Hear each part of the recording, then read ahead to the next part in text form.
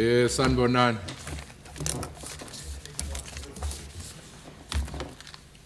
We're ready to resume. Also means that we have to find an hour somewhere.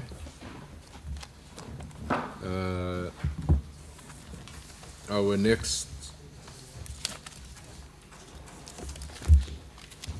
next witnesses after Mr. Masinga would have been at 4 o'clock. So I'm just saying, bear that in mind as we go through our proceedings. Otherwise, it has the necessary or the obvious knock-on effects. And maybe just I'm informed that we were all informed that for reasons beyond Mr. Masinga's control, we couldn't make it at 2 o'clock, and thus we had to start at 3 o'clock, but I was informed that we were up to date with that. But apologies anyway for starting late. Mr. Masinga is a former employee of SABC in the capacity of Group Executive Technology, and will continue in the vein that we did up to now. Mr. Masinga, please be informed that by law you are required to answer fully and satisfactorily to all questions lawfully put to you, or to produce any document that you are required to produce in connection with the subject matter of the inquiry, notwithstanding the fact that the answer or the document could incriminate you or expose you to criminal or civil proceedings or damages. You are, however, protected in that evidence given under oath or affirmation before a House or committee may not be used against you in any court or place outside of Parliament, except in criminal proceedings concerning a charge of perjury or a charge relating to the evidence or documents required in these proceedings. I have been informed, sir, that you have elected to take the oath, so if you would repeat after me once you've put your mic on. I swear by Almighty God. I swear by Almighty God. That the evidence I shall give. That the evidence I shall give. Will be the truth. Will be the truth. The whole truth. The whole truth. And nothing but the truth. And nothing but the truth. Please raise your right hand and say, so help me God. So help me God. Thank you very much. Advocate Fanara, over to you. As I indicated, we're going to have to somehow buy time, but let's hand over to you. Thank you, sir. Thank you, Chair. Good afternoon, Mr. Masinga. Can you, for the record, state your particulars and your academic qualification and your relationship with the SABC? In what capacity did you serve it? My name is Sipho Masinga. I said was a group executive of technology at the SABC. I hold a B degree, BTech, in electrical engineering and other management certificates. I was served the SABC for more than 10 years, I think. Unfortunately, we do not have the luxury of time. We need to also catch up for the time that we've lost. There are basically 5 issues that I would like us to deal with in the next 30 minutes or so. You have made a statement, is that correct? Yes, true. And that statement has got 9 pages, is that correct? Yes, that's correct. Have you signed the statement? No, I hadn't signed it, but I can sign it. Okay. Yeah. But you confirm that the contents of the statement are accurate? Indeed, true. Okay. On page 2, I note that the statement isn't marked, doesn't have pages, but I'd like us to go at the bottom of page 2 of your statement. There, you're discussing the meeting you had with Nazim Hoa of TNA Media. Yes.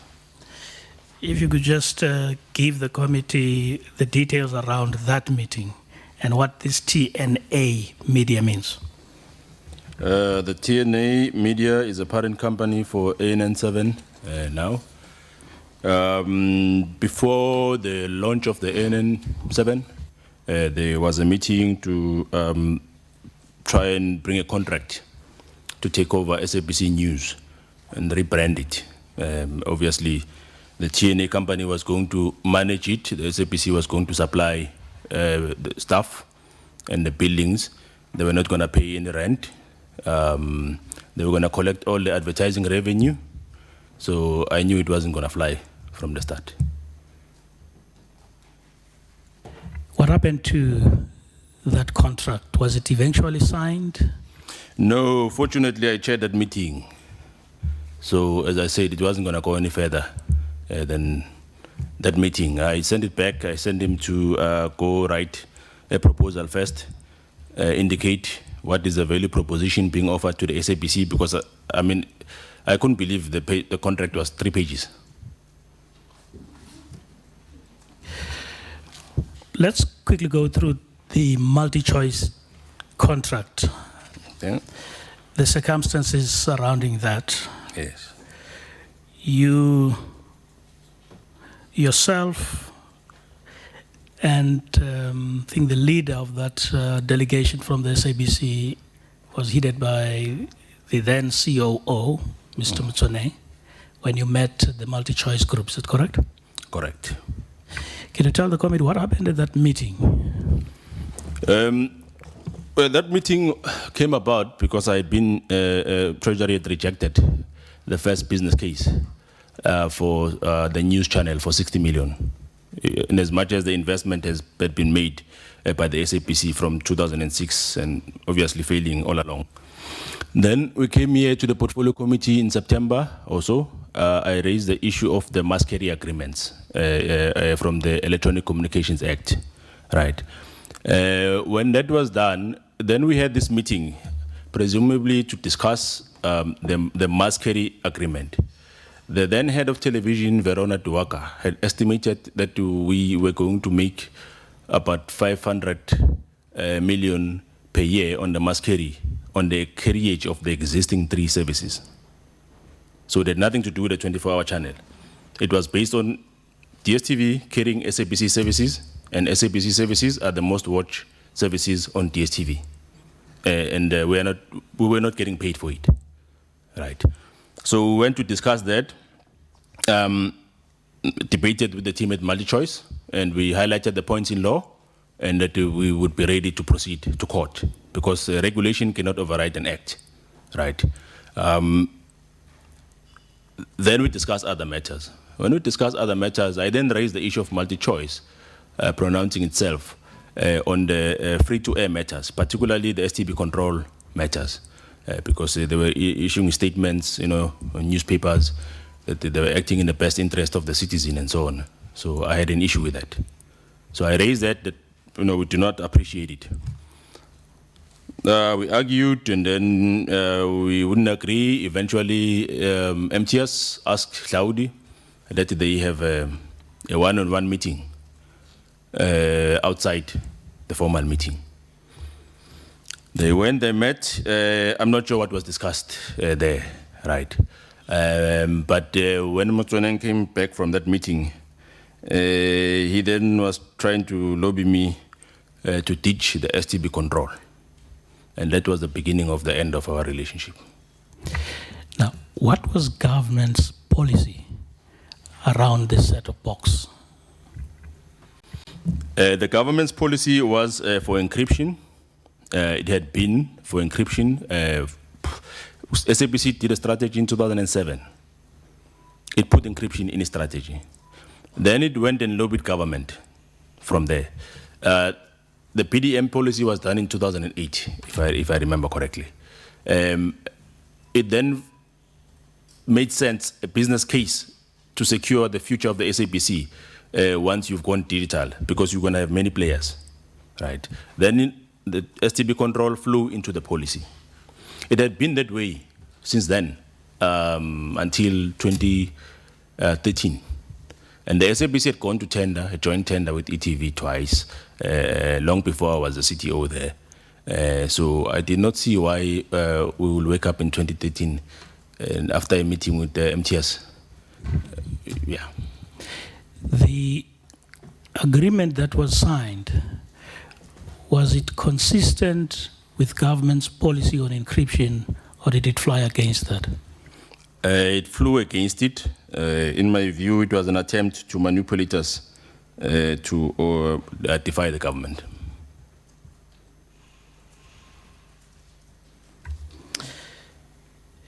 At some point, firstly, before I get to that, you were a group executive, Yes. reporting directly to the group CEO.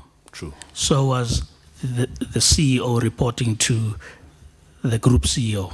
True.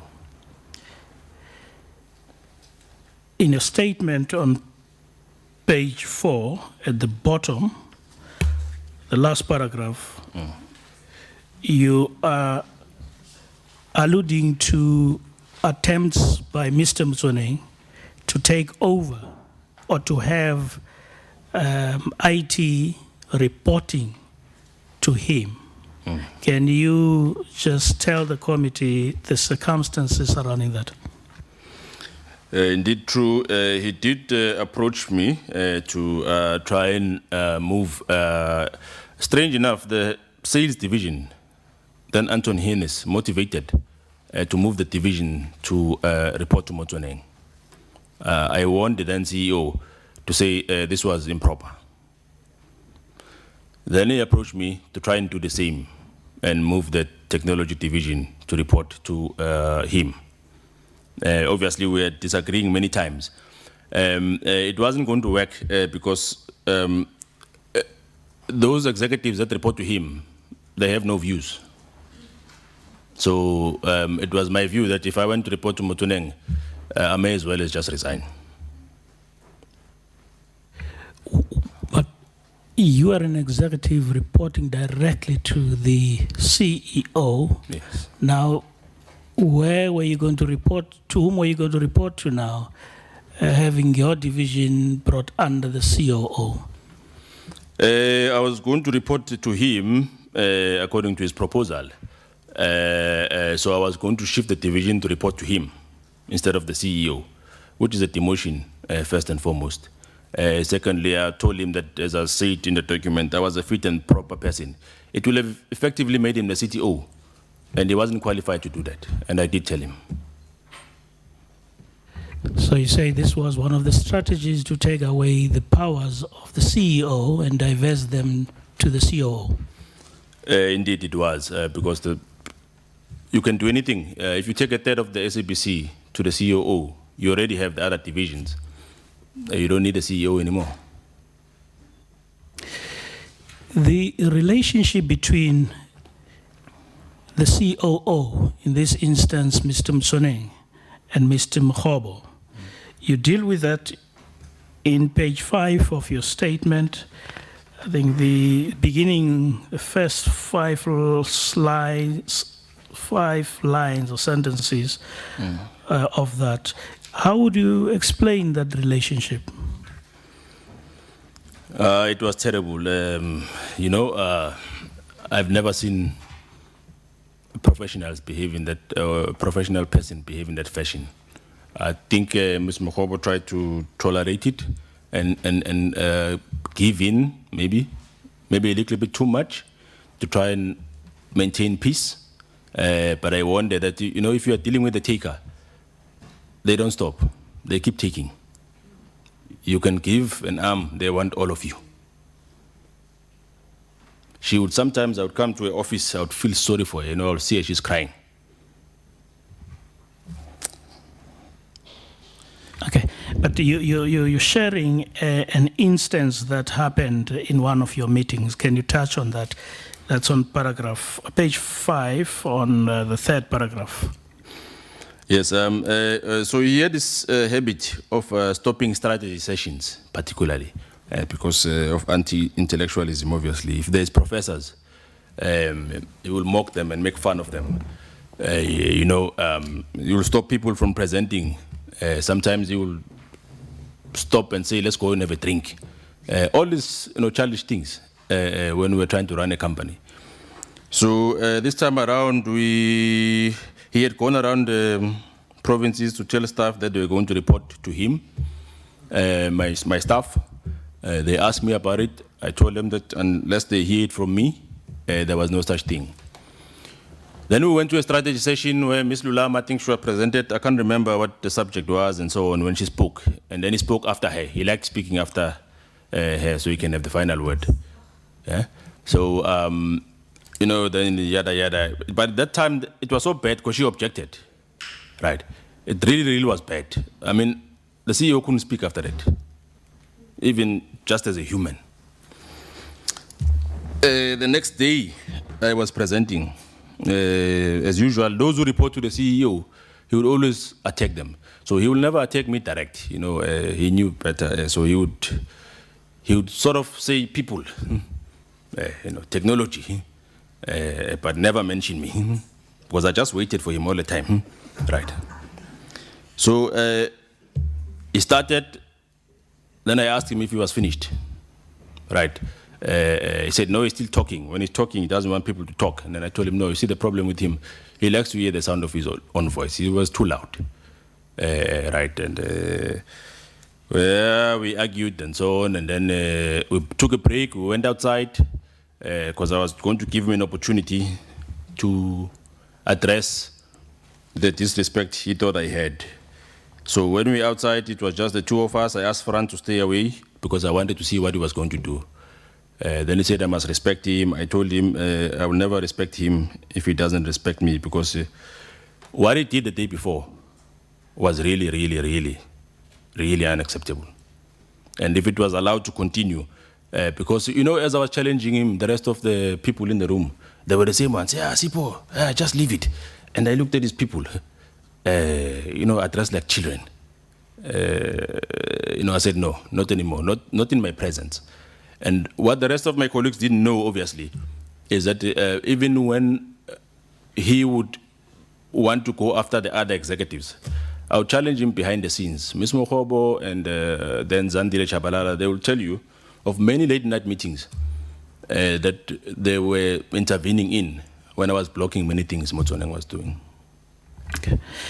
On page 6, you're discussing some of the successes. That is the third paragraph. At the time, the finances of the corporation were beginning to get healthier. Can you just talk us through that? Yes, at some point, after Ms. Mokhobo's turn, we didn't have a CEO, but we had a bit of money by then. Then we lobbied hard for who's going to be the next CEO. Eventually, we got Tian. So the company continued being profitable. So we were in a healthy state because we knew when we go to DTT and we don't have cash reserves, the SABC will be like the post office because the business model has just changed, right? So there was money now. We could begin to invest aggressively on infrastructure. So for us to begin to do that, SABC at the time was like a construction site. There were projects everywhere, right? Then I took the time. I had not traveled ever since taking up the role because there was no time to be out of the office. I mean, I was at work most evenings. Then we traveled just to benchmark, to see what we'll do, what we're not going to do, where we are being misled. For instance, some service providers will sell you something that you can buy a lot cheaper, right? So when I came back, I took a break, and then I went to his strategy session in the Free State. That Friday or something, I think I was home. Then we had power failures. Then at the time, also ESCOM so happened to have a lot of load shedding, right? Then the systems, the broadcast systems on the TV side only, they went down for about 30 minutes. The teams brought back up. They were doing installation for new equipment. So they thought it was that, right? I told them to unplug it because it's Friday. We'll deal with all those things on Monday. it happened again on Saturday, right? And then we had to do an investigation. We discovered that the problem was actually far back in the value chain than we had thought. We call Palo World because the SABC infrastructure is old, but it's still world class. We don't have internal people to deal with those things. Palo World came, they investigated. Indeed, the boards, they had been fried by the power surges. Now, those things, you don't just buy them off the shelf. They had to be sourced from Germany, custom made. They don't even fit there. They had to make them fit because the buildings are 40 years old or so, right? And ship them. So we were on a makeshift patching, manually if problems occur, which we reported in it, right? So we sorted that. Once that was stabilized, then Motoneng and Anton. By the way, while I was away, Tian Olifield was changed as the CEO, right? I came back, Anton Yunus was acting. Now, Anton Yunus was reporting to Motoneng. I knew then that we were in trouble, right? Indeed, it happened. Yeah, then we sorted the thing. Anton said, must answer why I should not be suspended. But I asked him, what exactly are you saying I must answer to? We must be specific. What are you saying I did or I didn't do? Right? It wasn't that they had my response. The incident was itself approved by the board. It was reported and captured. It had already been processed and arrested. Right? So now this process, where was it coming from? Because the board shouldn't have approved if we didn't know the infrastructure was old. We knew it, right? Now these two, they started this process. He asked me to respond why I should not be suspended. He called me to the office with Motoneng at around 5 p.m. One day, I can't remember when it was. I told them, I'm not interested in what they have to say. They don't have any authority. And then I left that meeting. I went to my office. I went to continue working. All right. I could have continued working. But something grave had happened also as Tian was removed as well, which is what I discovered. There was a preparation of launching this new MOI. Obviously, I was keeping track of SABC governance. So when I discovered that we were running on fumes, the board had no authority, I knew that I need to stop everything and focus on this MOI. Because effectively, we're becoming a department. That's what it does. You're no longer an entity. You become a department or an extension of the department, right? I wrote to the board. I called Professor Kumalo then. I told him, Chair, he was chair of the HR committee. You know, if I walk out that door, EXCO is going to be walking out that door. He called Saudi, I think, and Anton. He tried to speak to them to say, let's resolve this thing without it getting messy. Right? And I said to the board, all I wanted to know is who was running the corporation. Because, sometimes you see something happen, you pretend it's not what you are looking at. That's what professionals tend to do. In the meantime, you are under attack and you are being taken over, but you pretend that, no, it's a temporary, it will go away. And it doesn't. So I said, no, we need to resolve this issue. I need the board to get back to me. If the board says yes, I will resign. If the board says no, I will fight. The board indeed never approved that suspension. Hence, I went to court. But you see now, when we went to court, we went to the labor court. We succeeded there, right? That's why the matter dragged for 2 years. We went to the High Court to fight the MOI, not the labor issues, because the labor issues, I had said, luckily, I had quite a powerful team. I mean, I had ran SABC's cases, and I had never lost a case in my life. I don't know why they thought I was going to lose my own case, right? So we then went to the High Court here in the Western Cape. The matter postponed for long, right? Advocate Nazir Kasim asked me to postpone it further, right? There were some things that were required clarities, alleged documents that were, not there. I knew they were not there. But that's what they do. They create a situation so convoluted. You are stuck searching something that they know is not there, but they bite for time. So I told him, hey, we're wasting time. Go there. If the judge doesn't give us, it's fine. It's part of the plan, because I want to go to the SCA, or I'm going to ask for a full bench. Because the mistake we had made, we did not ask for that when we first filed the papers. And the matter was just too complicated, right? Which is why when France had to go to a high court in Pretoria, the judge had suggested a full bench or a senior judge.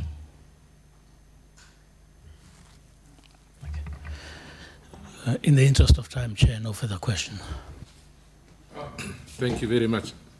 Just one from my side. So you paint a very scary picture. From where I'm sitting, it's almost as if the collapse of that department or unit of yours technically could mean the collapse of the SABC, as I understand it, or certainly a major part of it. Who is acting in that position now? Or who is...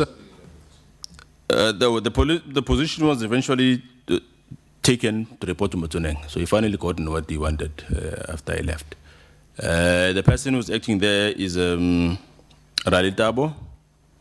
Teliso Ralitabo. Now Ralitabo was an acting GM at some point, appointed by Motsoneng in Henley, but it didn't cut it as a general manager, right? Because, I mean, it's a technology division. I couldn't have a person who doesn't understand what fiber systems are, for instance, right? It's a disaster. Otherwise, I end up doing their work. Okay. No, thanks. Just so that we understand it. If I may, Chair, sorry. No, you'll do that in a minute. Okay. Let me just ask the question, and you can put two of them together because we're buying time. Okay. This absorption of your unit into the COO's unit, was that as a result of the amended MOI? Or was it made possible because of the amendment of the MOI? Yes, absolutely. Because you no longer need board approval to do anything. Okay. You may add something else, and then we're going to start with you, Ms. Killian. Ready yourself? Yeah. No, I was just saying it's odd that the CTO they had now, only as a metric. Yeah. All right. Ms. Killian, your 5 minutes starts now. Thank you. Thank you, Mr. Masinga. Thanks for having clarified how it happened, because according to the latest annual report, that person is now reporting to the COO. Can you please just take us through, because we have copies of two memorandums of incorporation. The one is dated, signed on the 30th of October 2014, and the other one is unsigned, but is supposedly dated somewhere in 2016. But it now appears that there's another one. And what you're painting here gives one a very, very bad picture of collusion to effectively move a document which was rejected by CIPRO and then reintroduced but backdated. Now, that amounts to fraud in anybody's language. Could you please just take us through that we understand what your personal experience has been in the MOI conversion or concoction? Thank you. If I may, thank you. Yes, this MOI, that's why it costed me $1 million to fight this matter, because I realized this was really a heist. How to take over an entity. If you were not going to achieve amending the Broadcasting Act because of the onerous process of amending a law, then you go, you amend the MOI, but you make the MOI an act, basically, because if it overrides certain sections of the act is redundant, right? So there was an MOI done in from 2012 to 2013. I think you were still in the portfolio committee, if I remember, Ms. Killian, Honorable Killian. That was done by former Minister Dana Pule. She never got to finish it, right? She left. That I know for sure. because I remember the first meeting in which I was present when Minister Yunus Karim had raised concerns with the MOI, and he wasn't that convinced about, and I was there in those meetings with the board. That's why I know the history. So somehow it happened that that document was filed with CIPRO. This is a 2013 now document, right? We didn't see the former Minister Tanapule's signature on the document, first and foremost, right? We asked for a general meeting resolution for that document. It wasn't there, right? CIPRO rejected that document nonetheless. It was done by Ngubane and Associates somewhere in Sentin from the record that we saw. I'm not sure on whose authority. It looks like it went back to whoever it came. I don't know they did what. They filed it back to CIPRO, all without the board of the SABC knowing. Now, when you talk about SABC, it's not executive, it's not management. The SABC is the board. That's what the PFMA says. The board then delegates the running and management of the entity to everybody else, right? So it was refiled, and then the refiled version was approved in 2014 March or so, right? I remember this because even when Ms. Zandile Chabalala wanted to act as a CEO, she couldn't because that MOI hadn't been effective. It was rejected at the CIPRO. Right, I did submit, I think, the minutes to the committee. With that, so a letter was sent in March 2014 to say the resubmitted version was accepted. Now, it spoke only to the board and the removal of the board. This I know because at the time there was an aim of dealing with Mr. Mahlati, which didn't succeed, right? But it was written for that. There was no executive inclusion there amending the authority of disciplining executives. So when I challenged Anton and Motoneng that they didn't have authority, right? Typically they would call security and so on and march people out of the building. But they knew they couldn't do that because I was right, they did not have authority, right? Then it was silent for about 3 weeks or a month or so. Nothing was happening. Obviously the board was also trying to intervene. About a month or two later, then it emerged, there was another amended document of 2014.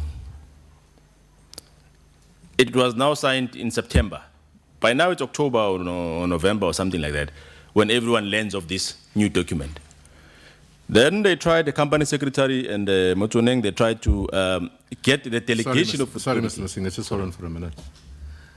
I knew it will come to this point. This is such an important matter, but the 5 minutes are up. Now, I'm not sure if other members are going to forfeit their 5 minutes for this matter, or do you want to go through yours and try and find time for this thing? I don't know how you want to handle it, members, but this goes to the crux. Okay. Okay. All right, sir. Okay. Then this new MOI now, the second version now of 2014. The 2013 version of Mr. Napule has no signature, has no general meeting resolution. So we are still grappling with that. Now we have a 2014 done on the powers of the 2013 document. So you see convoluting processes and creating arguments of fact, right? Now, obviously, it wasn't filed if it was done in 2014 by the time I was suspended. It's impossible. Now, an MOI is not effective unless it's filed and accepted by CIPRO. But I was suspended on this document, right? And this is why the board fought, because I had said, no, this is a test of power. Motoneng has been given this document now. He needs to introduce it.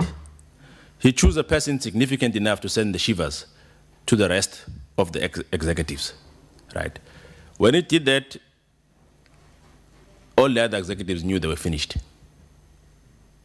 Because there is no way he will have prevailed without that document.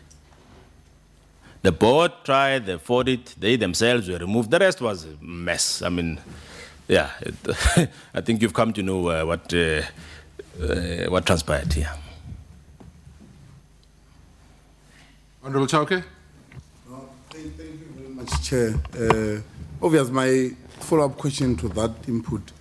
What was the role of the chairperson of the board here, Prof? Either it's Prof Magube throughout. Can you maybe elaborate on that? But I want to take you to page 4 of your document. I know it's not numbered. The page 4, there's a paragraph there that deals with the government policy, and in that you, in fact, they speak more of a government policy, and you cite the ANC in the process. I want you just to go just a little bit detail on that part of the. It's an open thing, but I want you just to go in detail on that part.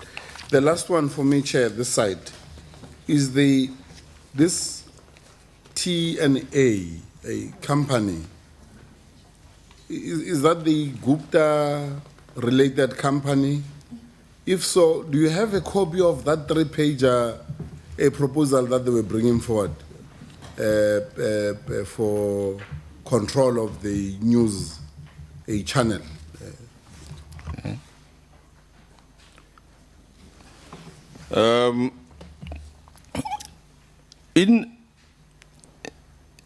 In the MOI documents, Professor Makube was still acting then. So it is not easy to say, because without board resolution, the chairpersons will have had no role. Whatever they will have done, it's of no consequence. It's a non-entity, because without a 9-member resolution, right. So it's not clear. Maybe they were in those meetings that were facilitating behind, the scenes and the resubmission. I do not know, but there is no official role that he had played, and he was still the acting chairperson at the time.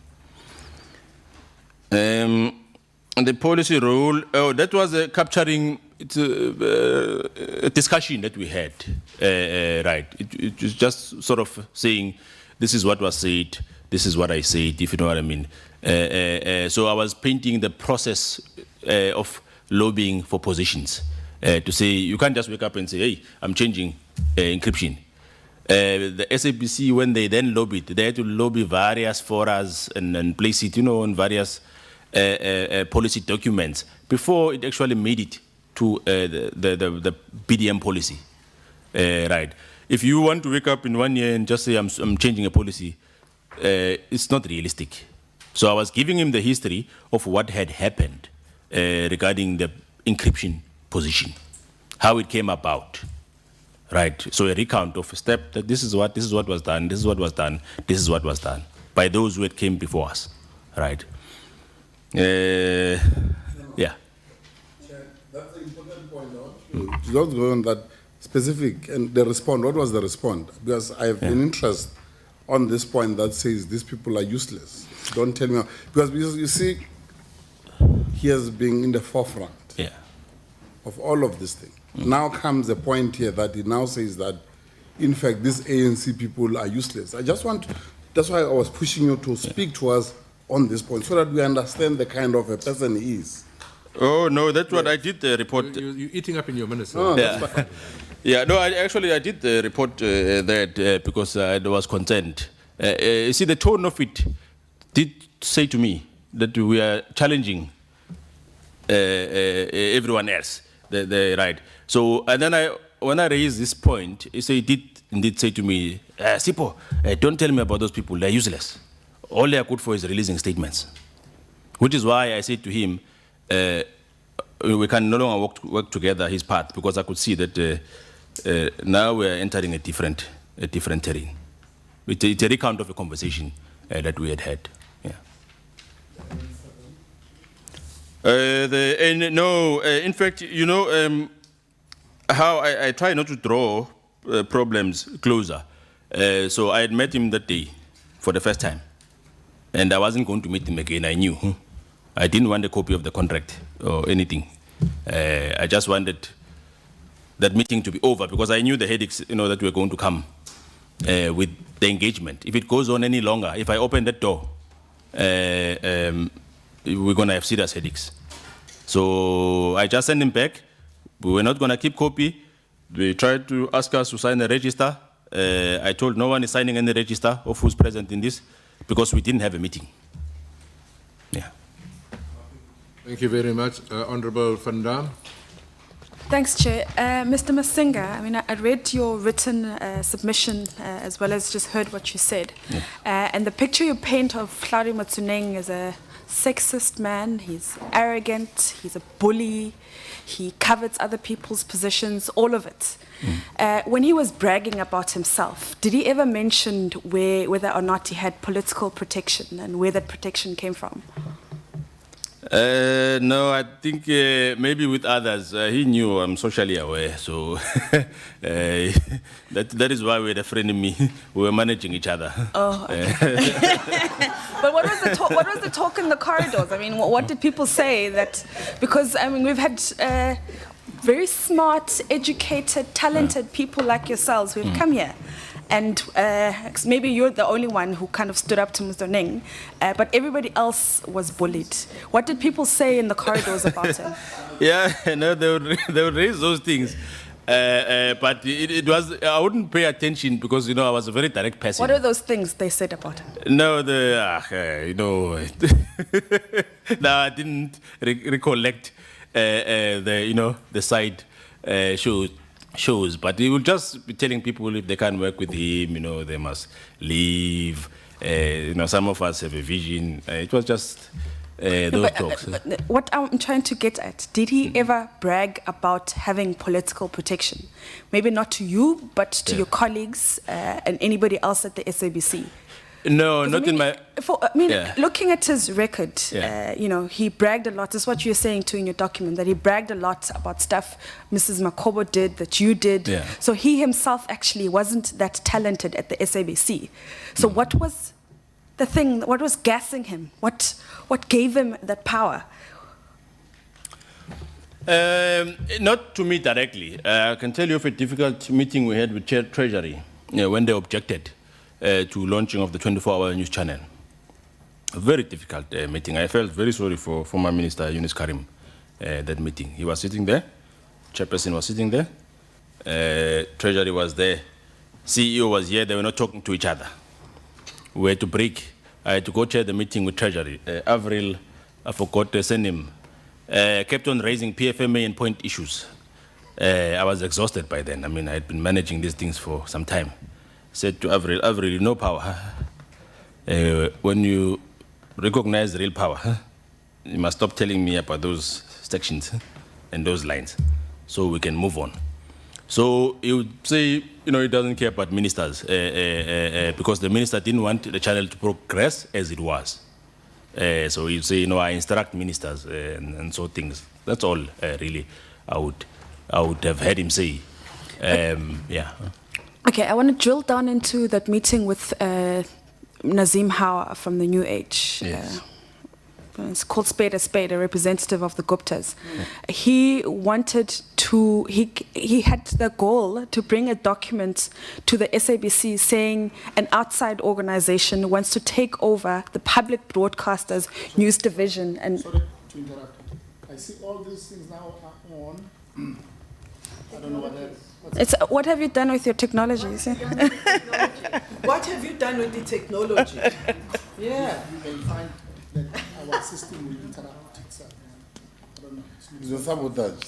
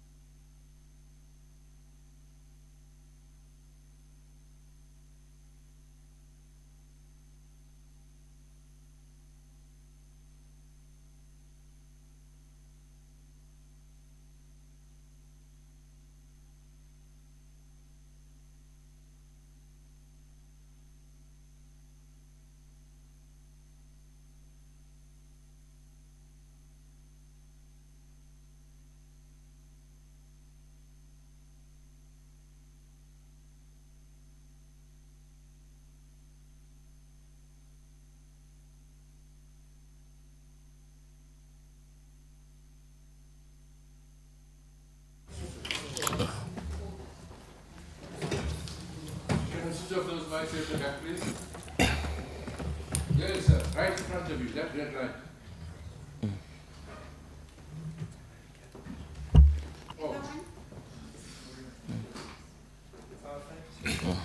All right. Ms. Van Dam, you've got 3 minutes. Okay. Is yours not working now? Oh, yes, it is working. Sorry, I was just...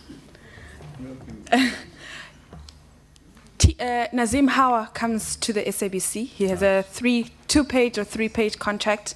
He says his company, a company owned by the Guptas, would like to take over the SABC's news division and produce news for the public broadcast, take over national key points.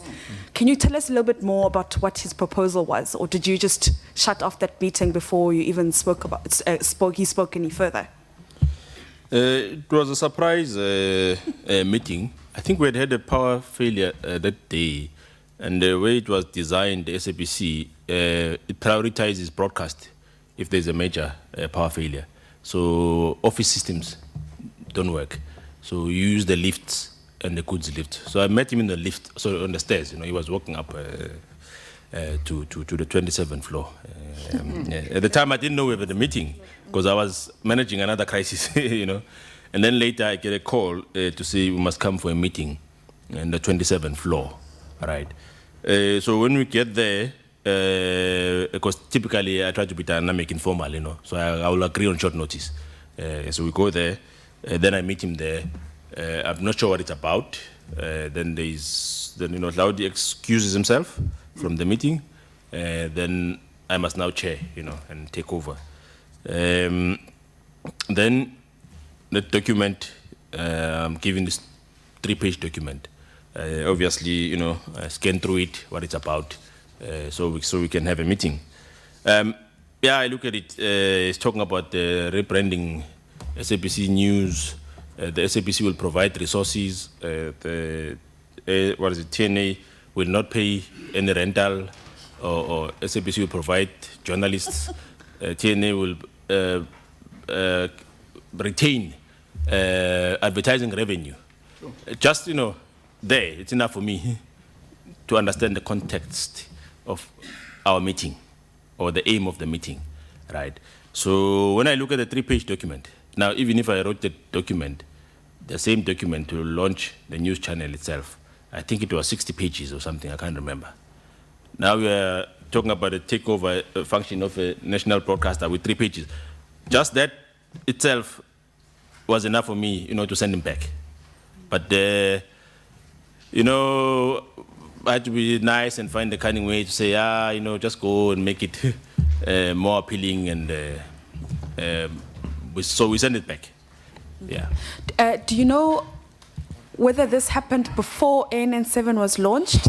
And then, wait, my time's running out, so I'm going to ask you 3 questions. Do you know whether that happened before ANN7 was launched? Do you know of any other attempts by the Guptas or any of the organizations to try do further business with the SABC or take over any other functions of the SABC? It was certainly before ANN7 was launched. I think soon after I heard that the construction had begun in Midrand for the other studio, which was obviously done a bit in the rush, as per launch showed.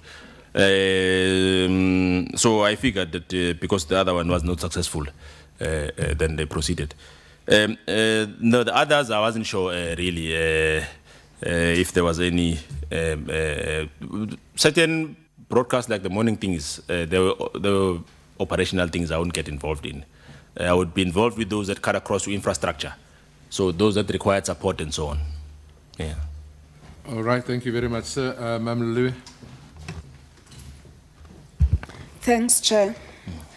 Mr. Masinga, I'm on page 7 of your document. Okay. The last paragraph there, that paragraph alludes to the fact that in 2013, there was an attempt to amend the MOI. Yeah.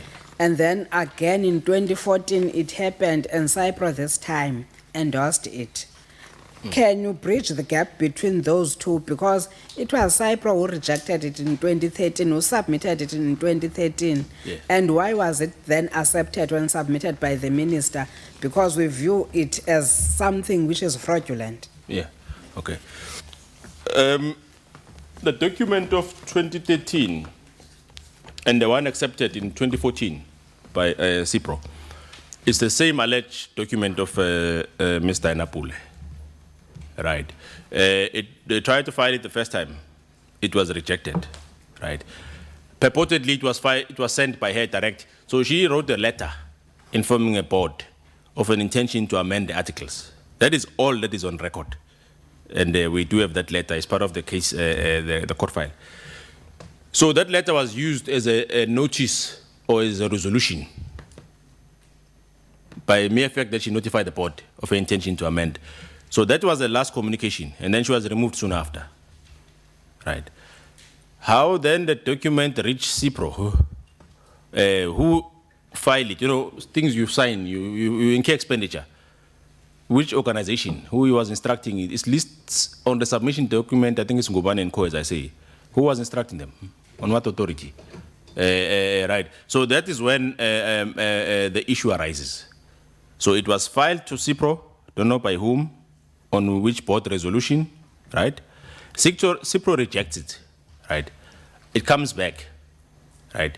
Assuming whatever was wrong was fixed, I don't know by whom again, because you see that question arises. And then it is resubmitted again. No one knows with any major changes or not. Again, not clear with whose authority. CIPRO responds to say it is accepted. So, you know, it's like a bank writing and say you've won or you have a deposit of money, but you don't.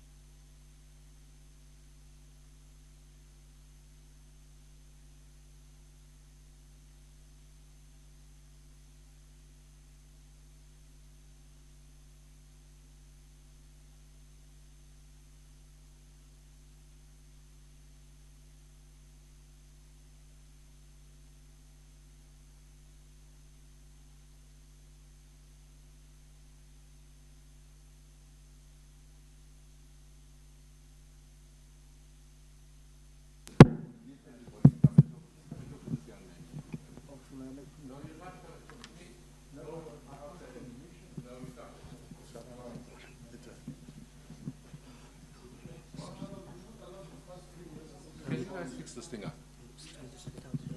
Please, we can't have this embarrassment. We can't. Who was on the mic? Somebody from the street. Who was on the mic? Can you give this to Luluwe?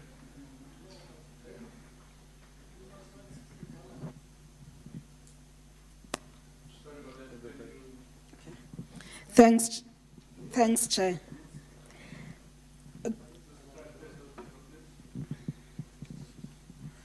Mr. Masinga, let's go to page 9 again. The top paragraph there, you are talking.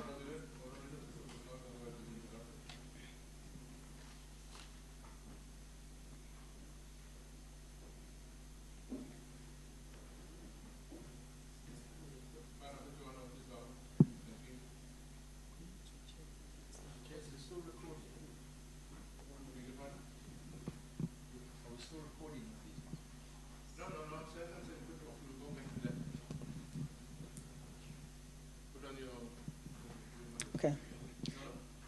This one?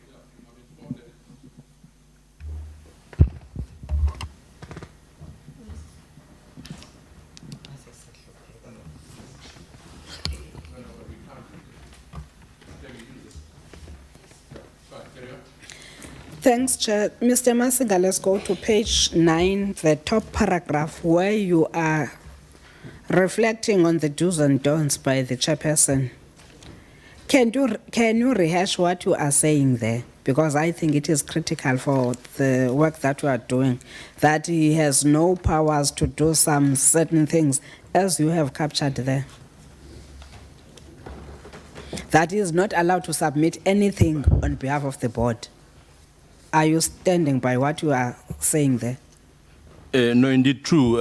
Without a correct board resolution, the chairperson has no say. You must be mandated by a board. Even if you're going to issue a press statement, the board must mandate you to go and address the public. So if I'm sure people have sent requests to be interviewed, I doubt me myself won't be available until the 9-member resolution is available requesting such. Otherwise, it's a non-entity. You were able to protect the wickets at SABC until you went to a trip where on your return you found that certain things have been done incorrectly. Yeah. Is that not implying that there were no systems in place? Because if systems are in place with or without your presence, nothing can tamper with the systems. What actually went wrong when you left? It's true. The breakdown of internal control systems occurred a long time ago. It was really pure, what do you call it, grit and guts that was sort of keeping us from limping from crisis to crisis. So unless somebody speaks up, like there was a period when we didn't have a CEO, obviously because other people had preference for themselves for the role. For about 2 weeks or so, I think after Ms. Lulama. So imagine you don't have a CEO, you can't have anything signed. Right. When I stood up again and took it up to the board to say we must have a CEO and we need a CEO now, there was a fight about it, but I knew they were lobbying, and some people, when they look for an acting person, they don't look for a strong person. They look for the weak person. They even discuss these things in their meetings, right? So obviously we couldn't sit back. Some people prefer to sit back. And then I think Tian eventually got, and the balance was maintained. That was why things were okay until about after September, when the wheels really began coming off. The last one for me is a request. Can you provide us with the original copy of the MOI and also sign your statement before you leave where you are seated? Because I think that is critical for us. I will. I did provide the original MOI. Yeah, I provided the articles to show the procedure and the documents that you must have as evidence that you have amended the MOI. So before you get to the MOI, the process to amend the articles is contained in the articles. Right, so those documents that are in the 2011 amendments, all they needed to do was show us the existence of them, and it will have been the end of it. But of course, we know they don't exist. Thanks, Chair. Thank you very much. Honorable Khoza. Thank you very much, Chair, and thank you very much to you, sir. If you can go to page 6 for me, I just want you to clarify the statement on paragraph 3, where you say, when I returned there, had been a new acting CEO who was Motsaneng's report. I knew that being away had provided a window of opportunity and knew well that I could never personally trust the individual. Who is this individual and who is this CEO, the new acting CEO that you are talking about here, sir? The acting CEO who kept the ship afloat after Ms. Mohobo was Tian Olifi. Tian was the acting CFO. So it was purely based on the financial perspective to keep the organization going until a decision is made, right? But the money kept on coming, and I warned him that I was increasingly getting concerned with the profits we were posting, seeing that Motsaneng, was more and more going public now to say the company is sustaining, he's the engine of the company. I said, we're going to have a problem here, right? Then it's fine, he didn't listen, and so on and so on. Then I left on tour with a trip with my team of engineers, right? We were invited to Singapore and so on to meet our counterparts that side, who were also doing construction. When I came back, Anton Yenis, who was the head of sales, I'm sure you will have seen him on some TV briefings with Motsaneng, was the then acting CEO, right? This is now Anton who took his motivation to Ms. Mohobo to request that sales must go report to Motsaneng himself, right? So I knew that here there's going to be a problem. But I just couldn't establish the source of what was about to happen. Okay, I just want to draw you on page 4, sir. If you can go to that one again, the third paragraph there. You are where you say on another day, sometime later. There is a statement that you are making in that paragraph. In fact, I'm not going to be reading that. You know that statement very well, especially where you say, I also narrated to him how this had filtered into the government policy, having been informed by policy positions of the ANC. He resorted then, I must not tell him about the ANC. Those people were useless. All they were good at was releasing statement which meant nothing. Now, what I want to find out from you, sir, is that probably you will agree with me. This thing is back, Chair. Probably you will agree with me that clearly if Mr. Motsaneng was educated, we would say he's Michael Machiavelli, okay? But in this case, we wanted to know who are these individuals that are behind him, those individuals with authority, because clearly he is not getting his mandate from the ANC, nor is he getting his mandate from the policies of government. So, in other words, there is no institutional, there is no institution where he derives or a respectable system where he derives his mandate from. Obviously, he's deriving it from somewhere. And where is that? And I'm hoping that you will be brave enough and actually tell us. No, I wouldn't be. In that instance, I wouldn't be. Look, he wanted no encryption policy, right, against obviously the policy, long-standing policy. He got the policy, right. He wanted the new MOI. He got the new MOI. So I think we can deduce from there. Now, this is my last question. I want to know, when all of you as executives are leaving, who replaces you? And what informs that replacement? I know it may be an unfair question to you, because maybe you are not necessarily there, but it's important to us, when you are losing this kind of skill, this level of skill that we have seen repeatedly, and we are now concerned about who is replacing you. Are you aware of what is happening currently? Yes, I am. That's why certain things that happen in certain meetings, we know. It doesn't help. You know, there was a fellow who was an advisor to the minister when they were dealing with my case. And this advisor then eventually ended up a chairperson somewhere else. It demotivates people to fight, you know. So those things are why some people, they don't fight, even though they're in meetings and people are discussing who must act. But we don't want this one. This one is too strong. Right now, Interject, Yeah. Sir Chair. No, yes, Sir, because you said the individual concerned, Mr. Matuneng, is anti-intellectualism. Yeah. I'm very concerned Yeah. because I consider myself as one of those. Now, if you are saying he's anti-intellectualism, obviously, if he pushes you out, he obviously replaces you with people who are like him. true. He said it publicly, I mean, many times about education, educated people, certifications. Yeah, it's no secret, yeah. Honourable Swartz. Thank you, Chairperson. Thank you, Mr. Masinga.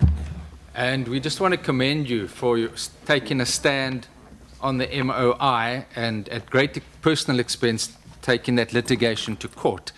I think the whole issue is captured on page 8, where you say in the second last paragraph before, in conclusion, it is not necessary to point out the results of the said MOI document, which has become the root cause of everything the committee will be inquiring upon.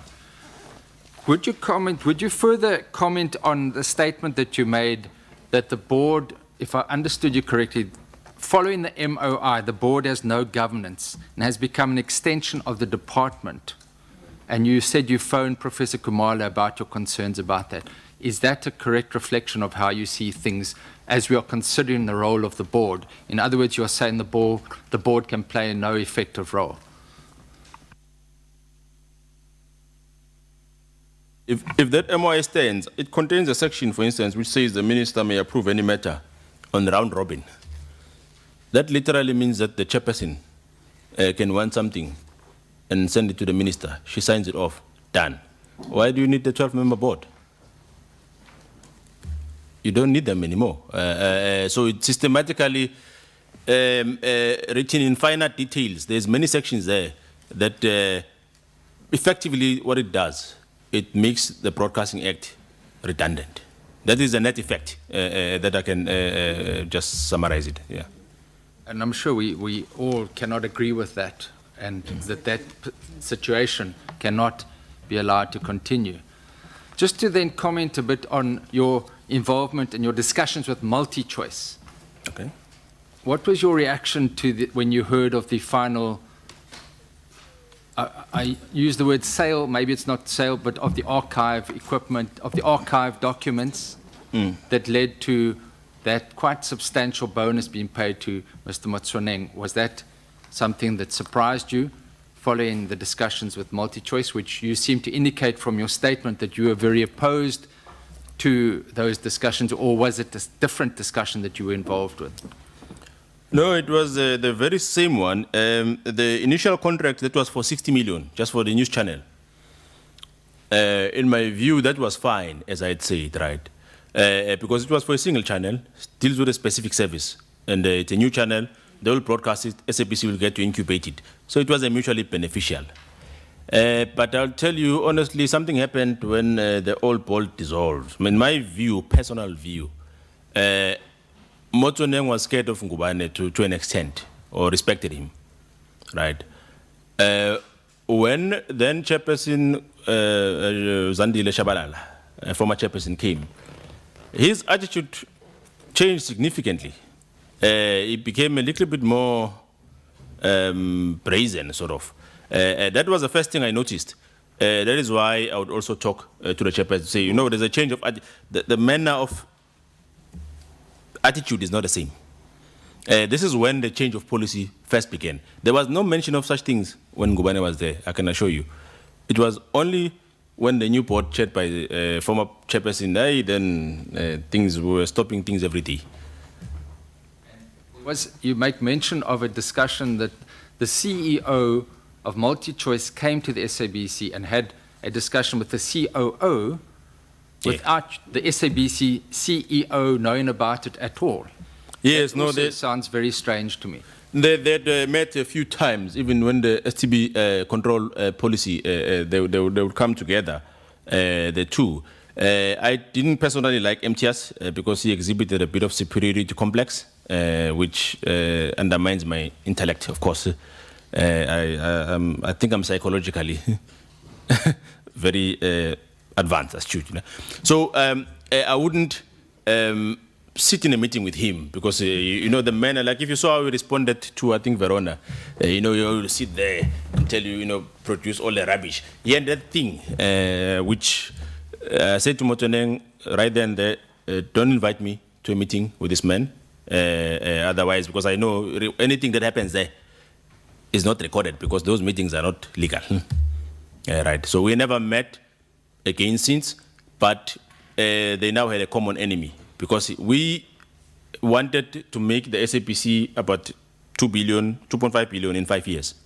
Right. Which was what legally is due to us. Well, it was due to us then when I was there for the mass carry. Right. He goes, he negotiates a contract that pays 500 million over 5 years, and you get a bonus. I don't know. I don't understand it. Yeah, thank you. And we're just trying to understand. Is my time finished? Sorry, Chair. Last Chair. Yeah. So nothing has come of your attempts to negotiate that MultiChoice should pay SABC for the carrying of SABC programs. That seems to be what you and that would make sense to me as well. Indeed. After the meeting we had, the second version of the contract, from the 60 million out to the 100 million, contained now the terms that came from that meetings to try and cover everything in one contract at only 100 million. This is when we significantly differed, because in my view, this was really a sale of a national asset, right? And I can't be educated and uneducated at the same time. I'm not sure what I was being asked to be, right? But I can see the figures. I can see that this year we are killing this company. You will not see it while analog broadcasts, because simply the only reason why the SABC is still on air is because you can't add more competitors terrestrially. There is no spectrum. That is the only reason. If tomorrow you woke up and you added 2 more competitors, the SABC will be where the post office is. So I knew that we are sort of protected by the physical constraint of the available resources. But when you go to digital, you're going to have new players, right? Some of them whom are the partners, they are all launching channels. So now, what was protecting you is removed. Remember what happened to Telkom when the monopoly was removed. But when do we learn? Why do we keep going through the same cycle over and over? Thank you, sir. Did I hear you well when you said the then chair also attempted to becoming the CEO? Shabalal. Yeah, she called the group to say she'd been asked to act as a CEO. I'm not sure as by whom, but we were fine with Shabalala. So I went to her and I advised her how previously there was a board member who had an interest in a position. That interest nearly led to a breakdown of the board. So it's fine. It's fine. Yeah. No. Could you perhaps just briefly, the member was saying that he commended you for your boldness. Well, it's just that he came too early. I would have said, well, we can't clap hands for the fish when it swims, because that's what it's supposed to be doing in the first place. But anyway, why are the other senior managers afraid of Mr. Mtswening at SABC? What is this thing that they fear this much? I don't know. Maybe it's different personalities, to be quite honest. I don't really know myself. Well, he talks a lot of threats, obviously, always warning people, that is his language. I guess people then they see what happens to those who challenge him, Maybe they then become subdued and so on. Now, yeah. Who appointed Aguma? And who is this person? Aguma was appointed by Motsoneng around January 2013, personally, directly. I mean, I'm not sure where he got him. With the head, he was with the AG, but he wasn't on our account at the SABC. I remember because when Aguma came, Motsoneng had just been removed by the then board just before it dissolved. So he wasn't in the office. So we had to receive him, right? And get the CEO to sort of hide the embarrassment. Okay, that there was a person coming to start, and the signature was removed, right? But before we know it, then he became acting CFO. I think I did oppose that because he, in my knowledge, he did not have experience of becoming a CFO. He had been an auditor. I had not known him to have run as much as a finance department. Now, those are two different things, auditing and being a CFO, right? From there, then CEO, acting CEO, yeah. That's why I never addressed him on any of our documents, because I consider him junior, to be quite honest. What is the current status now on this complicated matter of inscription and the nano? I mean, is it that's a matter that's at court as we speak? Yes, to the Constitutional Court, I think. Okay. Yeah. The question, there's something that I didn't hear you responding to it. Do you know anything about the archives of SABC that landed in MultiChoice? That was part of that contract that we were fighting about. It was those additional clauses that were introduced after the interim board came. So it became a contract talking about everything, archives, mass carry, new channels. So we were not sure what we were dealing with. So it was the whole of the SABC now. So that's why we couldn't agree. And then I refused to participate, of course, in that process. Okay. The relationship between the COO and the rest, obviously, the rest, I would say, they've all been ejected, as you have said, and one would assume, as you have said, that the current people are actually the yes bosses at the SABC, including the board members. Indeed, everyone else, I mean, so many settlements have been issued. I think half the EXCO, not half, in fact, maybe 80% or 70% of EXCO is gone. Like I said, that I knew when I left, EXCO is finished. And I didn't swallow my words. There's only maybe 4 people who don't fight much, who typically do what they are told. Which is fine for them. Even those that were close, your Verona Duakas, your Jimmy Matthews, who were sometimes, I would fight with them not knowing I was fighting for them. When that shell was removed, they soon discovered it was hard to breathe. Chair, I think that's where I end. Yeah. Thank you kindly. And Honorable Mukwena? Sure. Thanks, Chair.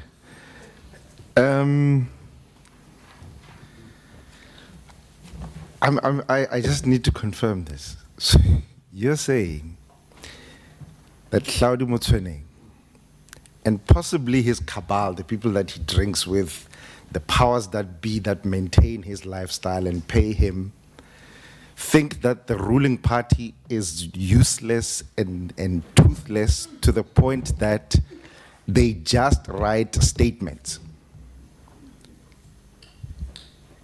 Is that what he said to you? It is a true account of our conversation, and that is why I was so incensed. That's why I recounted it, because it's significant to the breakdown of our relationship. It's a significant factor when I knew that I think he had lost it, according to me. Yeah. And I was not. At some point, he said I had a long-term view, as written here. I said, of course, what I'm going to be doing with myself for the next however many years. So, and it's also your firm view that the Minister of Communications signed off on a document that was illegally constituted, and that document was then approved by the DTI.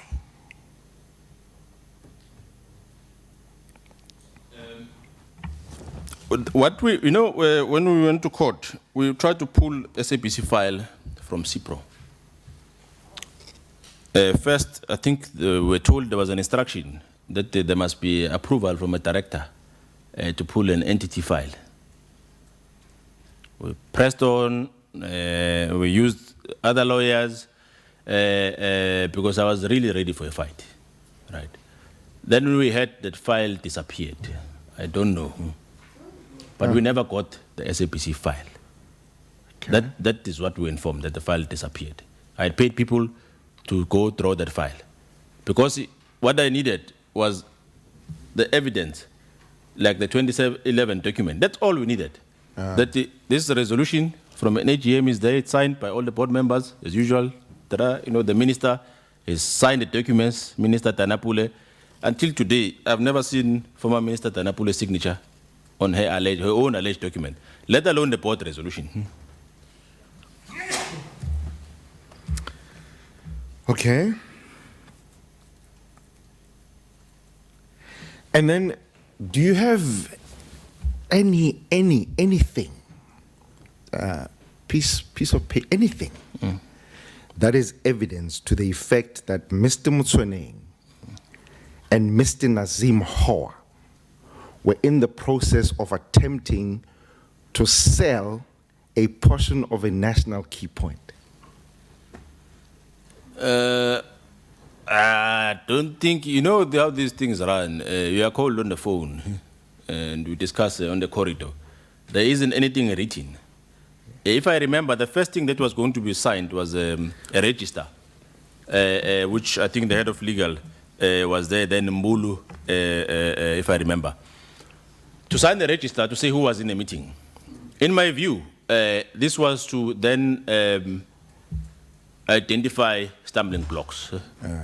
That's why I said there will be no register today, because this meeting did not happen, until that document comes. That's why I didn't take this contract, because there were going to be follow-ups. Yeah. There was going to be a communication channel, right? And I wanted it dead then there. And without a possibility of another, because if another person had chaired that meeting, if I was deemed the problem, they would have met me at ESCO, right? Or the board committee. Yeah. And I will have shut it down there, because I will have made sure we took a resolution to say this thing didn't happen, so we didn't consider it. So you can't therefore come back with it. Last question. Last question. This Mr. Raditabo, who succeeded you, Yes. is he from the Free State? Yes, he's from the Free State. Thank you very much. Thank you.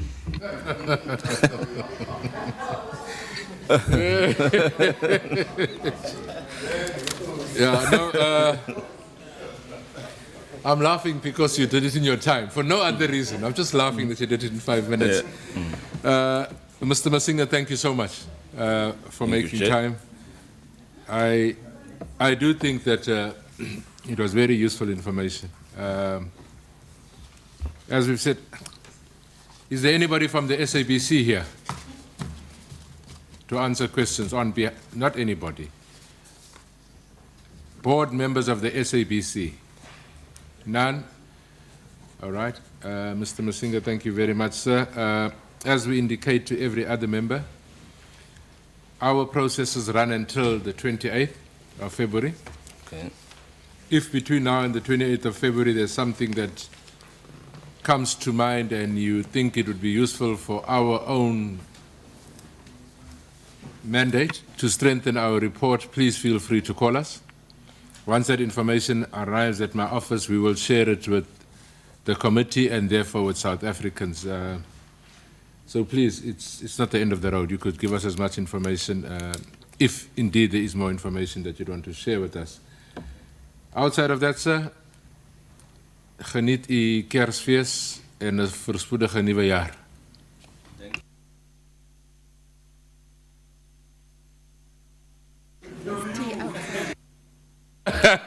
No, no, no. You were an intellectual. That's why you said that. Happy Christmas and prosperous New Year.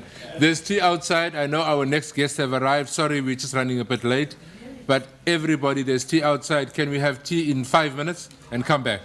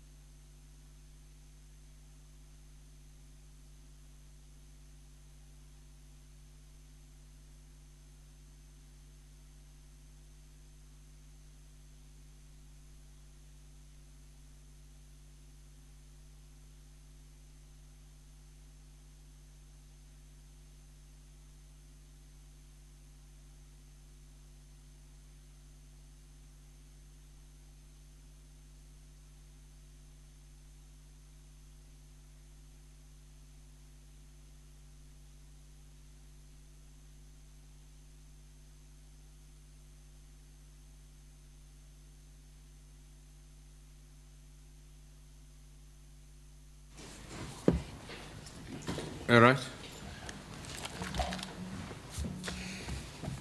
We are running late, and let us apologize to the next two.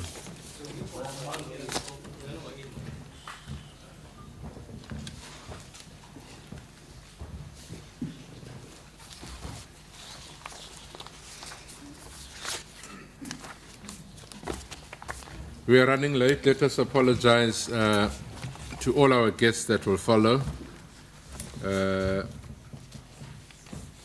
Apologies that we've held you up, and I hope you forgive us. It doesn't happen all the time, but technology is playing up and those type of things, so please accept our apology. Our program, as you have it, honorable members, indicated that we are going to see what we call, in inverted commas, the SABC 8. And we did indicate that they had agreed amongst themselves that only 4 would represent all 8 of them. And the way that we will do it is that we will split it into 2 sessions. So we'll have Ms. Krivani Pillay and Ms. Thandeka Kulube for the first hour or so, 2 hours. And thereafter we'll have a short break, and then we will have Mr. Vuyo Mvoko and Mr. Kalata for the next 2 hours. So that's how we're going to handle it. We're not going to see all of them together, and they will engage in that fashion. They will decide, or they'll share amongst each other how they're going to share presentations and or questions, unless you're going to ask specific questions to specific individuals, but we'd leave that up to them. We also agreed, honorable members, that we will allow them to read statements like we did with one of the colleagues. There won't be any lead, and then we'll take it from there. So don't expect too much time. They have prepared, and they've kindly agreed that they will make their presentations, and immediately after their presentations, we will get into engagements. And Mr. Chauke, you'll be the first.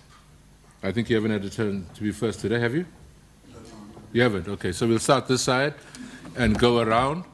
And then with the next round, it will be with you, Mr. Mokwena, with the next group. So you prepare yourself. There's going to be no lead time. Can we start with you, Ms. Pillay? Please be informed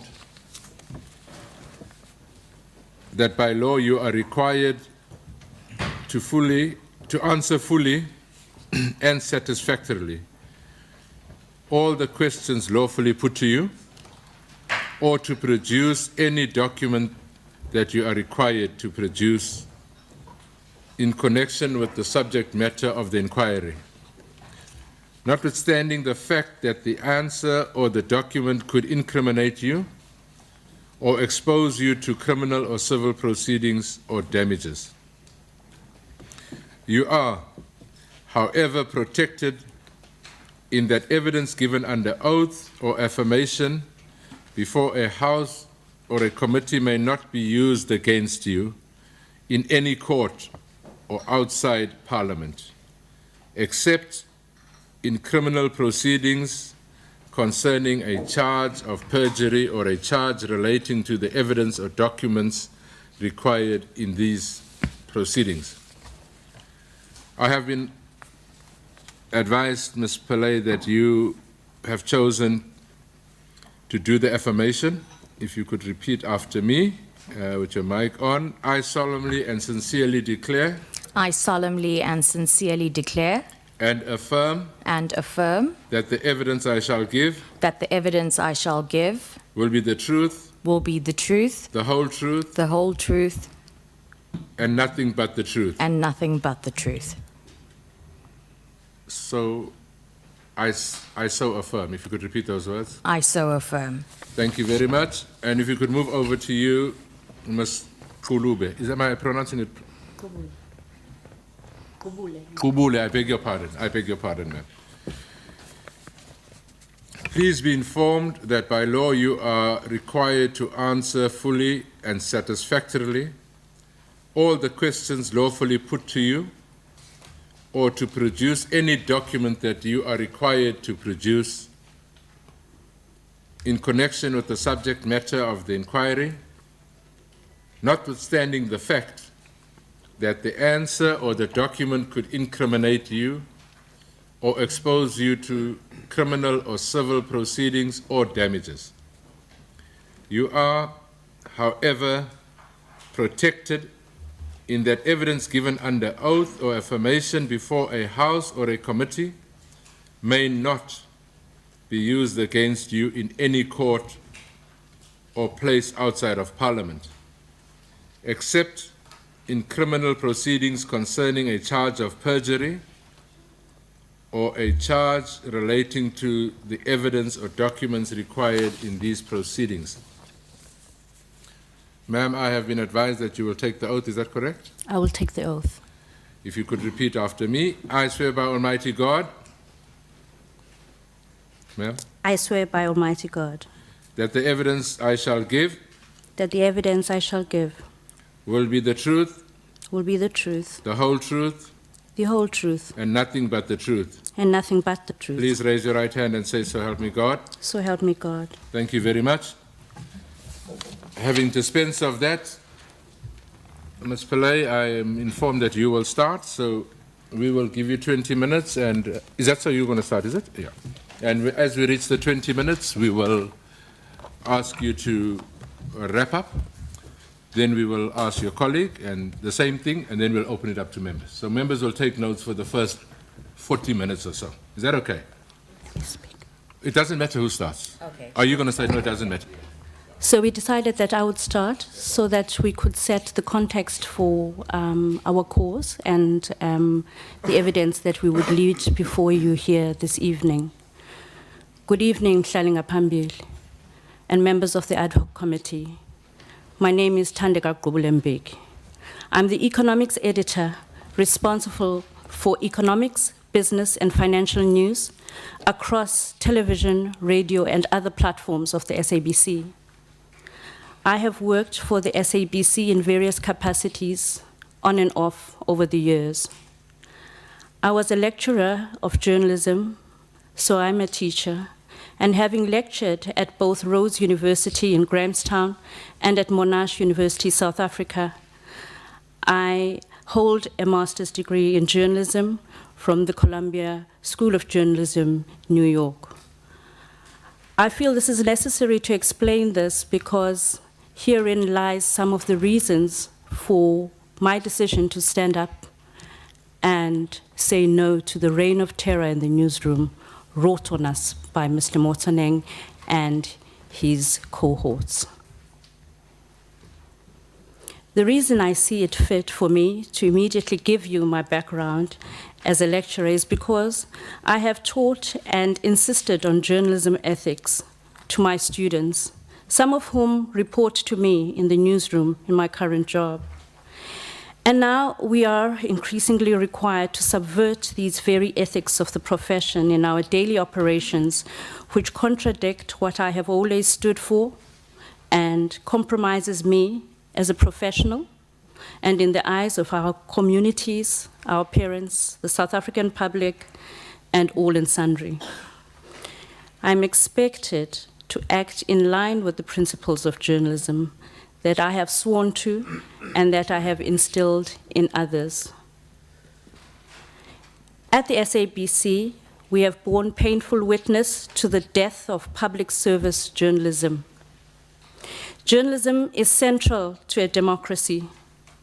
Public service journalism is dying at the SABC. Every day, we, its journalists and editors, bear witness to a mandate betrayed. I was party in the early 90s to the drafting of the mandate. Discussions were held at the SABC under Zwelakhe Sisulu and under Christo Kritzinger in those days, and we discussed this very mandate. Some of us are not just professionally attached to this mandate or ethically bound to it, we are emotionally attached to it. Journalism is crucial to education, health, commerce, and the advancement of society in general. This is the consensus of our Constitution, the Constitution of the Republic of South Africa, with its breathtaking and sweeping jurisprudence. Our only legal and moral philosophical consensus as a country and as a people. As journalists practicing in the broadcasting space, we subscribe to the Code of Conduct and Ethics and the conduct laid down and out by the Broadcasting Complaints Commission of South Africa, the BCCSA, which holds, among others, that broadcasting service licenses must report news truthfully, accurately, and fairly. It also says news must be presented in the correct context and in a fair manner, without intentional or negligent departure from the facts, whether by distortion, exaggeration, or misrepresentation, material omission, or summarization, or mischievous summarization, as we will show. For us to fulfill our public service mandate, we need a free press. This freedom, borrowing from the Bill of Rights, provides for independent scrutiny of the forces that shape society and is essential to realizing the promise of a democracy. It enables citizens to make informed judgments on issues of the day.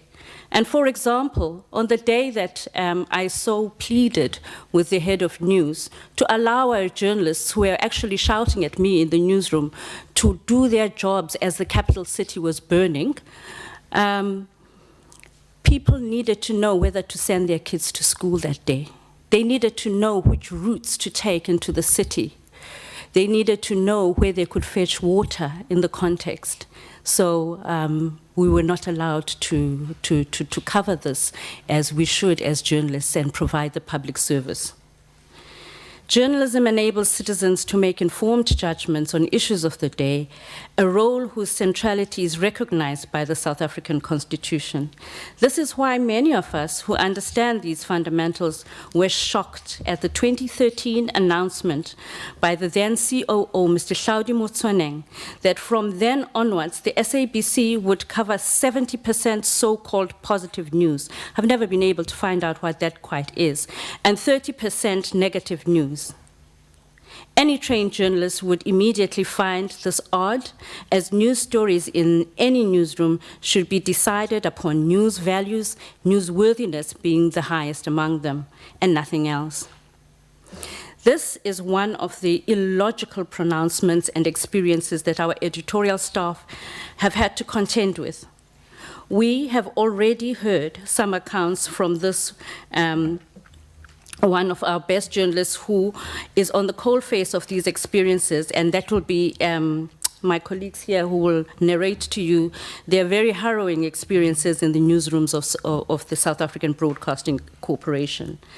In this presentation, my colleagues will further demonstrate this dire state of affairs by first outlining the context within which these things are allowed to happen and are happening, the factors that make our newsrooms vulnerable to interference and political manipulation, the consequences of dissent in our newsroom, which we all know so well. You cannot imagine, honorable members, what we have been through just to sit here with you. To make it alive to this point has been a trial of the nerves. But here we are, by God's grace, talking to you about what has happened in that newsroom.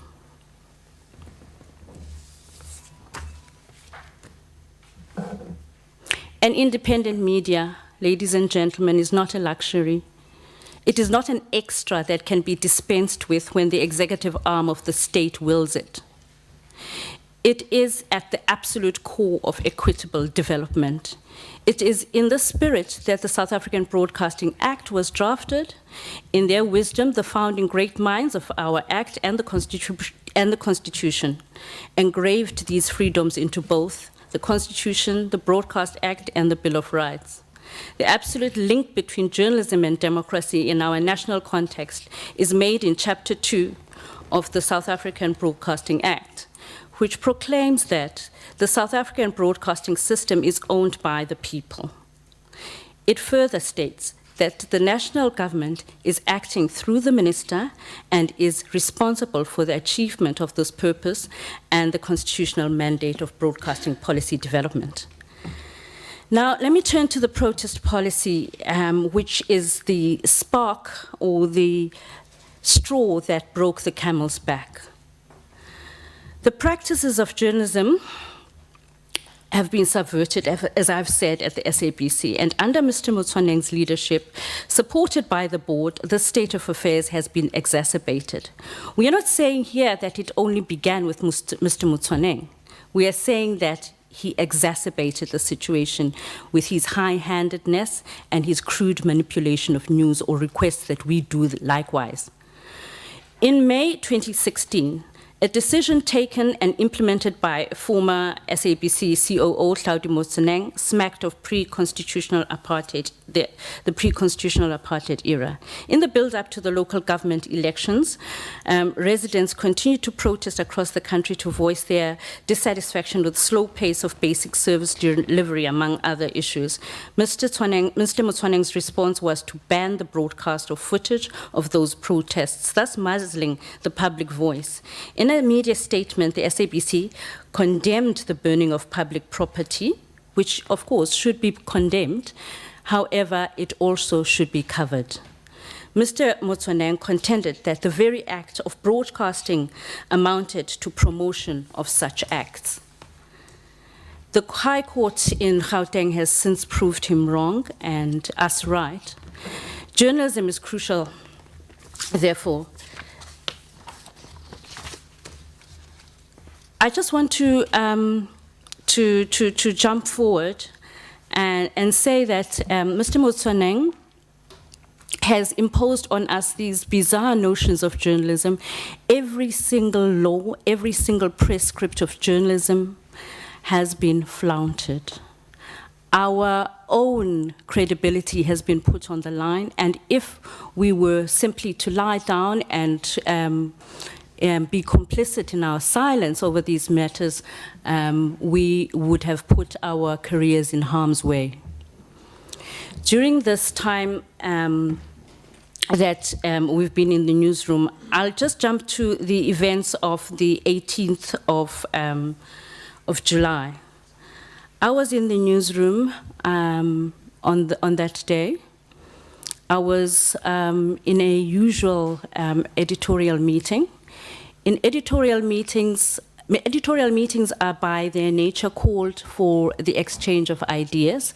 People disagree and discuss what is to be the issue, the news of the day. Now, let me explain to you the nature of the editorial meeting. It's a round table, and we are joined on the line by all the people in all the regions who are the news editors for the day, or who are responsible for determining the news diary nationally, what is going to be listened to by over 25 million South Africans each day.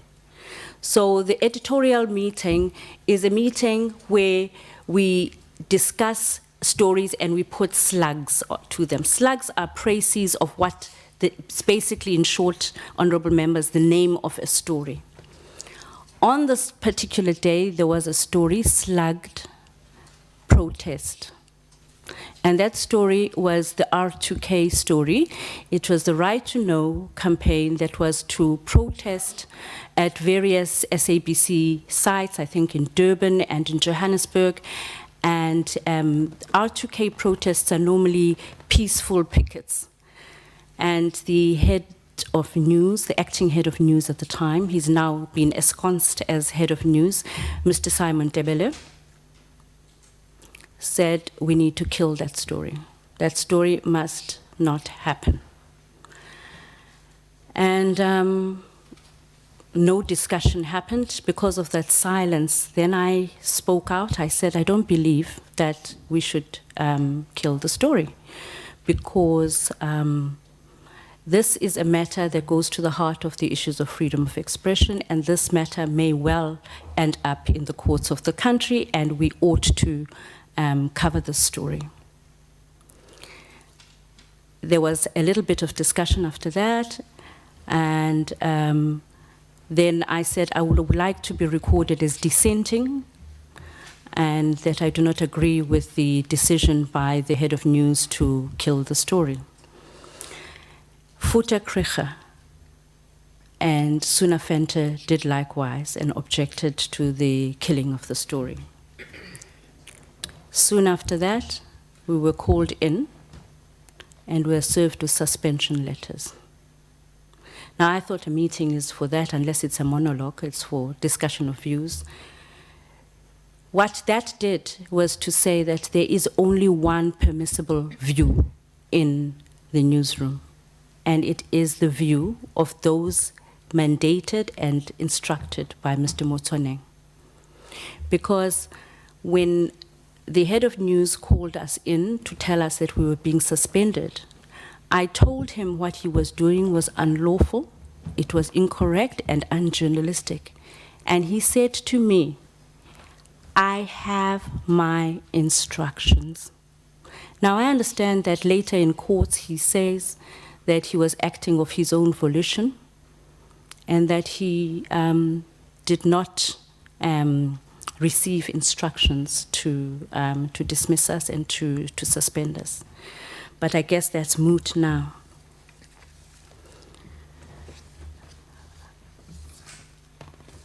After that, we were called to, given less than 24 hours notice and called into a disciplinary hearing. At the disciplinary hearing, it was clear to us that there was no intention to proceed with the disciplinary hearing because there was a complete lack of seriousness at this disciplinary hearing. It actually did not feel much like a disciplinary hearing. And we were then dismissed after that, completely fired after that disciplinary hearing. We approached the labor court and we were reinstated. Since our reinstatement, none of the things that we objected to have changed.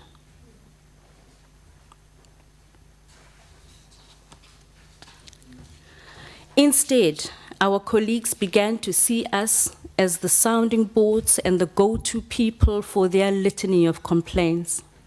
As we approached Cape Town and as we opened up our phones, we were greeted by an avalanche of messages from hundreds of colleagues saying, our future is in your hands.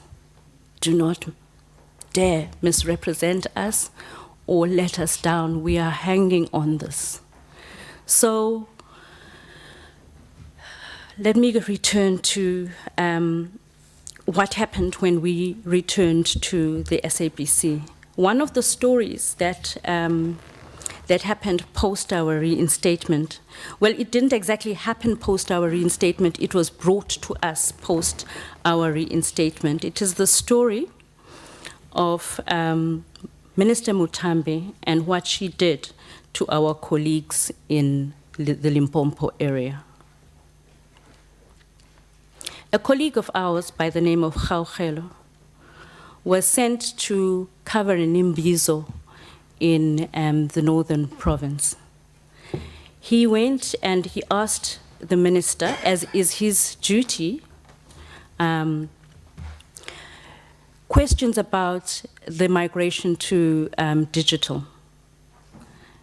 And the minister, and I would like to quote from what the minister said to Gaugelo Mogalejo, who in Lepalale, Limpopo, on Monday, the 30th of November 2015, asked the minister questions about the country's much delayed migration to the digital program. I quote from a recording of that conversation that he sent to me. We are launching an Imbizo Focus Week here, said the minister. We are not doing any digital migration. Or you didn't get the proper briefing, did you? Because you are losing it. You must grab these things. This interview on digital migration several times is very boring, on a serious note. And I wouldn't like you to play that clip. I have realized very late. I thought you're gonna say this thing about, and then it becomes inaudible. because now is an Imbizo focus week. Re a utlwana bathong. Thus, the minister, a political figure and a member of the ruling party, to our horror and chagrin, had, as usual, acquired a taste for interfering directly in the operations and choices of the newsroom, directing a journalist which clips to play, what to do, what not to play. After the interview, and the minister had done this, the Limpopo, and she had dived into the shoes of the Limpopo editors by indicating which clips the SABC would play or not, and thus put herself in the position to make editorial decisions in violation of both the Companies Act and the Broadcasting Act, with both frown on severely on shareholders who and executive board members who involve themselves in the operations of a business and violating the spirit of the Broadcast Act. Gaugelo was charged with bringing the SABC into disrepute by disrespecting the minister at the Imbizo. Gaugelo was fired. He is no longer our colleague. We submit that the manner in which he was dealt with was unusually cruel and callous. More importantly, it was unlawful and unconstitutional, and we continue to demand his reinstatement. No one in senior management pointed out that our colleague was doing his public service duty in asking about the communications minister and when the country would finally meet its obligations. We all know that we had missed the June 15 deadline to switch from analog to digital or terrestrial TV. So it seems that the minister was rather sensitive about this switch to digital, and there was an overreaction there because Gaugelo was summarily dismissed. His rights of freedom of expression and journalistic practice guaranteed in the Constitution and Bill of Rights were flagrantly flaunted. His life was destroyed and his career unjustly lies in tatters between emails on my phone and calls to my SABC 8 colleagues. Gaugelo is not alone. There are many Gaugelos in the regions of South Africa. Too many to go through today. Contrary to the requirements of the Broadcasting Act, which limit ministerial interference and directives, there has been more involvement of the Minister of Communications in the operations of the SABC. This was further cemented with the replacement of the SABC's Articles of Association with a Memorandum of Incorporation. I won't go much into that, but I will tell you the story of another one of our colleagues who has asked me to speak about this here. He is on record and he is sworn in an affidavit in our Constitutional Court matter. His name is Mwaba Phiri.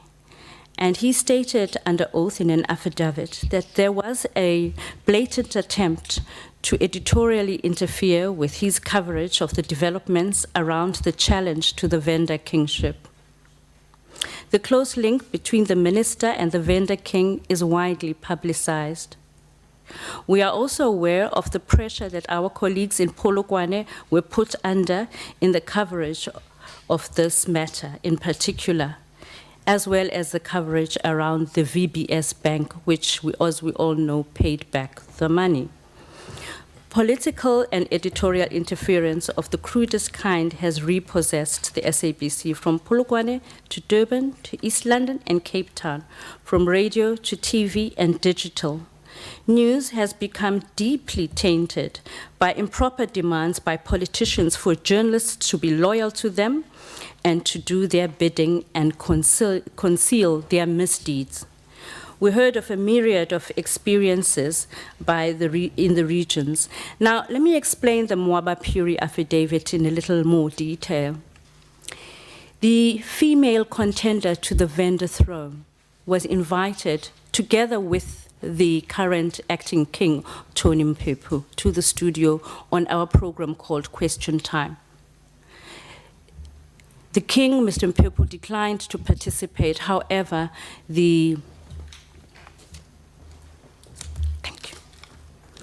However, the contender to the throne, who is Ms. Masindi Mpepu, agreed to come to the studio.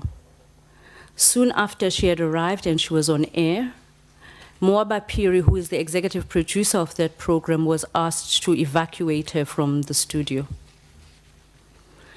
And he was told, and on the speakerphone on the other side, he says in his affidavit, and he said so to me, that there was Mr. Motswaneng, there was the head of news, Mr. Tebele, and there was Ms. Notando Maseko, the head of TV.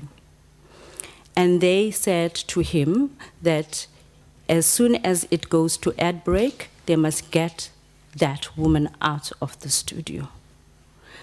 And the anchor for the show was also persecuted, and he was even called in by his church for running a campaign against the vendor king.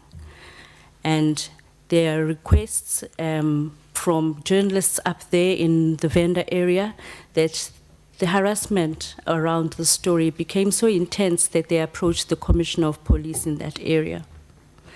And the commissioner was then, the police there were then also told not to take on these cases, and the journalists were told to hold off on their cases of harassment up there because the matter will be resolved amicably. They were told this by Ms. Sibulelo Ditlhakanyana, the head of radio, and the head of news, Simon Tebele, who went up there to go and quell the storms that were happening up in that region.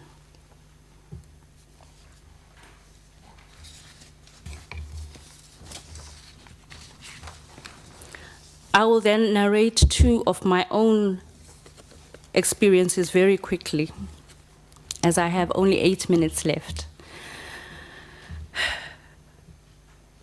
February 2014, as we approached the last election, not the previous election, the previous one. I was involved in a Bosberad where the planning for the elections took place. At that meeting, Mahlati Gallens, who is now the head of the South African National Editors Forum, rose to say that she's inviting all of us as colleagues to tell Mr. Motswaneng that we will no longer take any improper political instructions anymore. We are done with it. There were all the senior leaders of our newsrooms across the country at that meeting, and Mahlati was supported by Tammy Dixon of the Eastern Cape. I then supported them and agreed to refine our memo that would then go to Mr. Motswaneng, and it was a petition with a lot of support throughout the newsroom. We then refined it and sent it to Mr. Motswaneng, who came storming to the newsroom and said that he would act, he's not scared of us, he will act against us, and that the SABC has an agenda.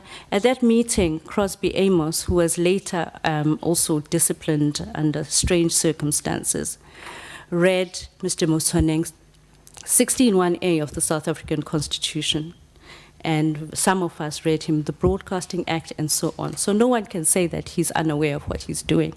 And we said that drawing on these documents, we would no longer take any improper political instructions.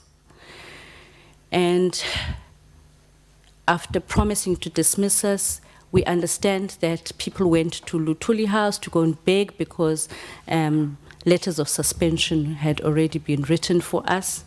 And the following day, Mr. Motswaneng came to the newsroom with his bodyguards, and he said he comes in the spirit of the Lord God, and he's wearing his priest's cap on that particular day. We must be professional, and we must go back and work. We had by then already discussed what to do if he was to dismiss us, and we had seriously considered going to black. I will explain what that is in the cross-questioning. I don't want to take any more of your time. We have a litany of experiences and stories. The sum total of it is that the Broadcasting Act is no more. We live in a situation where the rule books, the Constitution, the law has been torn up, and we rule by might and might alone. Thank you, honorable members. Thank you so much, ma'am. I deliberately moved it from 20 minutes to 30 minutes. Krivani, I'll do the same for you. It's just gone 5, so around about 5:30, I'll start looking at you with big eyes. You must know that by then it's your 30 minutes up. So go ahead, ma'am. Thank you very much. Good afternoon, Honourable Chair and members of this ad hoc committee, to past and present colleagues of the SABC and the numerous people who have come to support us here today. My name is Krivani Pillay, and I'm the executive producer of SAFM Current Affairs, which falls within the news division of the SABC.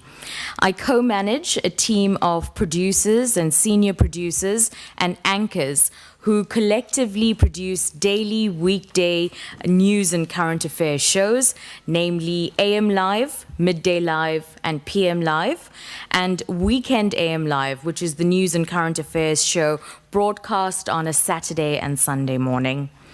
SAFM is the only English national public service news, information, and talk station in South Africa. As such, we reflect regional, national, and international news stories. Our mandate is to educate, inform, and entertain. But I'm also part of the group that's called the SABC 8, a group of journalists who could no longer accept the unsound editorial decisions taken within the newsrooms at the SABC. At great personal and professional risk, we spoke out in the hopes that the editorial independence and credibility of our newsrooms across the country would be restored. We chose to stand up because we felt that our newsroom had become a source of derision, despair, and criticism from the people we are fundamentally accountable to, and that is the South African public. If we didn't stand up, the costs of not defending an independent public broadcaster would be insurmountable. If we didn't stand up, we wouldn't be able to practice journalism with integrity. And if we didn't stand up, those in positions of power would grab more and more of our sacred editorial space until there was nothing left. If I didn't stand up, I would be complicit in depriving more than 20 million South Africans who solely rely on the SABC as their primary source of news and information, of balanced, factual information compiled by journalists dedicated to objectivity. For all these reasons, this is why we stood up. So on the 26th of May, without consultation, we heard via a media statement that the former Chief Operations Officer, Mr. Hlaudi Motsoeneng, decided to implement what has now become known as the protest policy. This meant that the SABC would no longer cover the violent protests against public institutions.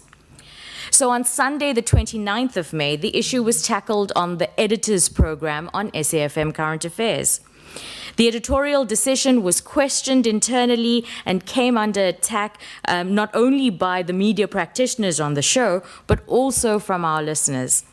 And the context of this was, if we weren't going to report that 30 schools in Vuwani were burnt, how can we remain silent? The decision to keep such information from our listeners carried the hallmark of a state broadcaster under apartheid. On the 31st of May 2016, I, together with Futa Krecha, the executive producer of RSG Current Affairs, was summoned to a meeting. In attendance was Mr. Motsoeneng, the acting GCEO, Jimmy Matthews, the acting group executive of news, Simon Tebele, Anton Hirnes, who introduced himself as the advisor to the COO, the General Manager of Radio News, Sibulelo Ditlakanyane, and SABC spokesperson, Mr. Kaiser Khanyago. At this meeting, Mr. Motswaneng stated, and I quote, "We are cleaning up the organization. People are doing their own stuff. There are many journalists outside that want to work for the SABC. The environment outside is bad. No person within the SABC is independent. The SABC is independent. This is the new SABC. You must adapt or find a job elsewhere. Editors Forum must go. It's advertising for rival newspapers." He added, and I quote, "If people do not dare get rid of them, we cannot have people who question management. This is the last time we'll have a meeting of this kind." Mr. Krige then asked Mr. Motswaneng what research or evidence was obtained to support the premise that the broadcasting of destruction of public property was a catalyst for more destruction of property. And this was Mr. Motswaneng's reply, and I quote, "Defend the organization. No journalist is independent. The COO has final responsibility of news. If people do not dare get rid of them, we cannot have people who question management." Now, what really surprised us was the response we got from Mr. Jimmy Matthews. He said, "It's cold outside. If you do not like it, you can go. You've got two choices, the door or the window." Following the meeting, Ms. Sibulelo Ditlakanyane asked me to accompany her to the office of the PBS General Manager, Mr. Zoli Mapipa, where she informed him of Mr. Motswaneng's decision to immediately cancel the editor's section of Weekend AM Live, thus reducing the show by an hour. Mr. Mapipa then alerted the SAFM station manager, Mr. Dennis O'Donnell. This decision was effective from the 5th of June 2016 to date. I've received hundreds of emails from listeners, many of whom have complained to the BCCSA. One of them is actually a Stellenbosch University Arts and Social Sciences lecturer, Anita Yonker, who formally complained to the BCCSA on 11 June 2016 and to ICASA on 27 September 2016 about Mr. Motswaneng's unilateral decision to remove the editors, and I'm very happy to share that correspondence with the committee. With your permission, Honourable Chair, at this juncture, I would like to actually give a brief background to the program, The Editors.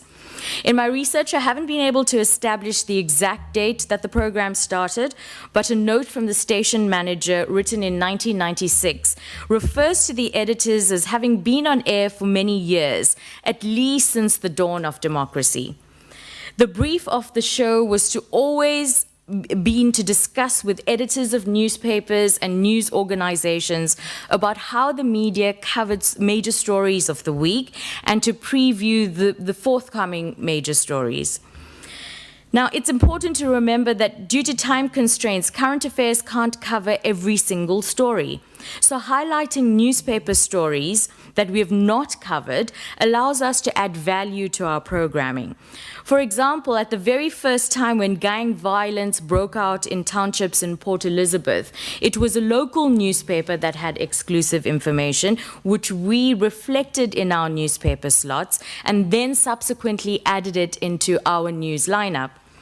Now, the Broadcasting Act commits the public broadcaster to produce and broadcast, among other things, a plurality of views and a variety of news, information and analysis.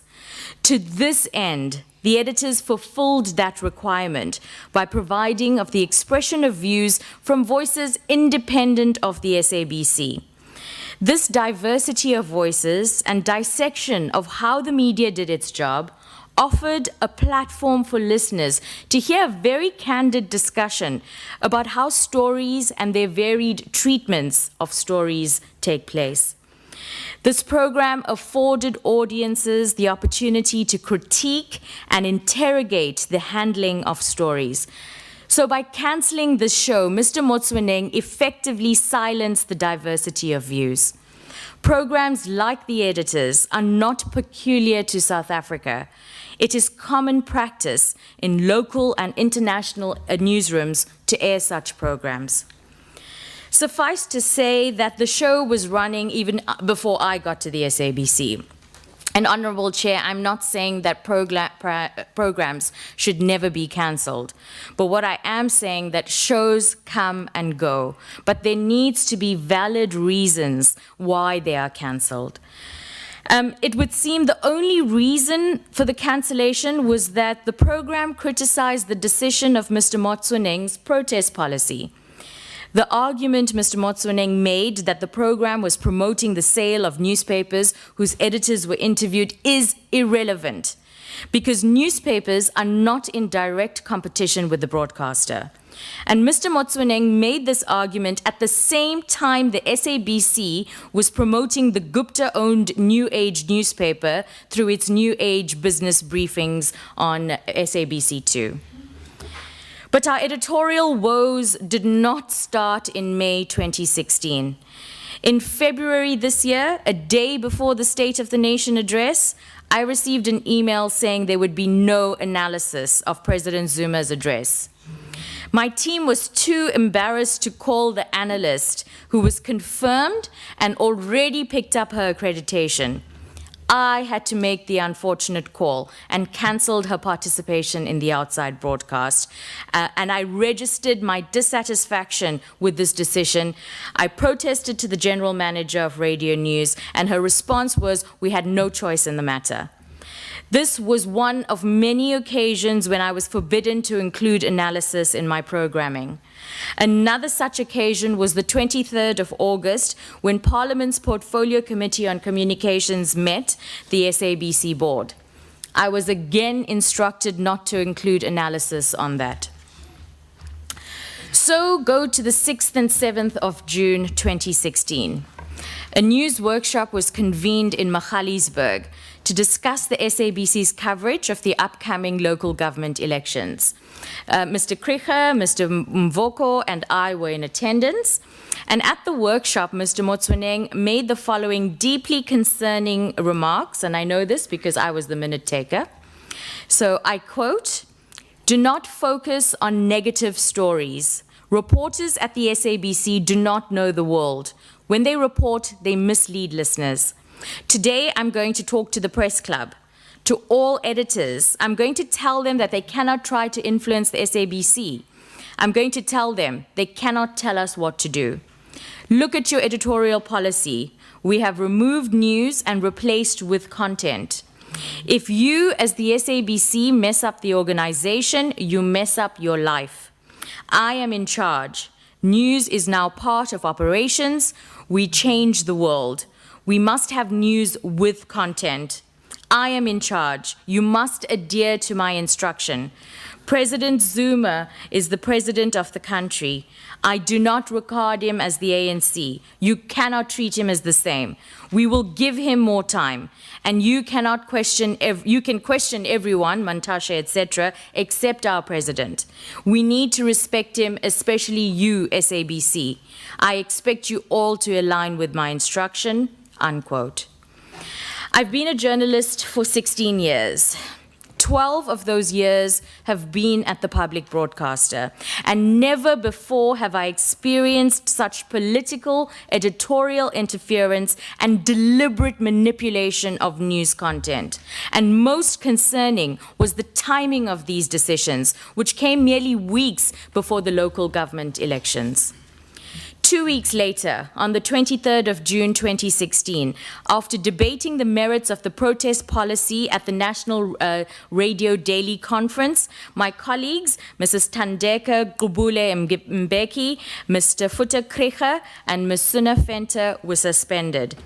On the 26th of June 2016, I, together with Ms. Busi Ntuli, who's seated behind me, she's the executive producer of the TV Current Affairs show Special Assignment, and Mr. Jacques Steenkamp, a former investigative radio news reporter, wrote to Mr. Motsoeneng.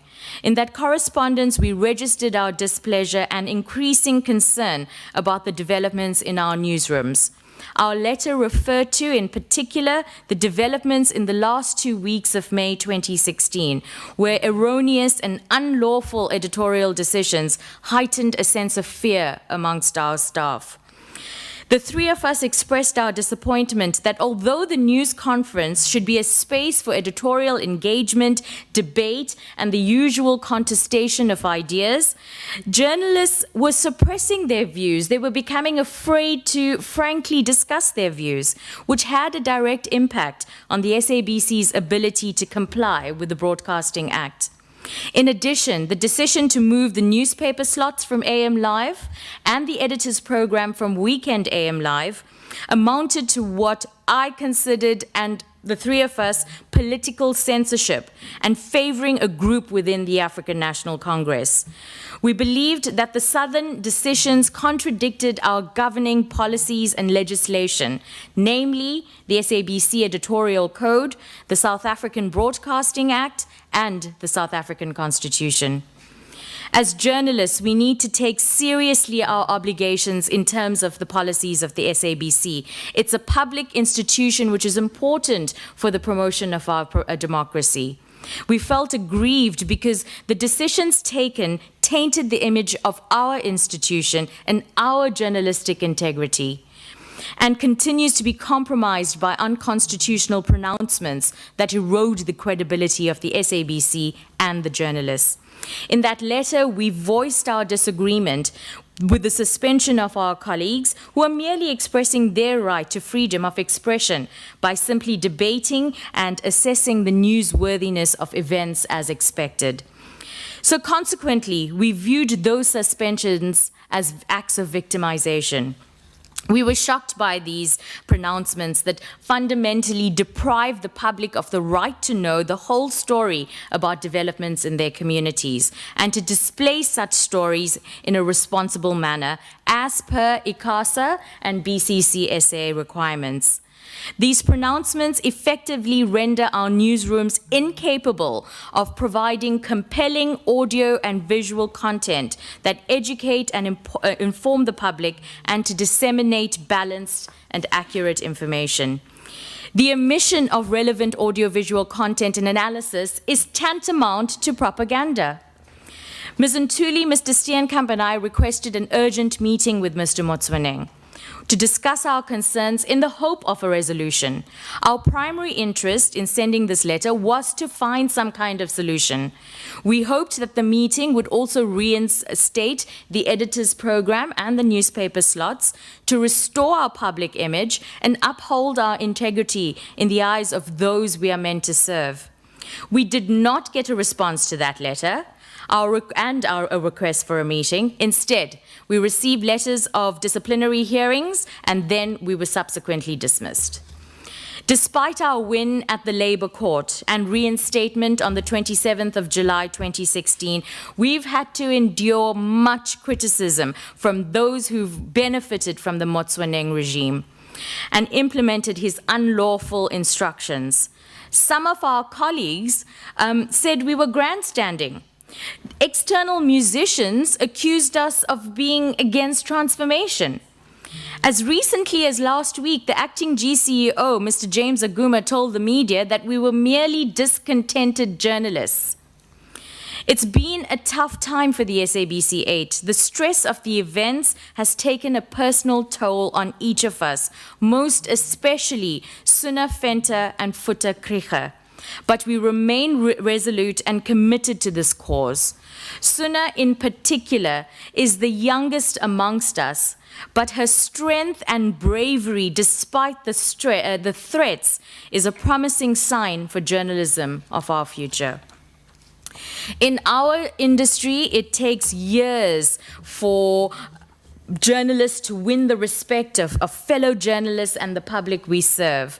When audiences tune in, it's a sign that they trust in our news gathering process because we've gone about it with integrity and in good faith.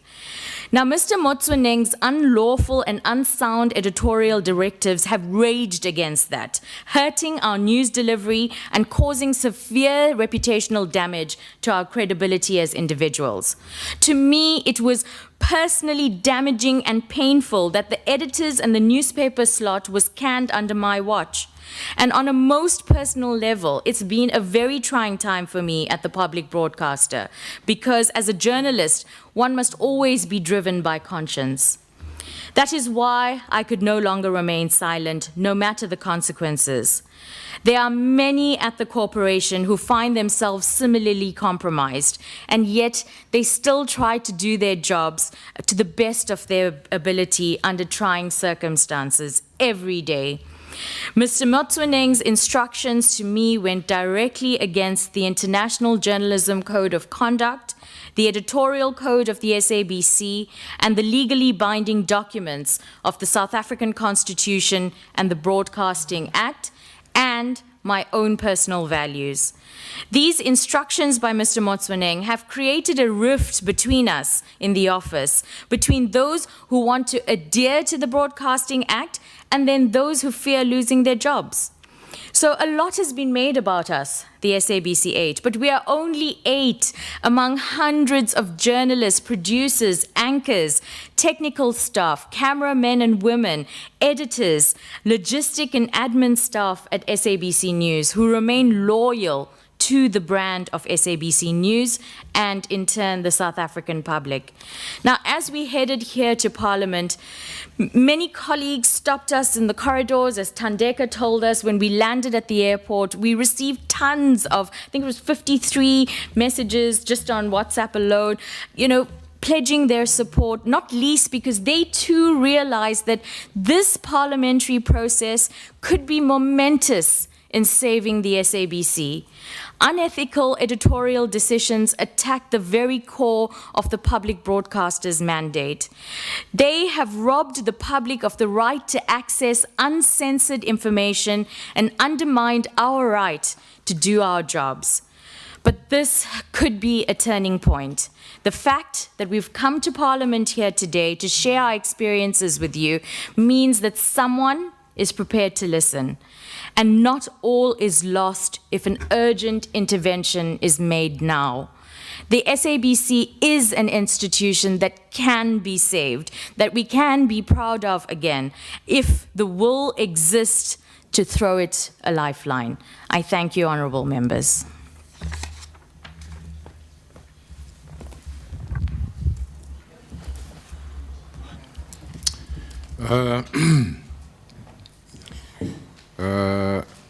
Thandeka and Krivani, on behalf of every member of this committee here, and I think on behalf of many South Africans, please accept our apologies for what you went through. I think we collectively salute your courage and thank you for coming to appear before us, even in the face of all those challenges. Thank you very much. I shall open up to members. We had indicated that we'll start with you, Honourable Chauke. Your 5 minutes starts now, and we'll end with you, Honourable Mokoena. And thereafter, the second group will join us after a few minutes of a leg break. We are running late, as I indicated earlier on, honourable members, but you'll all have your 5 minutes. Honourable Chauke. No, thank you very much, Chairperson. It's one area that in the last 22 years, obvious, of my work doing oversight, I have never come across such a kind of a situation where you can see the collapse of democracy in our watch. But nonetheless, it's a painful situation, but I take it from the point that the chair has sort of calmed you down a little bit. In your presentation, you have not made mention of the board of SABC, both of presentations. Maybe I want to hear from you as to what has been the role of the board with all of this frustrations, interference, intimidation, threats, and all of that. What has been the role of the board there? Maybe I can start with that one first. The board is obliged and it's duty bound and it's supposed by law to take care of the independence of the newsroom. The board has failed dismally in this respect. Under the leadership and the chairmanship of Mrs. Ellen Chabalala, I had one night, a harrowing night. Brian Molefe, who was then head of Transnet, came to the newsroom for an interview. He was asked normal journalistic questions by an anchor reporting to me, Ms. Frances Hurd. These questions related to the purchase of locomotives by Transnet. And she asked him normal questions that he could have anticipated and that were in the public domain. Instead, an altercation happened on air where he was extremely aggrieved. We had to come out of that interview elegantly, and when we stood down, he left the building. I was home, and I was called back to the office. I was called by my relatives, my best friend, the minister's brother, to come back to the office because whatever I have done to anger Mr. Molefe, I would be advised to stop it.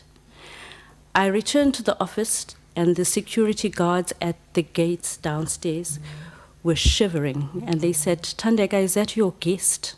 And I said, I understand I have a guest here tonight. It turned out Mr. Molefe was waiting for us in the upstairs visitors' waiting room. He had his finger in Frances Hurd's face and he was asking her if it's the shape of his nose that warranted such a line of questioning.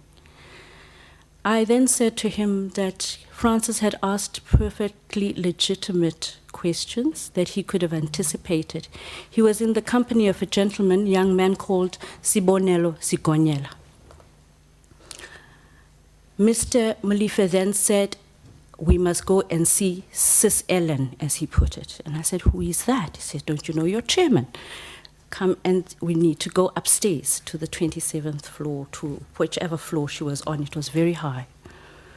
For the first time, I didn't use my entrance thing to buzz in. The gate simply opened. And I was escorted with his bodyguards and his people to that high office. Before going there, I had phoned Jimmy Matthews to say, "I'm now being taken to the chairman's office. What is your comment? Because I can't go to the chairman jumping over a whole number of hurdles." He said, "Well, go and let me know." And when I arrived there, the secretary of the board of the SABC was there. She's the same secretary who's still secretary of the board now. The entire evening was an assault on journalism and on myself. I was told by Mr. Sigonyela, who's my former student from Rhodes, and by Mr. Molefe and the chairman of the board, that we think we are gods. We think we can question anybody, and that I should sanction, gag, or discipline or fire Frances. I said I will do no such. She's a highly trained MBA qualified journalist. I would neither gag her, nor discipline her, nor prevent her from doing her work. It was a long night. We left there very late. And what I can just say for sure is that neither the chairman nor Mr. Molefe distinguished themselves that night and declared themselves enemies of journalism. Another incident involved the chairman at what we call rediffusions. It was Chairman Ellen Chabalala. She told us at that rediffusion, every SMS, every email, every phone call, we're listening. This is a national key point. Now, how are we supposed to conduct journalism for anonymous sources? How are we supposed to protect the integrity and the sanctity of our sources as journalists under those circumstances? But this, she told us, at a rediffusion. Rediffusion is a system much like you have in George Orwell's 1984, where Mr. Motsoneng or the chairperson beamed themselves on screens throughout the corporation and throughout the country, saying and making various pronouncements, normally assaults on journalism. The board is complicit in the death of journalism at the SABC. Thank you, ma'am. We'll have another round, unfortunately. Yeah, we'll try and do it. But there's still another round. We'll try and fuse them all in because this is the same issue. Fine. Honorable Killian. Thank you, Chairperson. Chairperson, I would like to thank them for being here so that we can really get to the root cause and root at the bottom of all of this. Could you please just indicate to us, was there a need for a change in editorial policy? And if so, what was the process that was conducted prior to those amendments having been presented, I believe, during February this year to the board? During, by the way, meetings that seem to have been incorrect meetings of the SABC board. And apparently they adopted the editorial, the changes. Could you please just elaborate further on that? Do you know what sort of prompted that? And what was the role of the acting group executive during your most difficult time? It was Mr. Jimmy Matthews. Did he change his attitude from being promoted? Could you please elaborate further on that? Let me speak to the editorial policy of 2016. It's our recommendation as journalists, representing hundreds of other journalists in the newsroom, that the editorial policy of 2016 is unlawful. It was unlawfully adopted, its procedures circumvented many discussions, and in fact, Honorable Killian, with respect, we should be asking you what happened to the process. We should be asking Parliament, because every policy of that kind needs to come past Parliament. And it has to pass muster here with the representatives of the South African people prior to it being given the stamp of approval by the board and all others and given to us to execute as policy. Now, the editorial policy of 2016 is flawed in 4 significant ways, and I'll be brief. The first way in which it is flawed is that it replaces news with content. What is content? I can't for the likes of me, and I've taught journalism a lot throughout the years, I can't understand what content is. News, I know, and news is what journalists do. Content, maybe it's for entertainers and, Isidingo and generations and so on. So we don't understand what content is. And what is the role of content in an editorial policy?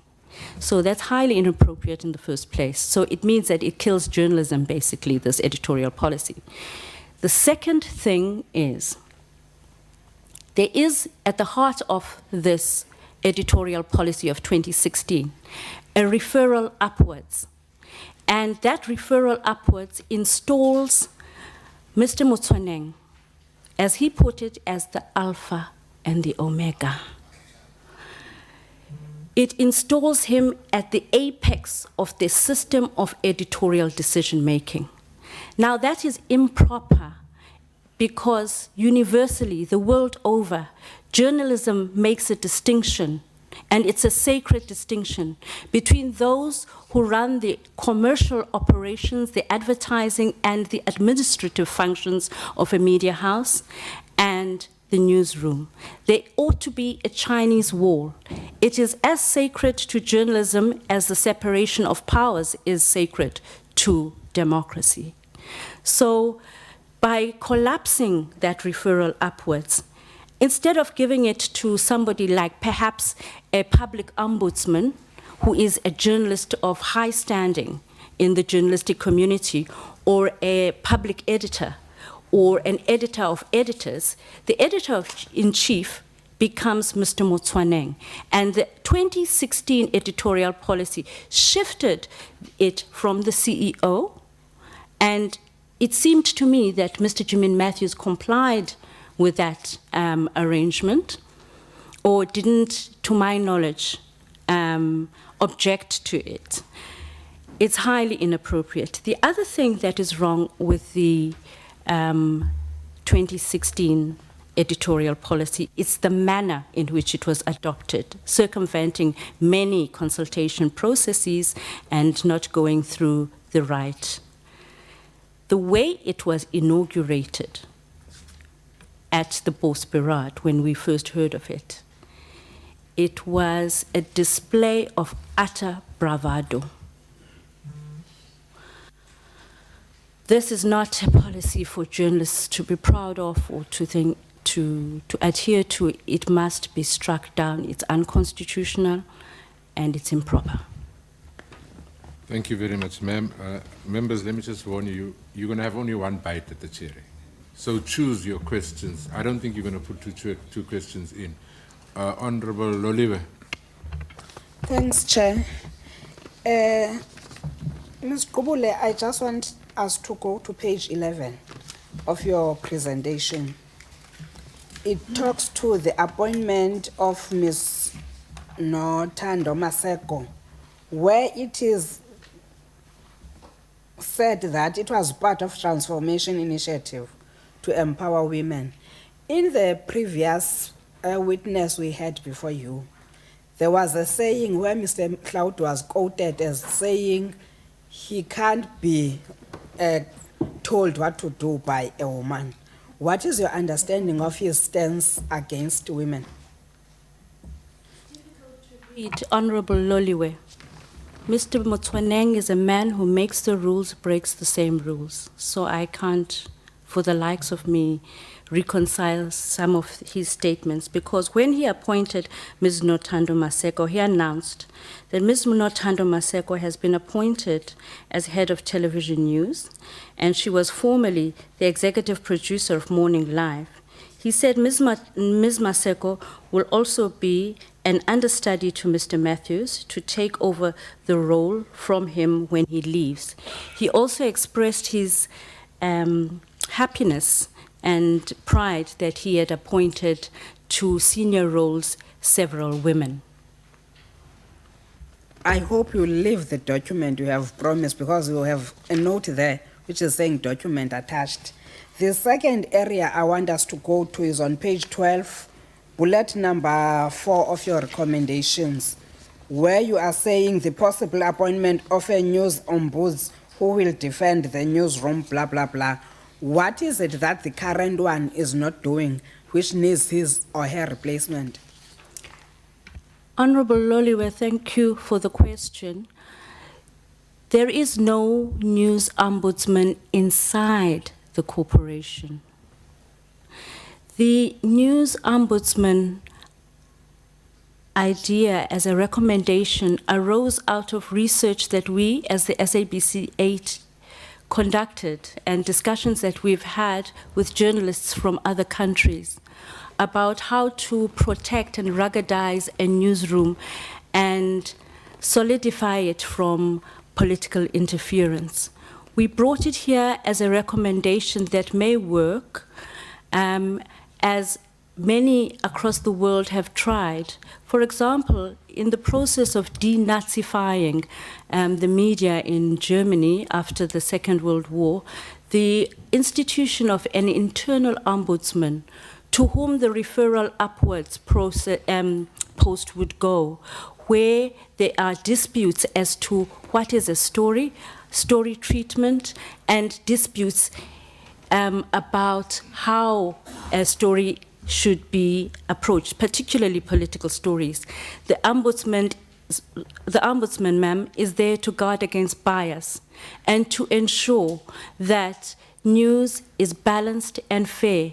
The Ombudsman is normally an individual who is beyond reproach, much like the public protector is to those aggrieved by mistreatment or maladministration in the public sector or by public institutions. The Ombudsman is the editor of all editors. It's to him or her that we go in cases of dispute. And the Ombudsman often is a journalist of high standing and can be an ex officio member of the board, can participate in the ethics and social committee of the board, and also can be appointed transparently. This would help in a highly polarized newsroom such as ours. It's our humble submission. We are uncertain as to whether it's appropriate for us to make this submission, but it is our contribution perhaps to the solutions, having traveled this journey that we've traveled. Thank you very much. Unfortunately, Honorable Koza. Chair, thank you very much. Madam Kobulempeki and Pillay, first of all, I want to say you are phenomenal women indeed, and I'm very proud of you for being courageous. And as a member of the African National Congress, I want to tell you that I'm appalled and extremely horrified to hear what you've just taken us through. Having said that, I just want to know from you, where do you think, or do you feel that you were failed by the board, the minister, and the portfolio committee in terms of this degeneration of governance at SABC to a point where we deprived our people or we stunted our people? Because I believe strongly that if you are going to come up with these kinds of policies, you are actually stunting our people and prohibiting them to graduate to the next level that is envisaged by this democracy. Honourable Koza, I'll take that question. Yes to all of your questions. Parliament let us down. The board let us down. The minister let us down. Our acting GCO at the time, Jimmy Matthews, let us down. All of these people sold out journalists and sold out journalism. For example, Mr. Matthews has an illustrious journalism career. He's worked his way up from a cameraman to a reporter to a producer, etc. But when he got to the position of acting GCEO, it was like all of that was out the window, in his words. Take the window or take the door. The minister failed us. She interfered unlawfully. Mr. Motswaneng certainly failed us. It was like he didn't have a clue what was in the Broadcasting Act. The board failed us because they allowed Mr. Motswaneng to unilaterally do what he wanted. With all due respect, Parliament failed us. On the 23rd of August 2016, members of the Portfolio Committee on Communications sat back and just accepted what the board said. And they called us names in that hearing or in that meeting, and nobody stood up. They called us unethical and they called us liars. We've been through enough already. We're not prepared to put the gauntlet down just yet. We're in for the long haul. But it is now up to you to make the change. We appeal to you. Thank you. Would you then agree that this propagandist approach does not only undermine democracy, but hits directly on the bottom line of definitely. SABC and Absolutely. its financial sustainability? Thank you, Chair. Thank you. Thank you, Ms. Koza. Mafanda. Thanks, Chair. I too am extremely appalled by what I've heard. I am very pleased today that the Western Cape High Court has ruled that Mr. Motsoneng cannot return to the SABC. I am equally appalled by the behavior of the Minister of Communications, but because this is an inquisitorial process, I'll reserve my comments about what should happen to her. Now, the GE of news while all of this is happening, it's Sophie Mokoena. Who is it? Simon Tebele. Simon Tebele. So he was part of what I see as a group, an enforcer for Mr. Motsoneng. Who were the other enforcers besides Mr. Tebele? On my part, the other enforcers is the General Manager of Radio News, Ms. Sibulelo de Tlakanyane. On yours, Tandeka? Based on my specific experiences, Ms. Notando Maseko would say things like she doesn't agree with the way we cover the currency, and particularly after 9/12, the Nenegate incident, we had much to discuss, so I would say that she's one of the enforcers. Also, I would put Ms. Sophie Mokoena along.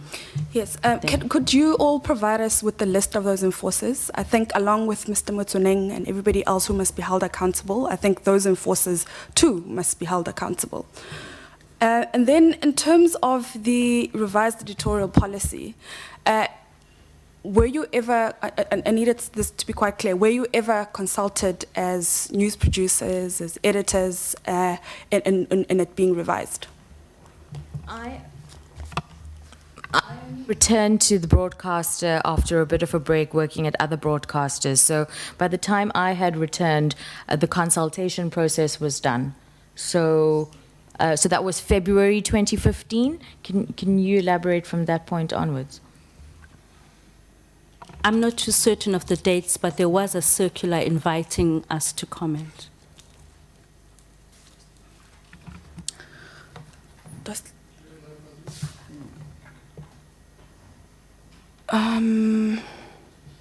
Can I come back later to my other question? There is no later. That's nice. But there's another, the second round is scheduled. No, Mr. Honorable Masango. Chair, thank you to Madam Pillay and Kubule. Apologies. Well, in your positions, one would assume that you would do some uncovering of persons in your space. Oh, that thing now has started, Chair. And let me just conclude my question. Perhaps when it is fixed, they will respond to the question. Who is Mr. Motsoneng? And who is Mr. Aguma? Law unto themselves? No, I know, but who are they? I would like to know them. How do I locate them? Who are these people? Well, Mr. Motsoneng is, as of today, I'm not sure whether he will adhere to the Western Cape High Court ruling, but Mr. James Aguma is the acting GCEO of the corporation. Yes, I know those positions. Yeah. But I said uncover. Do we know who these peoples are and what their agendas are at SABC? I think that's how. Honorable Mahlangu, sir, it's difficult to answer your question, but we can attempt. Mr. Motsoneng has been in the SABC system for most of his career or all of his career. I understand that he began in the Homeland administration and then entered into our system through that. We journalists, we're a strange fraternity because the barriers to entry are very low. We are not like doctors or lawyers where you have to be where you have to go through a certain licensing process and so on.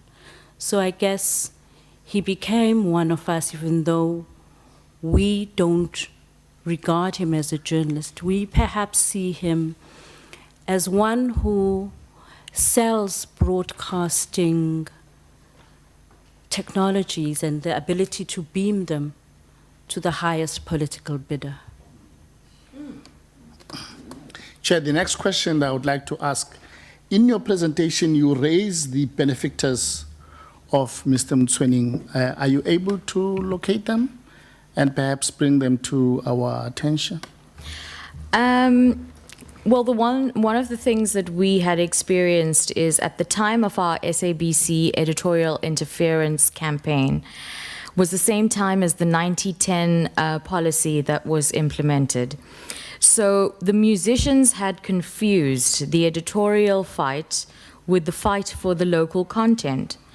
So as our fight was unfolding, the musicians held a press briefing not far from the SABC and said that they would lay down their lives for Mr. Mtswening, that the 8 of us were against transformation. They conflated two ideas, and they basically confused and swayed the public interest that the 8 of us were against the 90-10 local content, whilst our fight had nothing to do with that. Our fight was about editorial independence. So that would be one of the backers. There have been very brazen colleagues who have told us that we are grandstanding in the office. I suppose, you could consider them to be a backer of Mr. Mtswening, but I don't have proof. But I'd be happy to give it some more thought and come back to the committee. If you could just elucidate one or two things that you believe if we can do will rescue you from this heist. Honorable Mahlangu, sir, thank you very much for that. We look forward to putting certain ideas forward as to how we can right the wrongs at the broadcaster and return to a healthy broadcasting environment. The first thing that we need to address is the issue of the damage to the broadcaster wrought by the anti-intellectualism. Journalism is essentially about the creation of knowledge, and it is the first record of history. So it goes to the very root of epistemology, and we need highly trained journalists. We need journalists who can discern and learn and adapt to a fast evolving world. If it is possible in any way to redeem the newsroom, we can do so through a fast-tracked, intense massification of global training for the newsroom, so that our journalists know that universally this is how things ought to be. And I'm not talking about only exposing our journalists to Western-type newsrooms, but newsrooms throughout the world. And I'm not talking about only exposing them to newsrooms that operate for profit, because we are not that. We are newsrooms that operate for the public and for the people and for development, to expose them to all the ethoses of journalism, to the buffet of world journalism, as a way of, the brain drain at the SABC is profound, and you can see it in the quality of what we produce. So please, if we can have that kind of training ethos after the cinders of this, what's going on. The second thing I quickly want to say is that please investigate the Ombuds idea. And thirdly, the Broadcasting Act is exceedingly clear on training, and it is also exceedingly clear on the responsibilities of the board. So if the social committee is not discussing ethics and the contribution of core business to society, what is it discussing? Handing out houses. So, if the Social and Ethics Committee could be extended to include the obligations of the board to actually look after the health of the newsroom, it would be helpful. Thank you. Very quickly on my wish list, I'd like the editors program to return back on SAFM, the newspaper slots as well, and I don't want phone calls saying no analysis. Honourable Swartz, please put your mic off, Mr. Mahlanga. Thank you, Chairperson. And again, from my side, and I just want to join the sentiments expressed by other members, almost a sense of outrage. We've heard in the newspaper, but to hear it firsthand from you, I'm absolutely appalled at the way you've been treated, the way Mr. Molefe, who gives him the right? Who gives him the right to come to the SABC? Chairperson, this must stop. We as MPs have got to do something about this. We need to hold the minister accountable. We need to hold Mr. Motsoneng and all senior officials accountable. We owe you an apology. We have erred and not exercised our oversight. That having been said, with the Nenny Gate, what was the direct instruction to you, considering that last year this time our bond market and equities lost 500 billion rand? I'd like you just to clarify that. And then secondly, to help us going forward, the recommendations that you've mentioned are very helpful.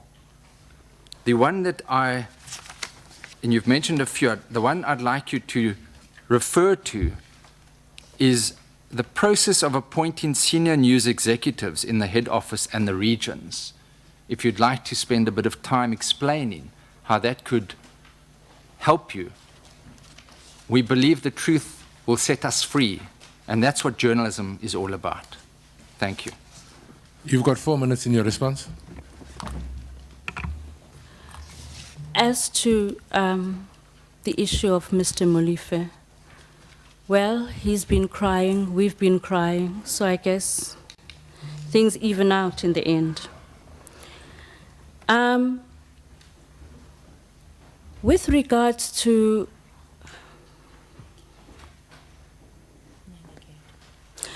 I'm trying to explain, to find a way to explain, it wasn't so much an instruction, it was a lot of leaning on.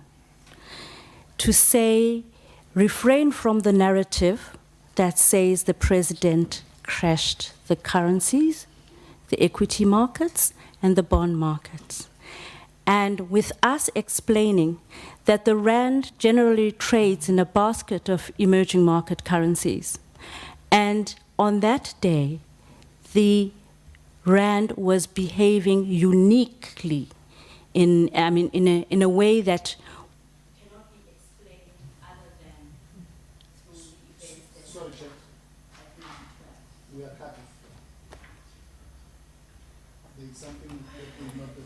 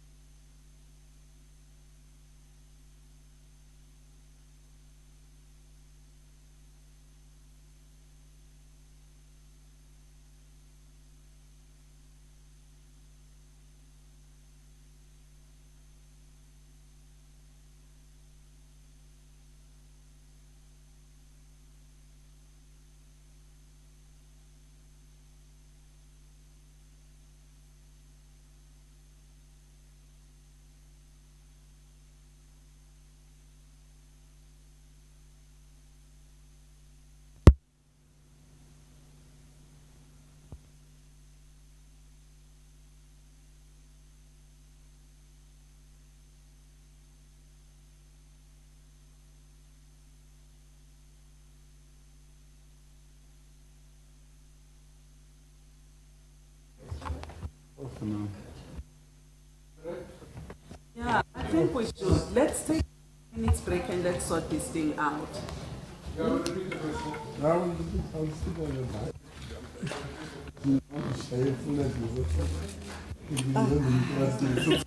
I think your response that is a problem now.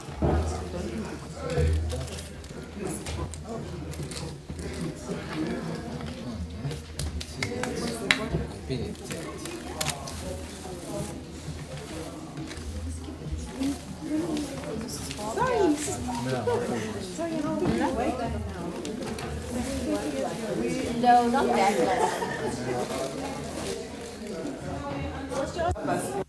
You see, the nice thing about the team that went here is that this is the team that went to school.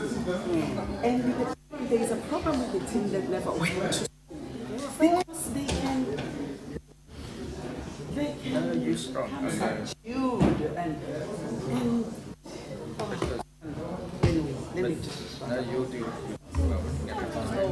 We are going through.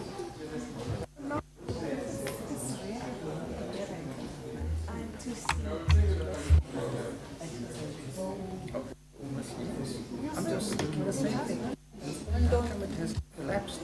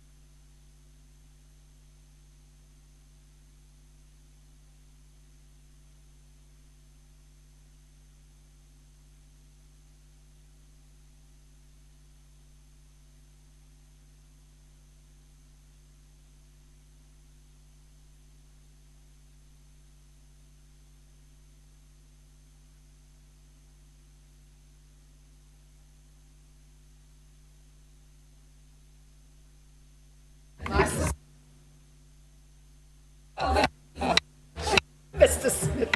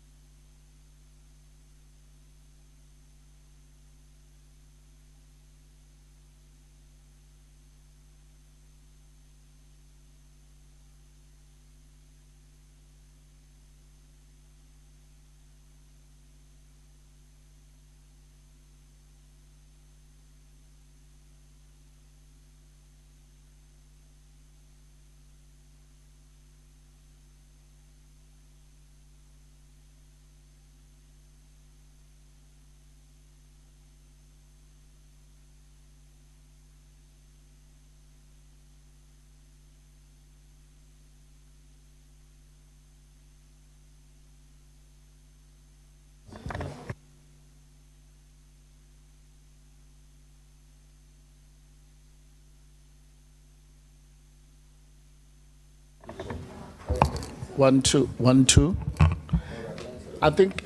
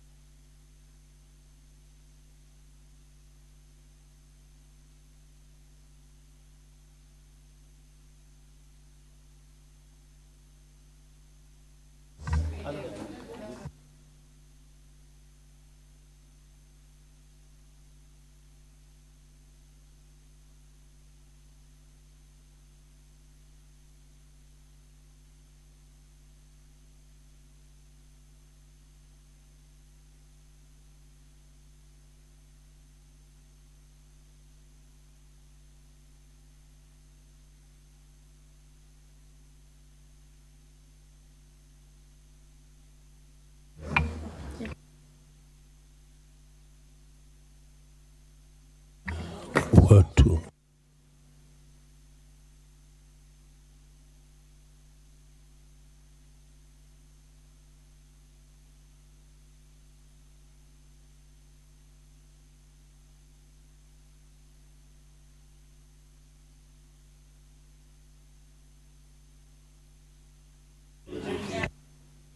All right, can we proceed?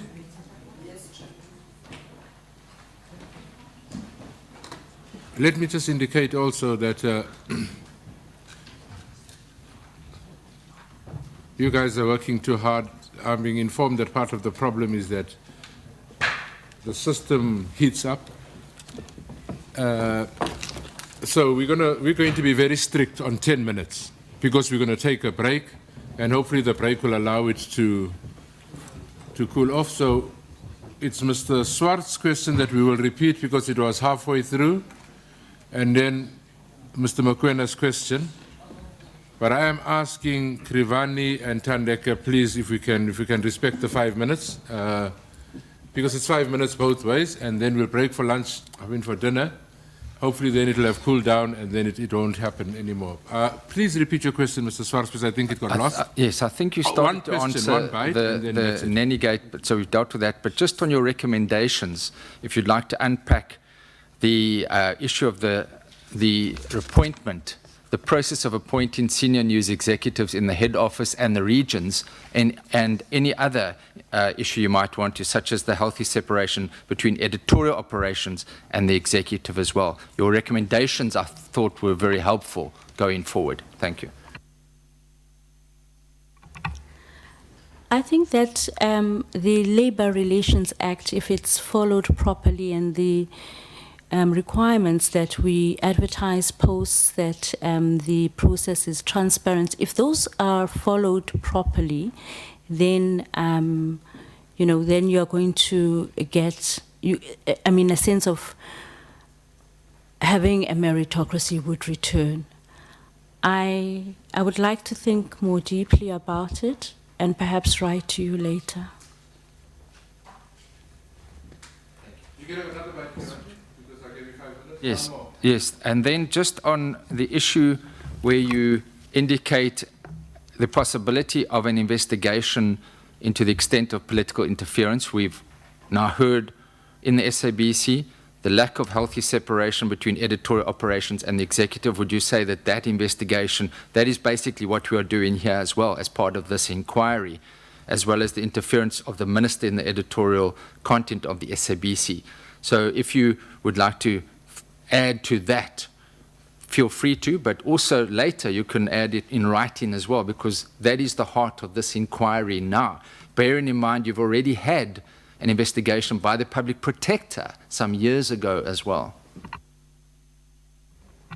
Honourable Swartz, the distinction between the editorial and the executive and business side of the newsroom needs to be restored. And one way of doing that is scrapping the requirement that the CEO or the COO are editor-in-chief, and installing somebody who is essentially a news and editorial person, but a person of high standing with a dotted line perhaps to the CEO, with a dotted, well, ex officio member of the board, as well as he's the one who represents us to the BCCSA, as well as perhaps he could sit on the Ethics and Social Committee of the board, as well as have some kind of relationship with Parliament. We don't want to ruffle or go against the grain of existing legislation, because we feel that if adhered to, it is really good. But those are tentatively our recommendations. The other thing about appointments is that the process of vetting the board needs to be perhaps a little more transparent and a little more vigorous. I thank you very much, Honourable Mokoena. Thank you, Chair. I would strongly recommend that I be given 30 minutes on this issue. No, thank you very much. I've been following your story, and it's interesting. The issues that you raise in your input, in terms of political interference in news broadcasting, are not new. And I'm in no way belittling your input.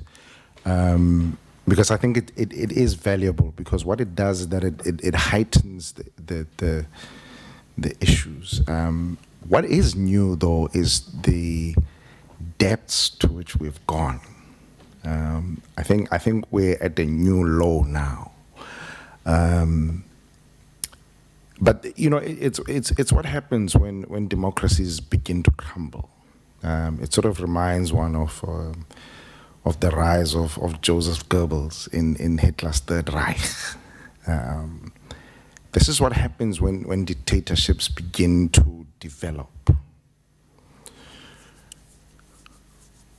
What I find interesting in the stage that we're in is that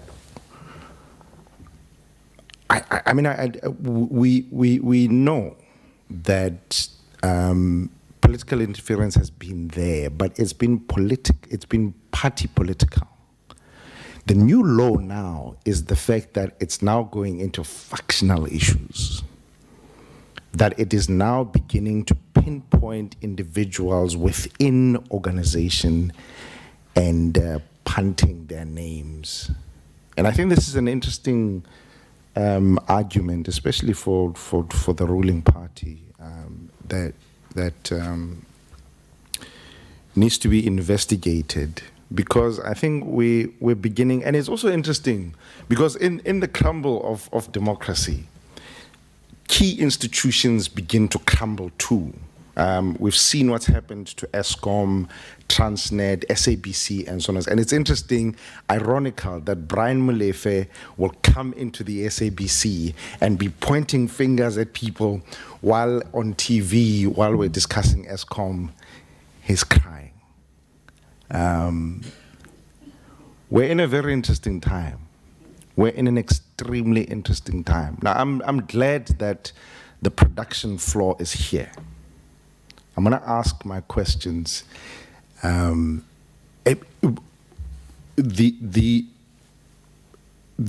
other way that this sort of stage then begins to crumble democracy is during elections. Now, one of the executives had once said that there was a moratorium, that the EFF must not be covered. And I'm not speaking just for EFF, please do forgive me. But I need to know, at that level of elections, what kind of political interference that would border on interfering with the character of democracy that we hold in this country are you experiencing at the SABC? And then I'll come to the next question. Unfortunately, you're not going to come to the next one because you get such a long input. You've got just 1 minute, and I'm going to stop you after 1 minute.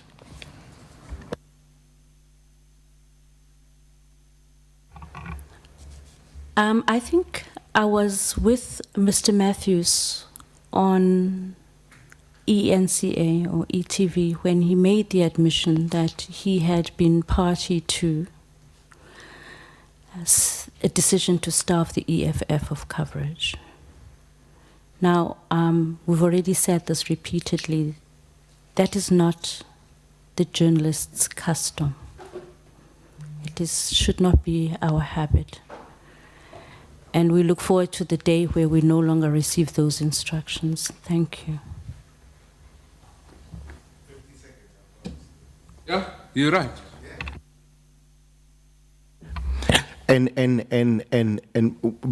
But I need, and the extent to, I'm not just talking about the EFF, but the extent to which that kind of interference is happening.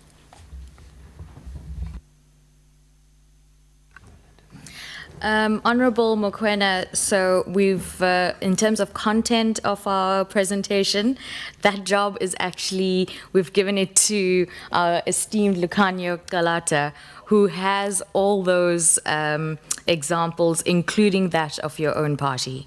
Thanks. All right.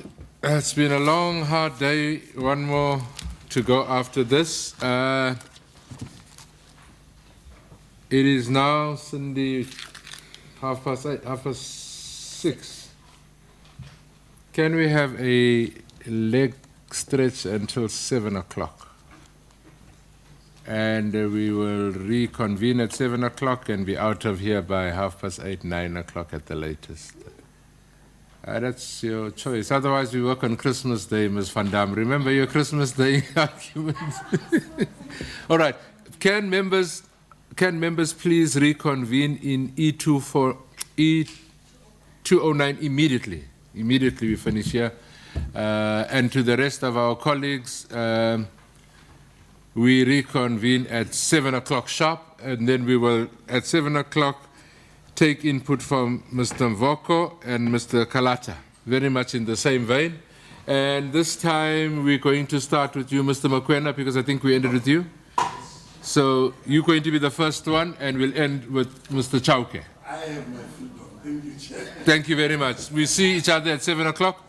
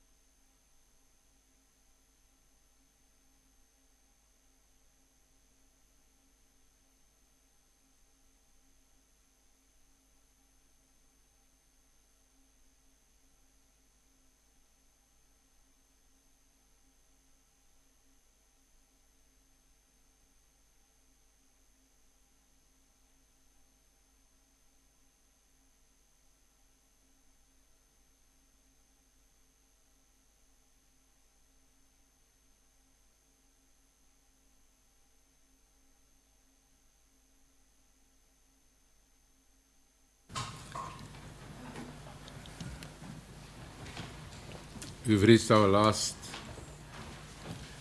set of presentations for today.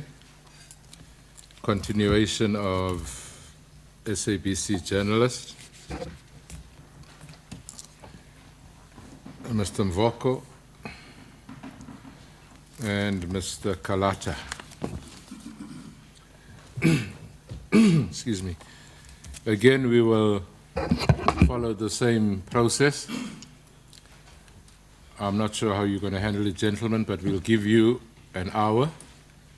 You'll see how you share that hour. And then members will have an hour to do their follow-up.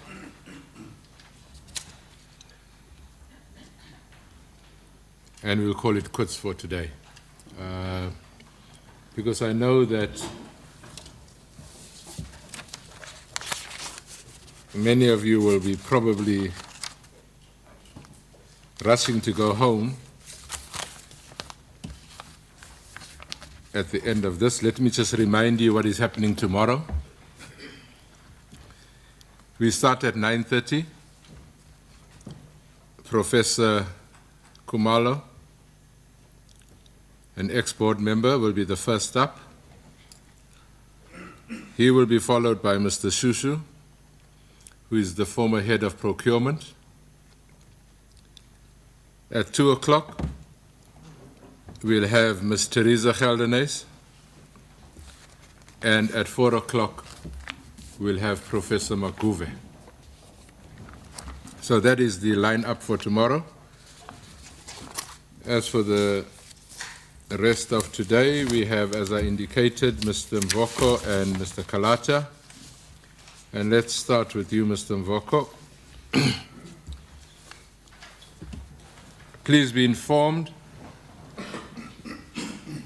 that by law you are required to answer fully and satisfactorily all the questions lawfully put to you, or to produce any document that you are required to produce in connection with the subject matter of the inquiry, notwithstanding the fact that the answer or the document could incriminate you or expose you to criminal or civil proceedings or damages.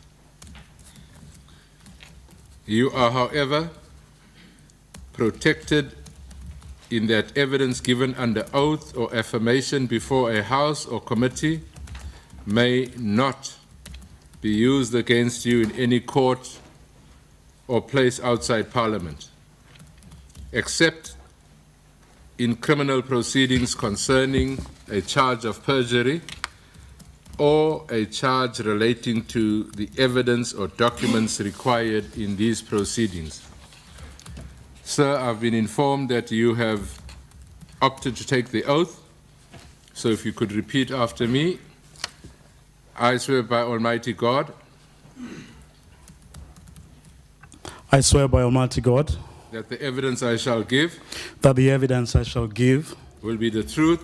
Will be the truth. The whole truth. The whole truth. And nothing but the truth. And nothing but the truth. Please raise your hand and say, so help me God. So help me God. Mr. Kalata, please be informed that by law you are required to answer fully and satisfactorily all the questions lawfully put to you, or to produce any document that you are required to produce in connection with the subject matter of the inquiry, notwithstanding the fact that the answer or the document could incriminate you or expose you to criminal or civil proceedings or damages. You are required, however, I beg your pardon, you are, however, protected in that evidence given under oath or affirmation before a House or committee may not be used against you in any court or place outside Parliament, except in criminal proceedings concerning a charge of perjury or a charge relating to the evidence or documents required in these proceedings. Likewise, I've been informed that you have opted to take the oath. Please repeat after me. I swear by Almighty God I swear by Almighty God that the evidence I shall give that the evidence I shall give will be the truth, will be the truth, the whole truth, and nothing but the truth. nothing but the truth. Please raise your right hand and say, so help me God. So help me God. Thank you very much. Can we... It is now 7:10, so you have until 8:10 at the absolute latest to do your presentations. You'll decide how you proceed, and thereafter members will engage with the presentations. Over to you. Thank you very much, Chair. The decision is that I will go first, and then Mr. Mvoko will end the presentations for us. I just want to firstly say thank you very much. Firstly, good evening, and thank you very much to everybody for inviting us. I trust that you guys are all well. Anyway, my name is Lukanyo Kalata. I work for SABC as a TV news reporter, and I'm based here in Parliament. I've been employed in this position as a TV reporter since January 3rd, 2011.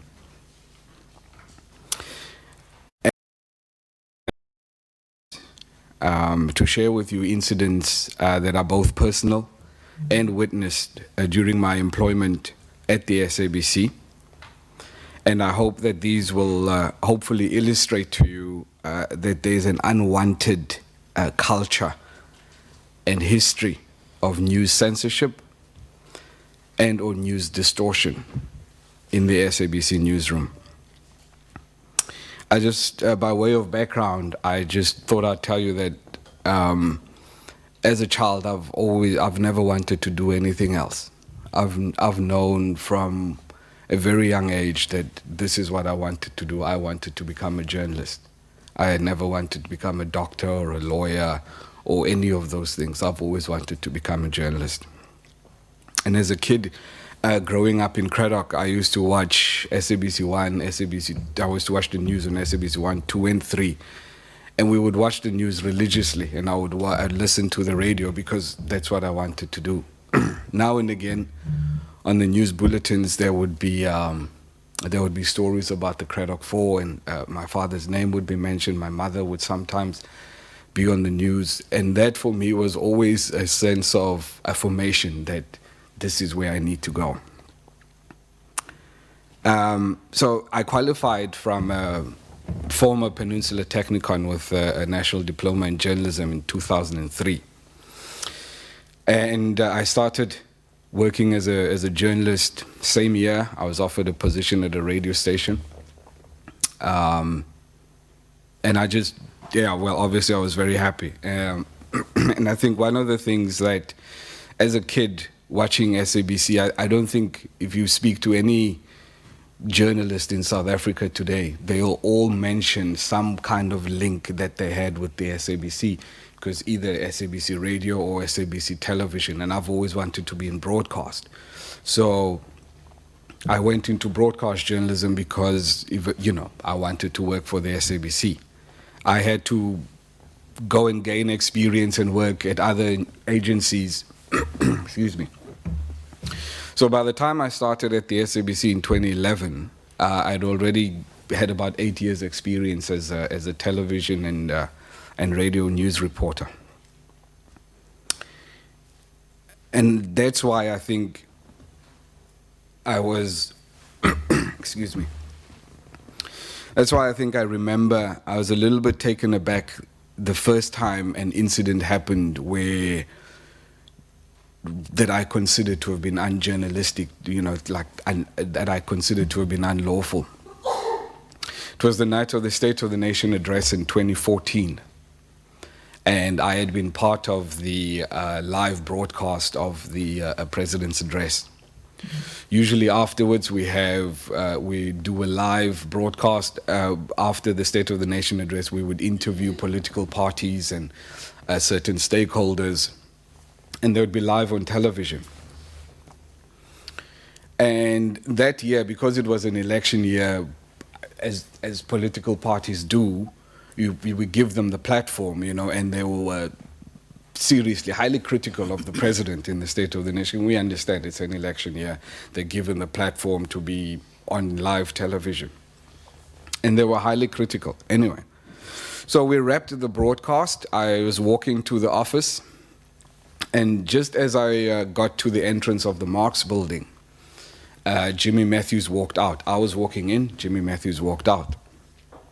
And he congratulated me on being part of a successful broadcast, and I was very happy, because the big boss said I did a good job.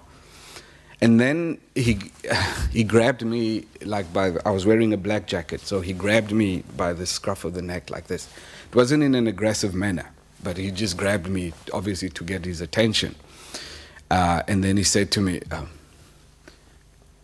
okay.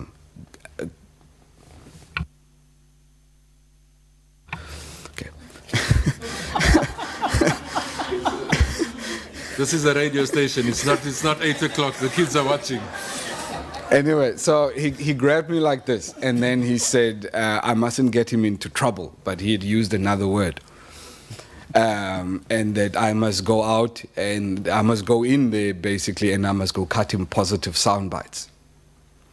Now, my understanding of that was, my interpretation at least of it was, I must go inside where we had to prepare news bulletins for the next morning, the reactions, what the political parties had said and everything. And I couldn't use, based on his instruction, I couldn't use sound bites that were critical of the president. I only had to choose reactions that portrayed the president in the president's State of the Nation address in a positive light. Fortunately for me, that evening I wasn't assigned to working the next morning or doing the stories for the next morning. So I went to the parliamentary editor, Mr. Vianney Green, and I relayed to him the instruction that was told to me by Jimmy Matthews. Mr. Green suggested that I go relay that information, that same instruction, to the gentleman that was actually assigned to doing the stories the next morning, Mr. Bulelani Philip. I declined. I said to Mr. Green, look, I can't go to Mr. Philip because we're peers, we're in the same level. So I think if such an instruction were to be relayed, it's better that it comes from our line manager, because I can't go and do something like that. Anyway, for me, that was the end of that. I was done with it. I didn't want anything more to do with it. That was February 2014. Now, if I can jump to much later, the second incident happened in December 2014. We were busy working on packages that reflected some of the highlights of the parliamentary year. One of the key things that had happened in the first session, if I can call it that, of the Fifth Parliament was the day in November when the EFF had disrupted the President's State of the Nation questions to the President in the House. Then they were chanting, "Pay back the money." So obviously that was an historical event that happened inside the National Assembly. And if we were doing packages that were looking back at the year, that was a key moment of 2014. During that afternoon, assignments editor, Isabel de Taifa, she walked into the newsroom and she just casually mentioned that the footage of the EFF chanting "Pay back the money" was banned. We couldn't use that footage anymore. So I just went ahead and I completely disregarded her instruction. I put together my piece because I was working on the story. I put it together. I fed it to Johannesburg. And then before it aired, that same afternoon, I received a phone call from Mr. Nyana Mulite. I'm not exactly sure about what his title is. But then Mr. Mulite's first question to me said to me, "Khalata, why are you trying to get me into trouble?" It's like, "Ow, what did I do now? He says, did I not get the instruction that the footage of the EFF was banned? So I said, well, I didn't know if, if that was a proper instruction, because I didn't see an email, I didn't see anything that was in writing. So we ended up getting into a bit of a conversation about it. And I was taking him on, and I was challenging him on the decision as to why the footage was banned, why was there no email, why was there nothing. This was just a conversation. Mr. Mulete then asked me the question. He said, Khalad, are you prepared to pay for, to feed my children if they have to go to bed hungry at night? So I then said, well, I mean, I would hate for your children to have to hold me responsible for them having to go to bed hungry at night. Then he said, well, we're going to, he asked me to go and re-edit my package. I said, well, I'm not in the office anymore. I can't do it. Then he said, okay, well, we're going to re-edit your package from this side. I said, well, there's nothing I can do about that.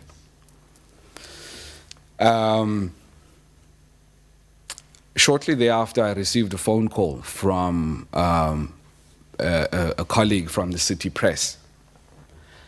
And I had been, I'd been so incensed by my conversation with Mr. Mulete. And the city press journal asked me if I could confirm what had happened, or if I could confirm that this is information that she got. And I just went ahead. I was really in a state where I couldn't believe that really this thing had happened. I confirmed it, and the article appeared in the paper that, the SABC had banned footage of the EFF. The next year, February 2015, again, similar process. Oh, before then, the parliamentary editor came back in January 2015, and he was obviously under a little bit of pressure, I think, because there was this information that had come from Parliament, and it had portrayed the SABC in a bad light because somebody from Parliament had confirmed that the SABC had illegally banned the footage of the EFF. And then in a meeting, the parliamentary editor, I think he was under pressure, but he said that it was wrong for that to happen, that we shouldn't speak out because, speaking to the media is considered to be speaking outside of the house of the SABC. And he said that if he knew or if he had evidence of the person who had leaked that information to the city press, that person would be fired on the spot. I then challenged him. I said, you know what, I actually wished I had leaked it. Anyway. And then again in February, when we were preparing for the State of the Nation address, February 2015, I was once again required to put together a preview package to say, okay, well, the president is expected in the House, that this would be the first time that he and the EFF are back under the same roof. And the last time the president and the EFF were in the same roof, under the same roof, this is what had happened. I put my story together, but I was then told that under no circumstances was I supposed to use that footage, like I could not use it. I then took the matter up with the parliamentary editor, who, once he couldn't give me a satisfactory answer, he said I must call a gentleman by the name of Simon Tebele. He called Mr. Tebele from his phone in his office. Mr. Tebele then said to me, no, we must speak privately. Mr. Green must give me his number so that I could call him. And I did. And we got into an argument telephonically. And again, me raising the issue of how can that footage be banned? It's something that happened within the National Assembly. It is wrong. It goes against the codes of the SABC and the editorial independence of the SABC and the editorial policy and those kinds of things. Then Mr. Tebele said to me, okay, how about we reach a compromise? I said, okay, what's your compromise? He said, I will allow you to use the footage but you can't use the audio that goes with the footage.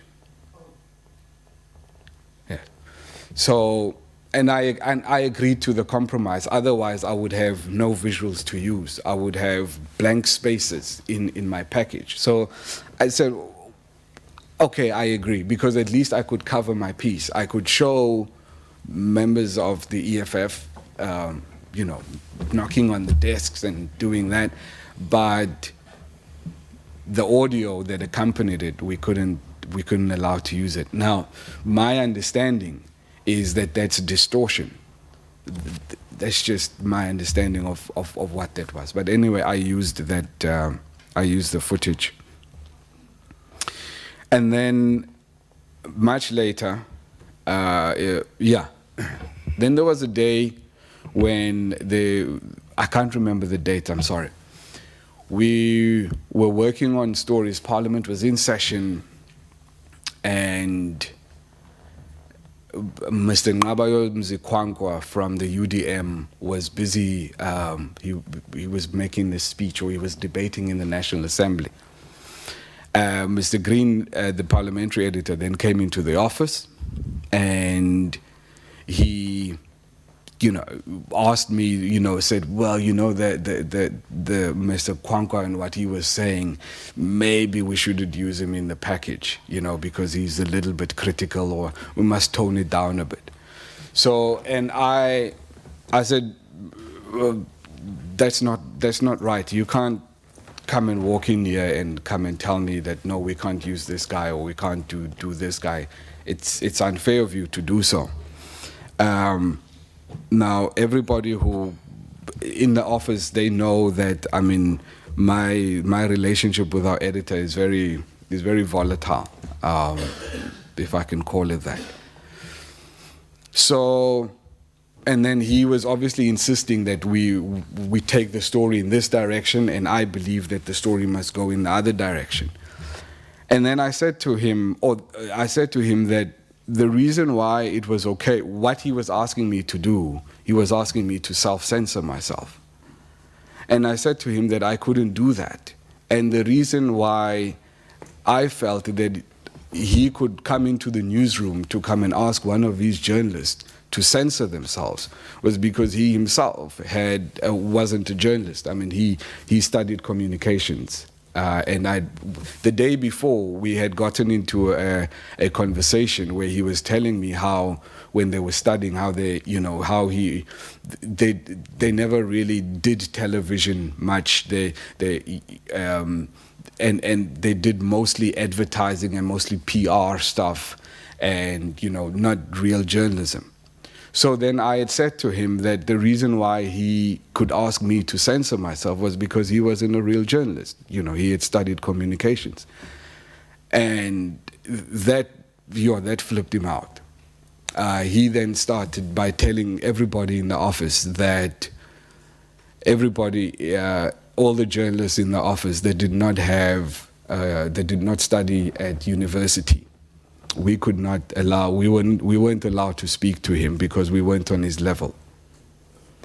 You know, because we were Technicon graduates, and yeah, he was a university graduate. But anyway, after that, I just lost complete respect for him, because I figured if somebody makes an argument like that, well, I mean, you know, you don't really entertain them further. The other incident would happen much later in the year. Also, while this time I was actually acting editor, and I had assigned one of my colleagues, Bulelani, to do a story about the year that was, and the president, who essentially all the times the president had been in the House. And in 2015, we had the now infamous with the president when he was responding to Nkandla and everything. Once Bulelani had worked on that package, it was a year-end wrap, and we had worked on it for about 4 days. At the end of the Thursday, the afternoon, we were ready to feed it to Joburg because we were done with the package. I got a call from Mr. Mulit, and he said we shouldn't even bother feeding Mr. Phillips' package to Johannesburg, because it would not make it to air. I asked why.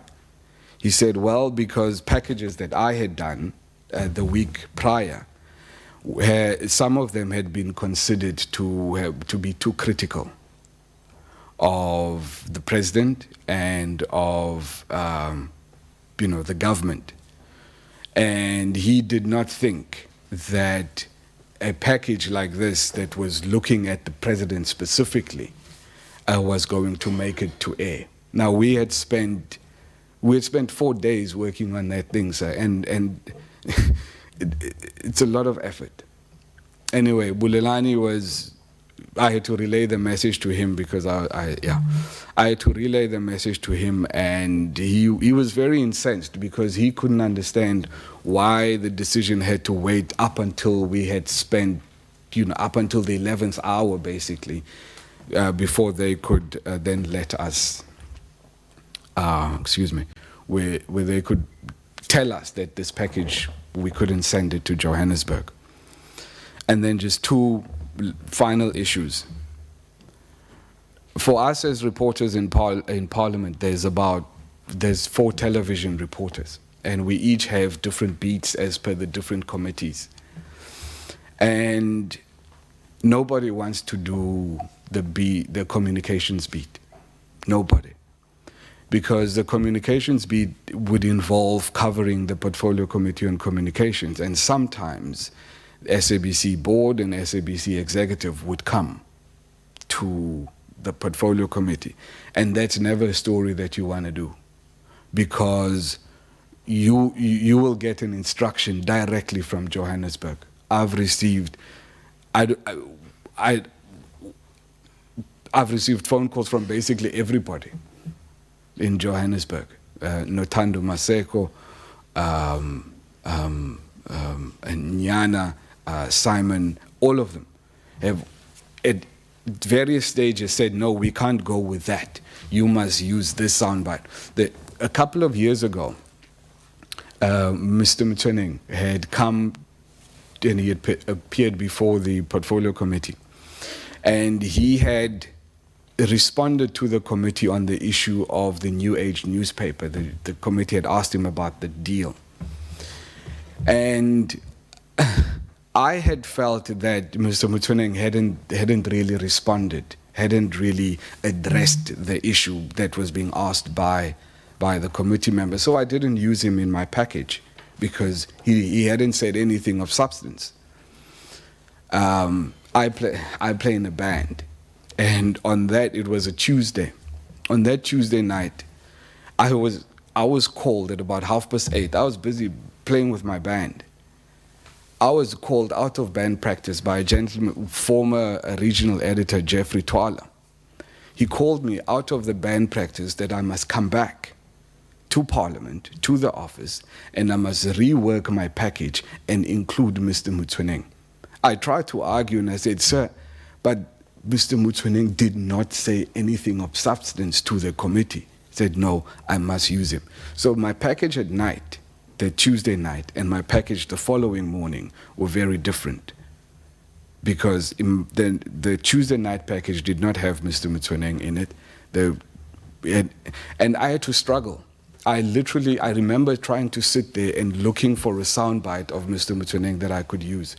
Eventually, I settled on a soundbite where he said, the new age, this is me quoting him, he said, the new age, as you know, they are new.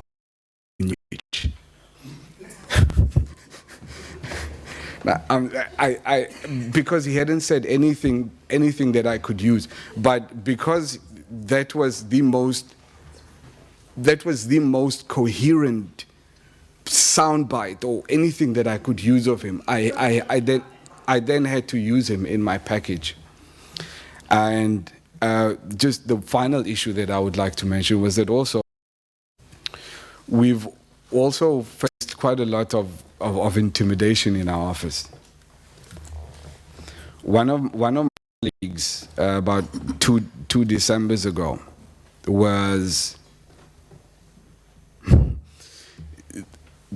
people that claimed to have been from SABC's forensic department walked into the office while the office was full with journalists, came and grabbed her laptop, unplugged the laptop, and confiscated it. A couple of days later, she was interrogated for about 2 hours. Eventually, right at the end of it, she was asking, please tell me why I'm here, because she had no idea. All she knew was that these guys came in, they grabbed a laptop. She tells a funny story that she thought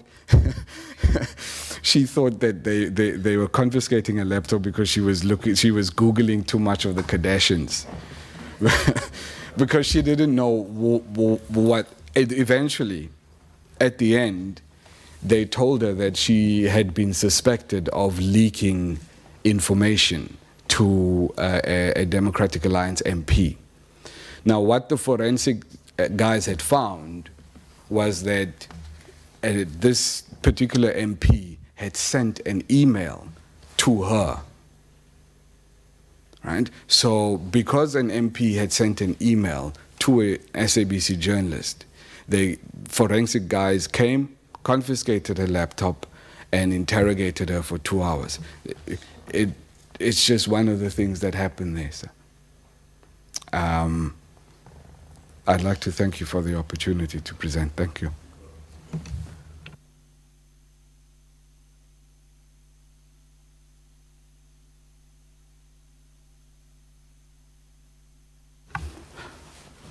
Honorable Chair, members of the committee, let me thank you for giving us this opportunity. My name is Vuyo Mvogo, and I'm a journalist with 25 years experience. I have spent 9 of those years altogether at the SABC, first as editor, group political editor, between 2002 and 2006, and then between 2011 and now in various other capacity. My title at the moment, I go by the title of contributing editor.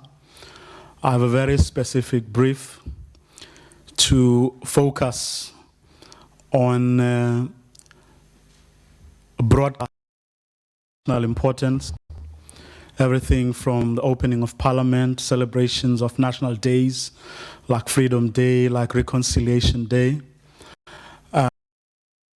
When it comes to such events as, for instance, the official funerals of former heads of state or other people who get official funerals.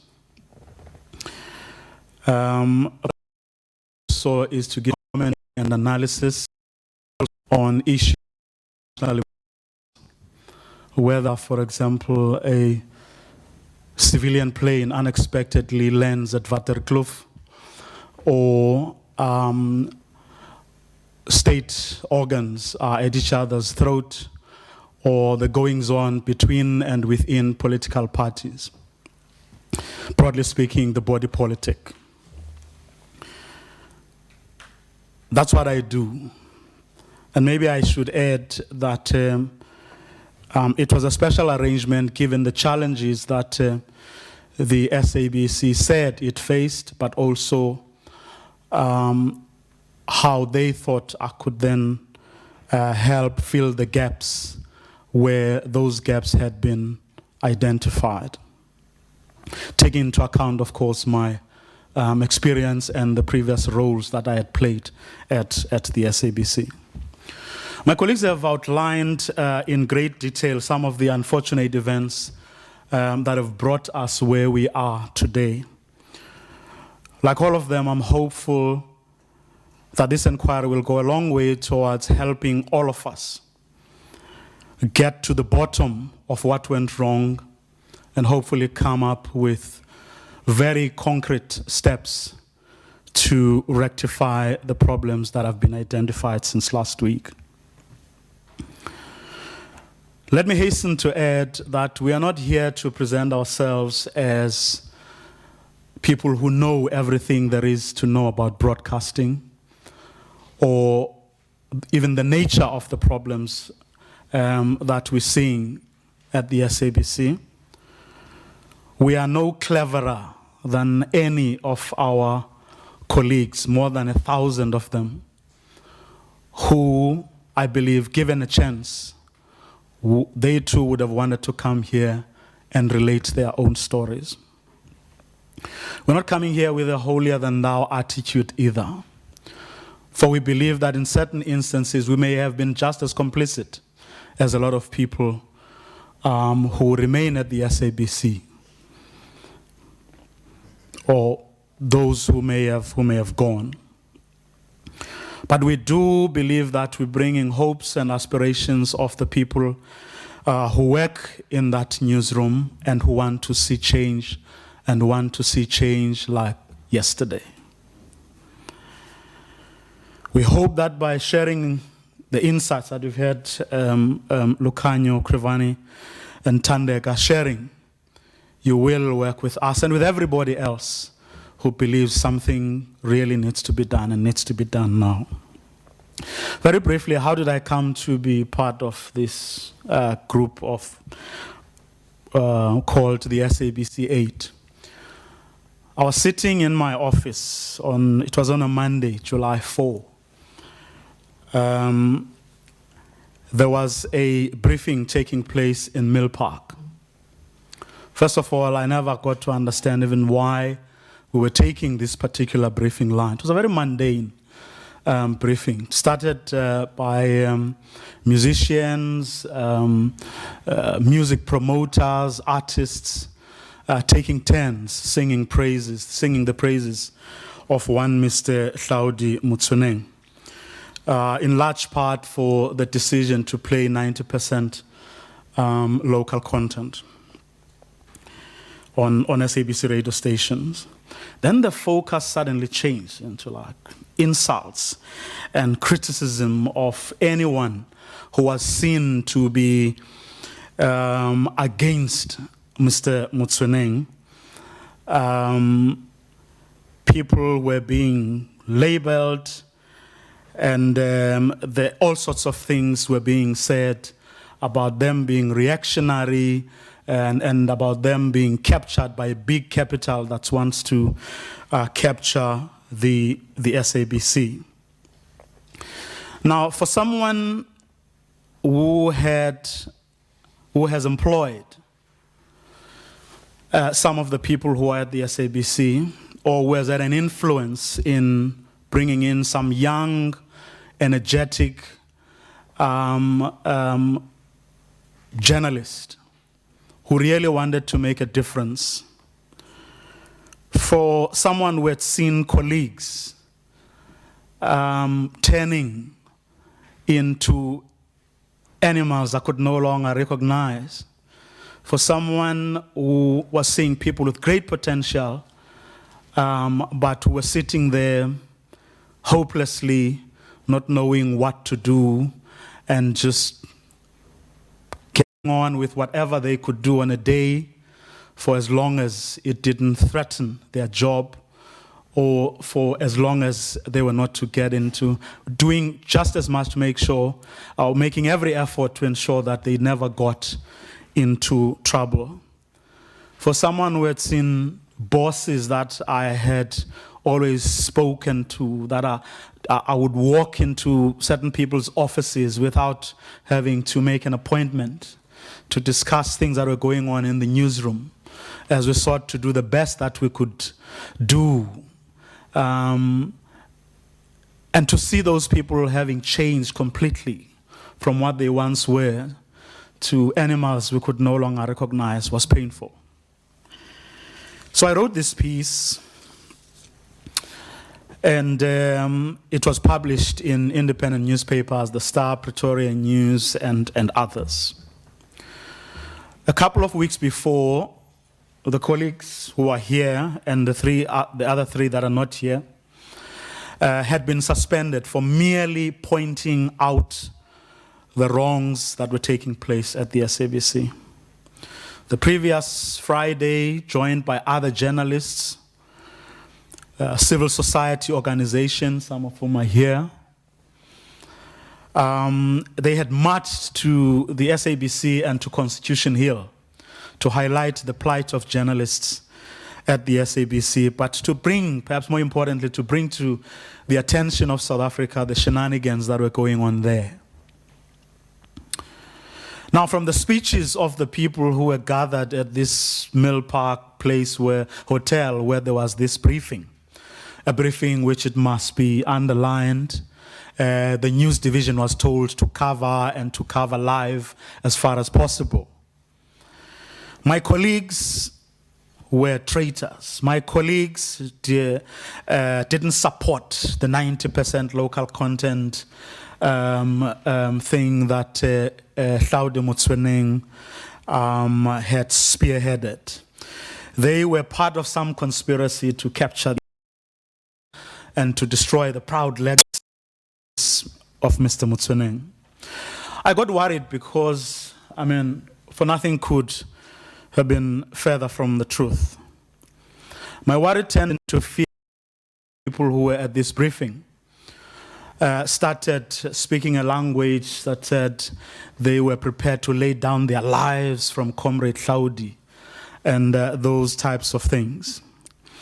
Because growing up in the township in the late 70s and in the 80s, one got to witness, consequences of some of what happened, where well-meaning people who were zealously guarding their struggle would be told by misinformed or less informed people that Nansi Mbimbi, and everyone would run after that person.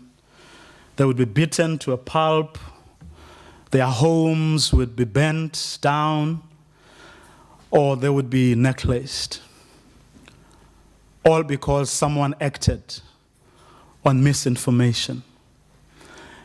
And the enemies of our struggle in those days were quick to use what was happening at the time to discredit what was a very legitimate struggle of the people of this country. Having personally witnessed or knowing of various incidents of intimidation, of censorship, and of improper interference in editorial decisions at the SABC, I knew that my colleagues had been suspended for speaking the truth, and their actions had nothing to do with the conspiracies that they were being accused of. They were being persecuted for their courage to speak against indiscretions that no journalist ought to put up with. I went home that evening very troubled, and I decided to write that piece. The piece, within the limitations imposed by 900 words, sought to give a historical context to what is currently happening at the SABC, how challenges that generations of South Africans grappled with as they tried to change the SABC from a propaganda machine of the apartheid government to an instrument that can educate, inform, and entertain South Africans. The article showed or tried to show how some of the people who were tasked with transforming the SABC at times faltered. In fact, muddied the waters and leaving behind them a trail of destruction. In the face of denials by some, including the minister, including the executive at the SABC, that there was censorship, my article sought to point out specific instances that I thought debunked the myths that were being perpetrated by those who were responsible for running or looking after the SABC. The article argued that it was wrong to use legitimate causes like the plight of our artists. We know that some of our artists died paupers. I argued that it was wrong to use such acts as the destruction of public property by criminals and thugs to camouflage illegal or irrational decisions that the executive, with being aided and abetted by the board, were taking. The article stated that people do differ or come from different vantage points, but there are laws in this country. There are regulations and procedures at the SABC or resting with the regulator to ensure that we deal with those issues. You don't wake up and declare policy. There are ways to do that. The day after the article was published, I was, of course, effectively suspended to this day. The SABC said I'd breached the terms of my contract, which I obviously disputed. They then said they were investigating the matter further, and while they were investigating, they would not schedule me, so I would not be paid. So I remain in limbo. I've been to the High Court to challenge that decision, but the judge essentially refused to hear the case, arguing that I was putting the cart before the horse because the SABC was still busy with an investigation. We should wait until that investigation is completed and only then approach the courts if need be. Of course, more than 5 months later, nothing has come of that investigation. And that's despite the fact that the very same Judge Fritz van Oosten specifically asked the SABC not only to expeditiously resolve the dispute, but also to attend to the matters I had raised with in my affidavit. And those matters were matters dealing with censorship and improper orders being given to journalists.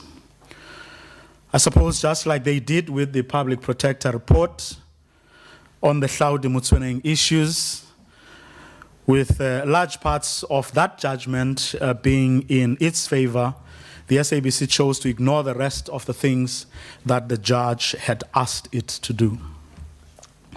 Maybe I should point out that while the matter was still before the High Court, the SABC did ask me to withdraw my public statements, the things I had written, the things I had put in affidavits, in return for being returning to work, which I obviously refused, for the things I had said were true. And perhaps I should highlight before the committee that Mr. Chairman and the committee, in its replying papers, the SABC didn't contest or dispute any of the things that I had written in either the article that I wrote or the affidavits that I have filed with the courts under oath. In my court papers challenging the SABC's decision not to schedule me, I cite specific incidents of censorship and intimidation. I mentioned, for example, how a show that I was hosting, On the Record, was abruptly canned, incidentally, the day after Donsela, among others, as a guest on the show, and subsequently announced during that same show that the next day we would be discussing this phenomenon or concept of state capture. The show, that was the last day the show was on air. One Jimmy Matthews, the next day, wanted me disciplined for merely tweeting that there would be no show that evening. In another instance, Hlaudi Motsoeneng ordered through acting political editor Sophie Mokoena that I be told to not even mention the ANC while analyzing DA or EFF manifestos. I mean, it's analysis.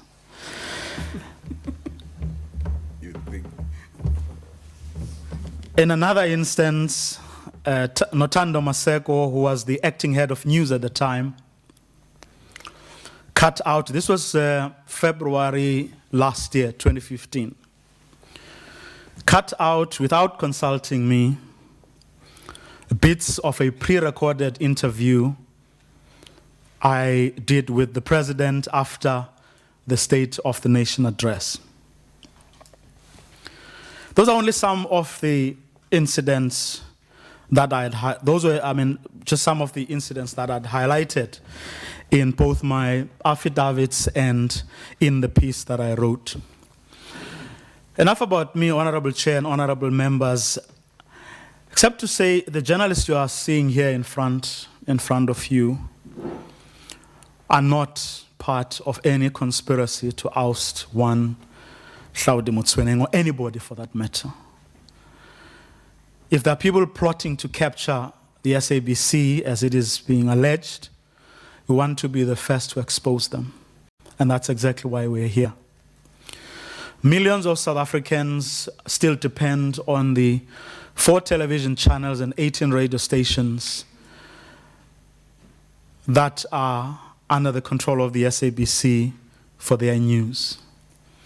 We dare not fail them. Our news has to be truthful. Our news has to be credible. Credibility is our only currency. So we need your help to restore the credibility and integrity of the news that we put out there. Together, let's use this opportunity, let's use this inquiry to protect and cushion the biggest newsroom in this country from political and financial pressures, and from those aspiring celebrities and, dare I say, crooks. The SABC exists ostensibly to inform, to educate, and to entertain. Imagine an SABC journalist's dilemma, having to write and analyze matric results. At the same briefing, your editor-in-chief says, in front of the Minister of Education, he doesn't believe in the value of education. He tells matriculants who are getting their certificates on the day that what they consider to be something that's going to open doors to the rest to what is a brighter future is in fact not worth the paper that is written on. That it is in fact a worthless piece of paper. Now, as parliamentarians, you approve budgets. You know that we spend more on education in this country than we spend on any other vote. And there's a reason for that. It's because we value education. We know where it can take us as a nation. But the editor-in-chief, of course, of your national broadcaster is going to tell you that all that many educated people know how to do is to read the whole day. They don't have time to think. Don't ask me about matric certificate. Ask me if I can do the job.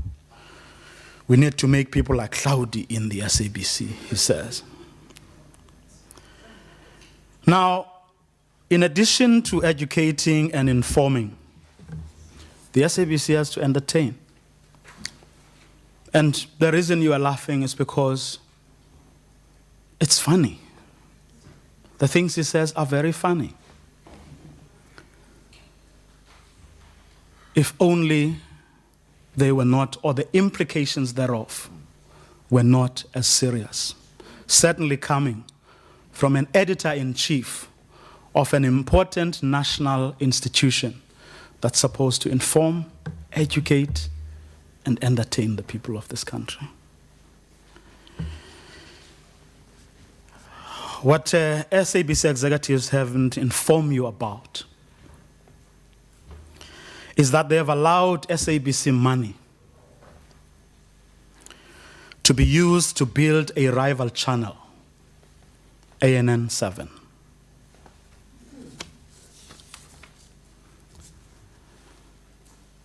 Morning Live resources get diverted to pay for the production costs of those TNA breakfasts that you see.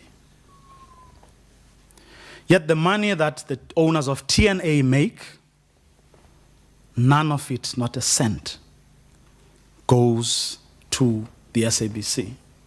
From the millions they make through sponsorship to the tables that they sell at those breakfasts, they do not spend, they do not take any of that to the SABC, except perhaps to the people who make things happen for them. SABC News spends 2, 3, sometimes $500,000 for one of those TNA breakfasts, I'm told, to put it on air, because we pay for the production costs. We pay for the presenters to be there, for the presenters, for all those people, that whole tribe that has to travel to Bloemfontein or to the Northern Cape to do those broadcasts. The owners of TNA don't pay any of that money. And they've been open. When they couldn't succeed in taking over the news of the SABC, they put up a rival channel to take on the SABC, but it's the SABC that has to pay for its downfall and to build this alternative channel. Now, the SABC does periodic appraisals of the performances of its news bulletins and its current affairs programs. Those ARs, if you were to ask the SABC to furnish you with that information, will show you how we are bleeding, how we are ceding ground to competition, how we're using our money that we are supposed to bring better bulletins, better current affairs programs to prep up competitors.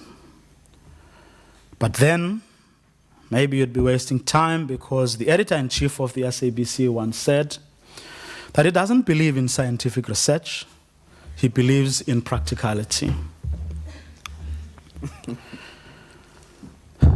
As I try to conclude, the big questions are, how did we get here, and what do we do?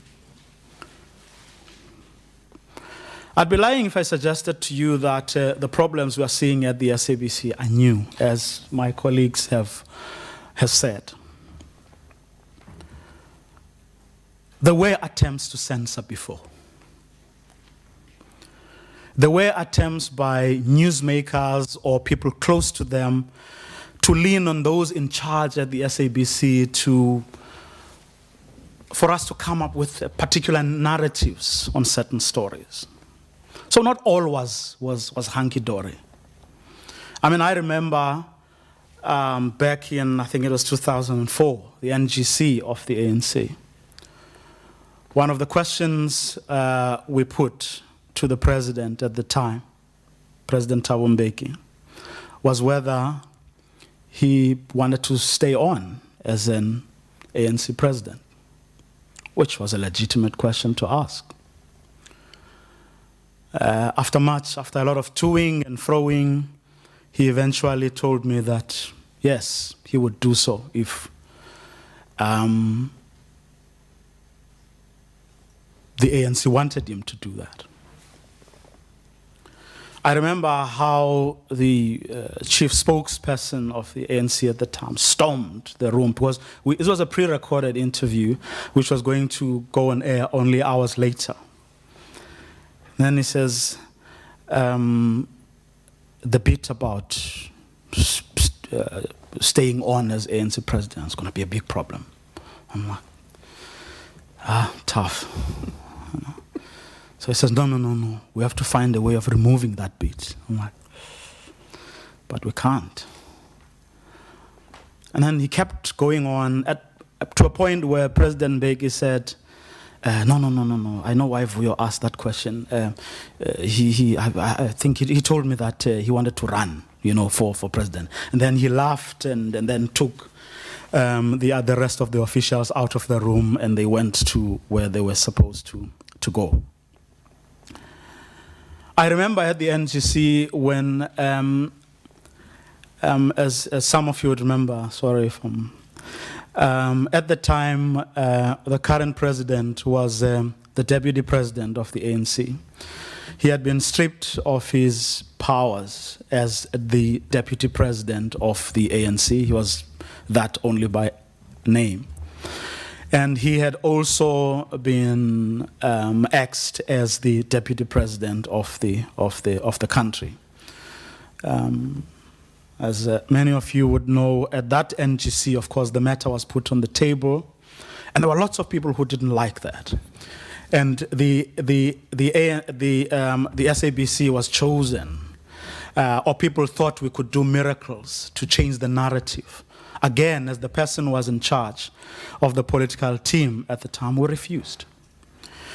We refused. I remember in another Mbeki interview, when the head of news at the time tried to get us not to ask certain questions. Myself, Pippa Green, and Jimmy Matthews stood up and said, you're not going to do that. But the point I'm making is that even though there had been, in other words, the things we are seeing and the things that my colleagues have been talking about are not necessarily new.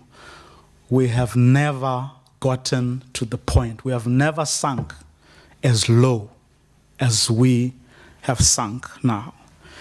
I mean, there were those instances, but people at the time, some of them bad as we thought they were, at least they had the decency, to listen.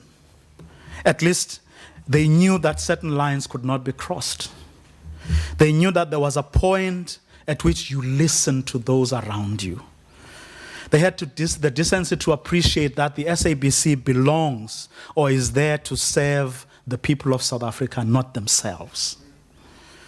And that there was a limit to how far you can go to undermine the collective intelligence of South Africans and impugn their integrity. But if you look at some of the things that have happened, where you just cut an interview of a president, not because they have asked for it, but you're second guessing. You canning shows, as Krivani, has said. Those things are wrong, and we're asking you, and we're saying we are at your disposal, together with the more than 1,500 people who work in the news division at the SABC. We are saying, let's work on this. There are several. There are a few ideas that many of them my colleagues have already spoken about, how internally we can deal with some of the things. But perhaps we also need to go back. As many of you, or some of you may recall, back in 1992, 1993, we got together as a nation. We're facing serious threats at the time. We wanted to, change had to come, but people realized that certain things could not be done if institutions like the SABC were still under the control of certain people and were not there at the disposal of everyone to, so to speak, level the playing fields. Some of you will recall how even the first board of the SABC was appointed. It was an open process, very public. Everyone was scrutinized, their qualifications, their schools of thought, their world view.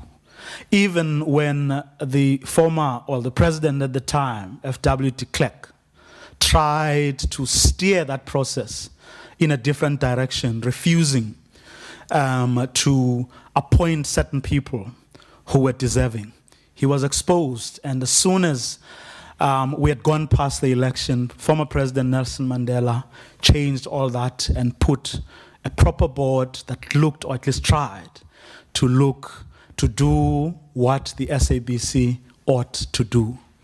Those men and women tried their level best. Of course, there were challenges. They succeeded to a lesser or greater extent to do certain things, but then they passed the baton on to others. But somewhere along the way, we dropped the ball. In such instances, for example, as when the Minister of Communications came to Parliament and said, give the COO all the editorial powers, make him the editor-in-chief.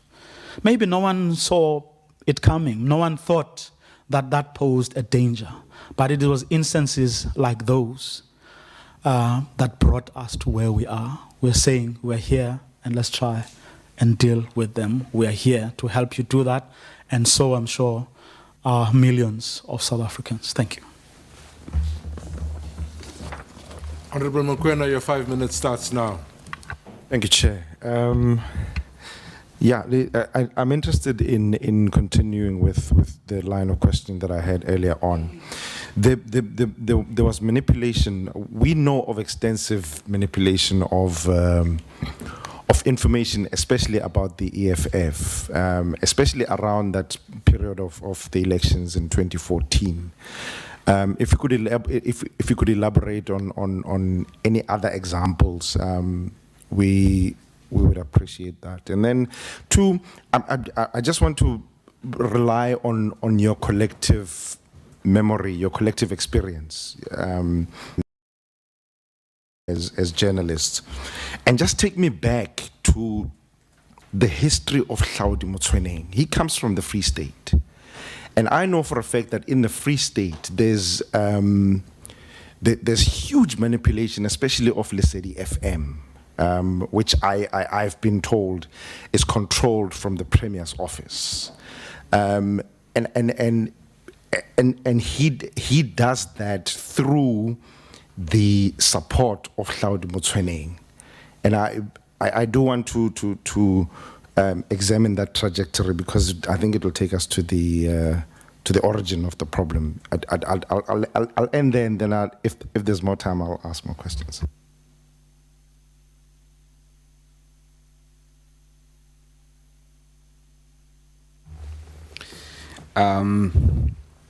Thanks very much, sir.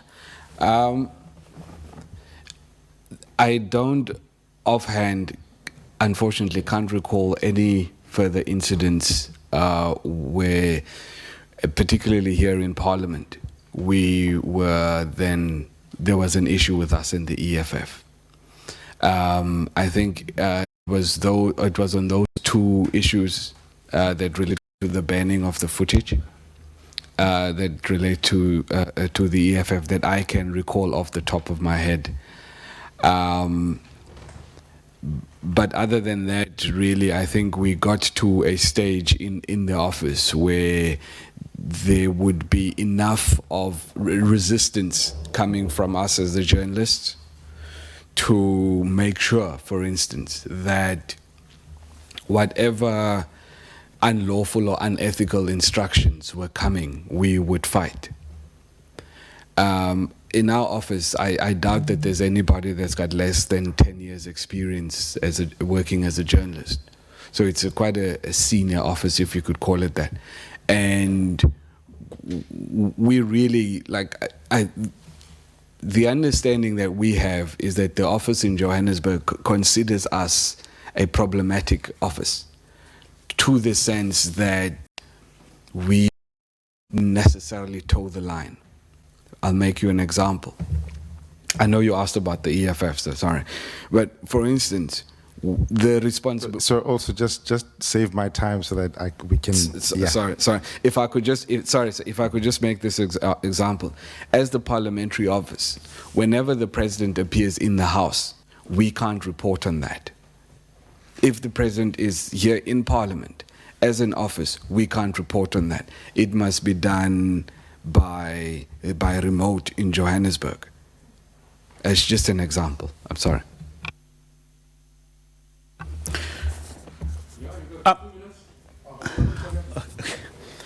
Well, there's an instance or incident I remember. I went to, I think it was the anniversary of Marikana, if I'm not mistaken, which was a story.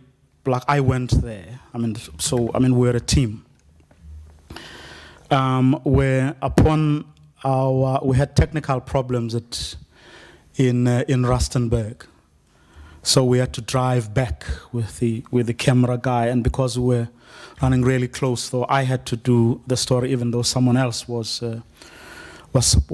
going to do it, just so that we can speed things up. And when I got to the office, the assignment editor on duty on the day said an instruction had come from Mr. Matthews that we should not use the leader of the EFF on the story.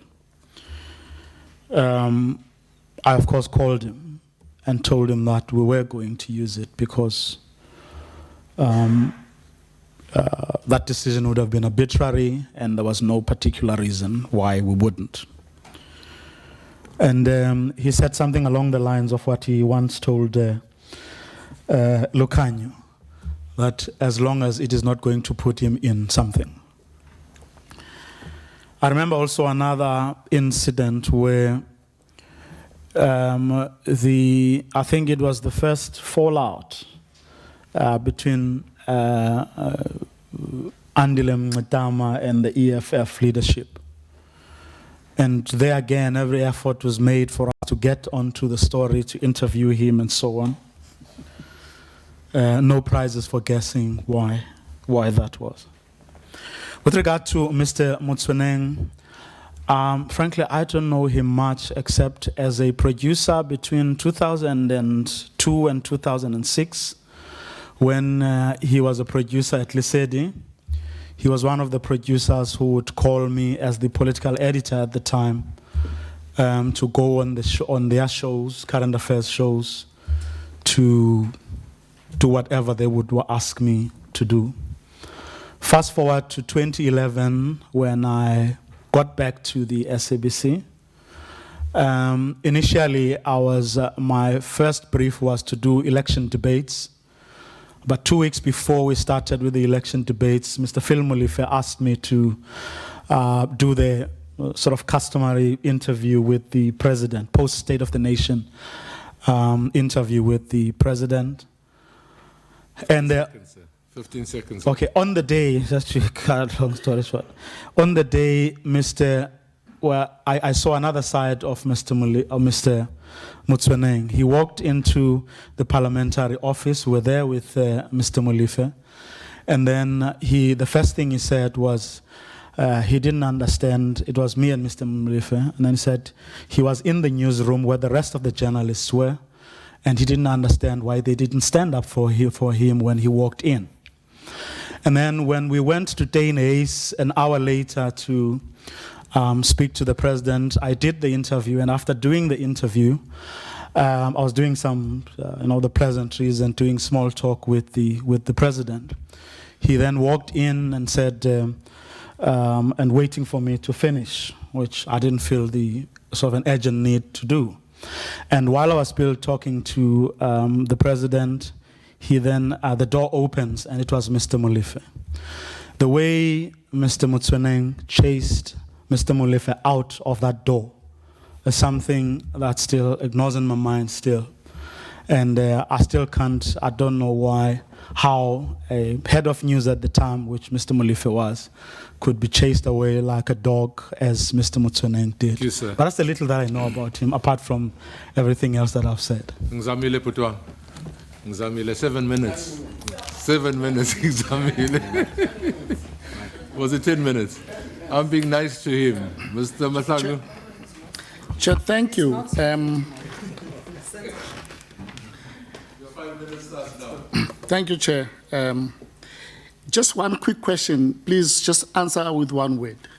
Are the journalists, yourselves and whoever else, still getting threats from Mr. Motsoeneng and company?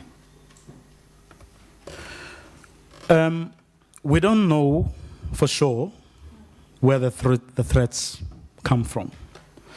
But I think reasonable people can make assumptions about who would have a stake or an interest in the story that has been told over the past week, for it not to be told. But as this collective of journalists, we felt the issues we're putting before you are more important than anything that has happened to any one of us. We would urge you to put what we're putting before you first. And we have been told, we have been assured that the police are still busy investigating We'll await the outcome of that, but we do. We're saying it comes with the territory. We've chosen to come forward and volunteer the information that we have, and we would want that to be the focus. Thank you. Chair, I think, Chairperson, we must take some measure of responsibility us as parliamentarians for failure to protect and salvage the SABC. Failure in our oversight, and I think we can't dig our heads in the sand. Some of us have just learned about this, but it is a reflection of our failure to do our work. Let me make a commitment, Chair, as we were celebrating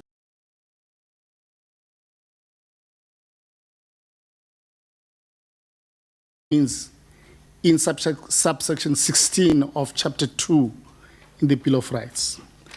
That commitment is what we, as elected representatives, took an oath before the nation and the world and said, we shall live by this.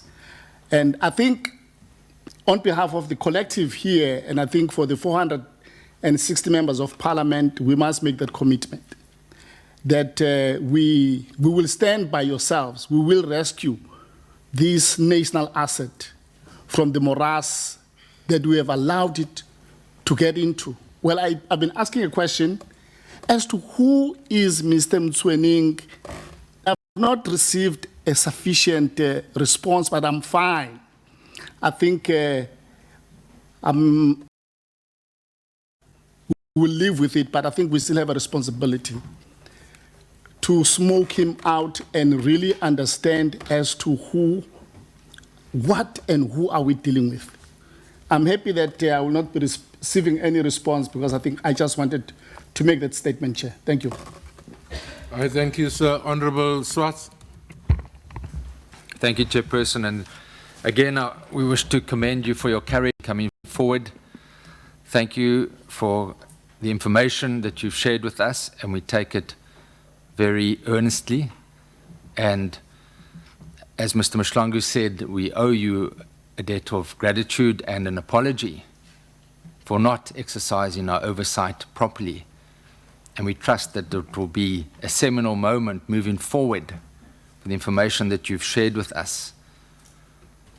One does wonder, however, what the power behind Mr. Mtswening, because the information that one of the examples that was given was at the matric certificate handing out, where there was a statement made about matric certificates being useless. Why on earth did the Minister of Education not countermand that outrageous statement?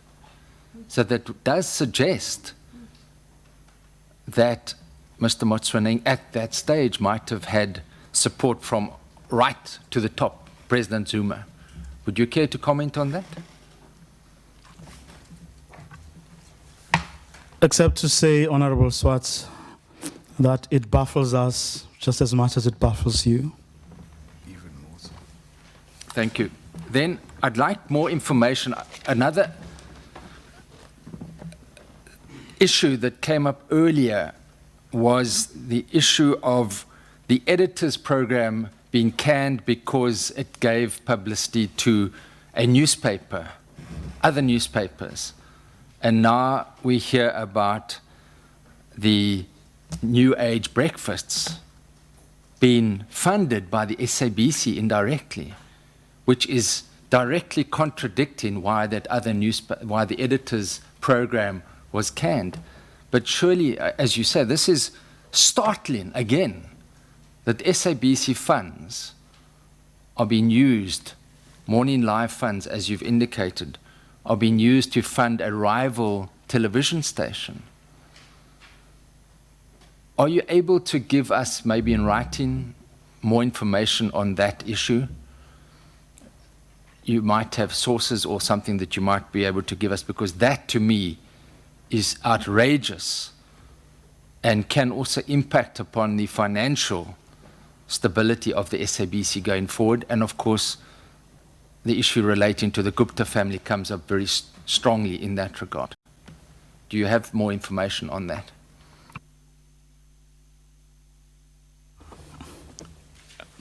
We're under oath, aren't we?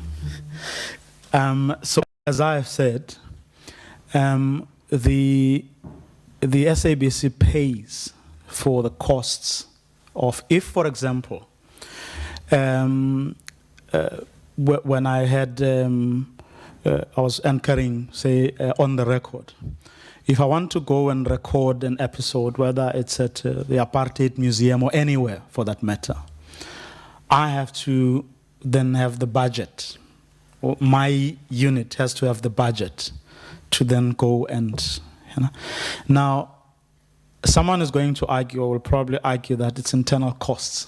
But when you've exhausted it, you've exhausted it. If, for example, Morning Live 3, 4, 5 months before the end of the financial year wants to do whatever it wants to do an OB, like a very legitimate one. Let's say it wants to go to Marikana on the back of what the presidency announced a few days ago. It may be told that you can't go and do that very critical story because you've already exhausted your funds. And that's a direct impact that something like that has. And if I tell you that they even wanted more. A few years ago when I was doing Sunday Live, we started Sunday Live, they came and that had already been agreed to. I don't know by who, but I was summoned to an office only to be told that from next month, TNA is going to take 1 week every month to do provincial TNAs.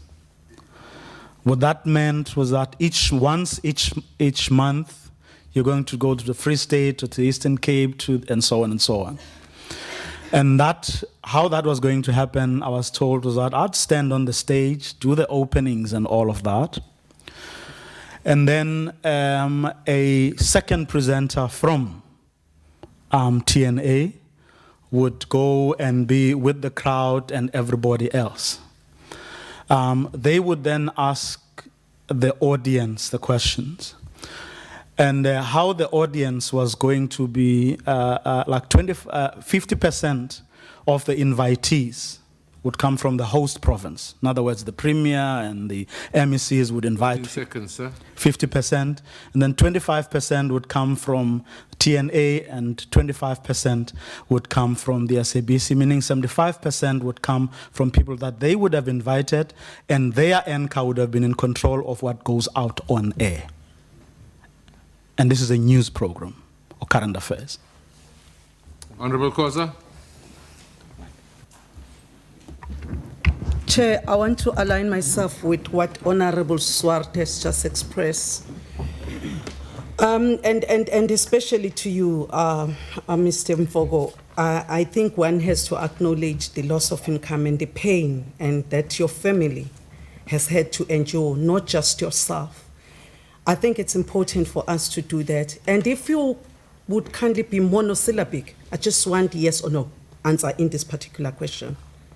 Is there sufficient appreciation at SABC that it has to be self-sustaining because the national fiscus is under immense pressure due to the service delivery backlogs that we have in South Africa and the poverty levels that we have in the country? Is there appreciation, sufficient appreciation, at least by your board members or Mivin Mutswaneng and those people?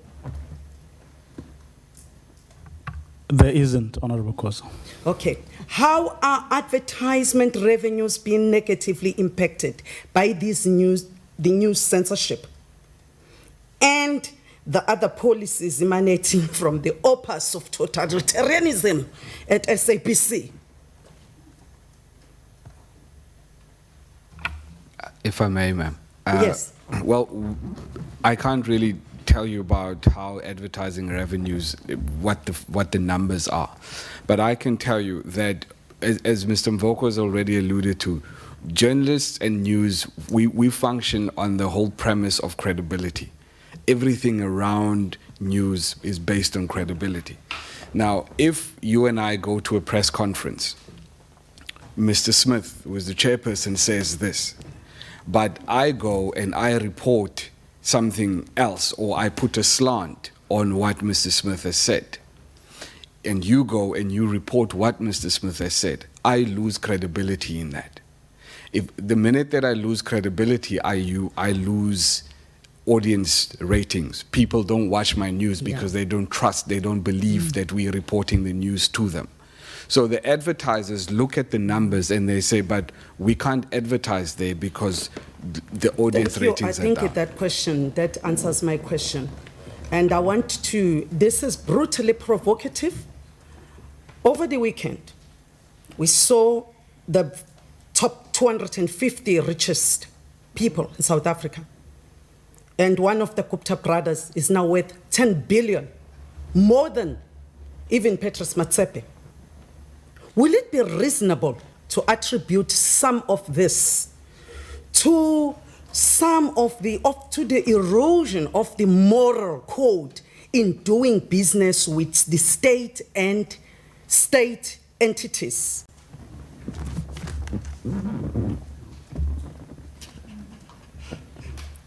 Do I?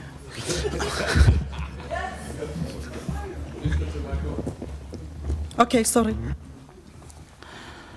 Well, I think a lot of people have spoken, or a lot has been written also about that company or those proprietors, their way of doing business. So maybe Thandeka can expand on it. But certainly from where I'm coming from, as someone who is obviously deprived of resources to be competitive, for the SABC to be able to do what it is supposed to do, it can only mean one thing: that someone is being enriched or enriched further, but unfortunately at the expense of your national public broadcaster. That goes without saying. Thank you very much, ma'am. Honorable Oliver. Thanks, Chair. Mr. Mvoko, sometimes when you don't want to appear as being too critical, you tend to hang yourself. I'm raising that because at your introductory part of the report, you say, we are not coming here with a holier-than-thou attitude either. Is this implying that you also had a fair share in putting SABC to the state it is now? Honorable Loliwe, there is something that journalists say is self-censorship. It's a huge part of what is wrong at the SABC, because people have had to think about their livelihoods. People have had to, because openly, there's something called rediffusion at the SABC, where the executive or the board speaks to staff and all the regions and offices are linked. People will be told in no uncertain terms that if they don't toe the line, they will be out. As my colleague said previously, as Thandeka and Krivani said, that you would be told in no uncertain terms, that it's the door or the window. You would be told that if you don't accept what management tells you to do, there are lots and lots of journalists waiting. Please indulge me just for another 15, 20 seconds, Chair. On the day, we had in the run-up to the election, in fact, we were preparing for the election, we had a workshop at the VAL. And Mr. Motsoeneng came and addressed that gathering. And what happened, a few things happened there. One of them was people asking questions. Among the questions, for instance, a question that I asked was how he was treating our bosses. and the fact that he was undermining them, and how that was doing to the morale in the newsroom, but also to the standards that we are supposed to uphold. And I told him, because I said, I know this from what I was told when my show was canned by so-and-so and so-and-so, who told me that you guys did it. There, we had also invited a seasoned journalist who was also like an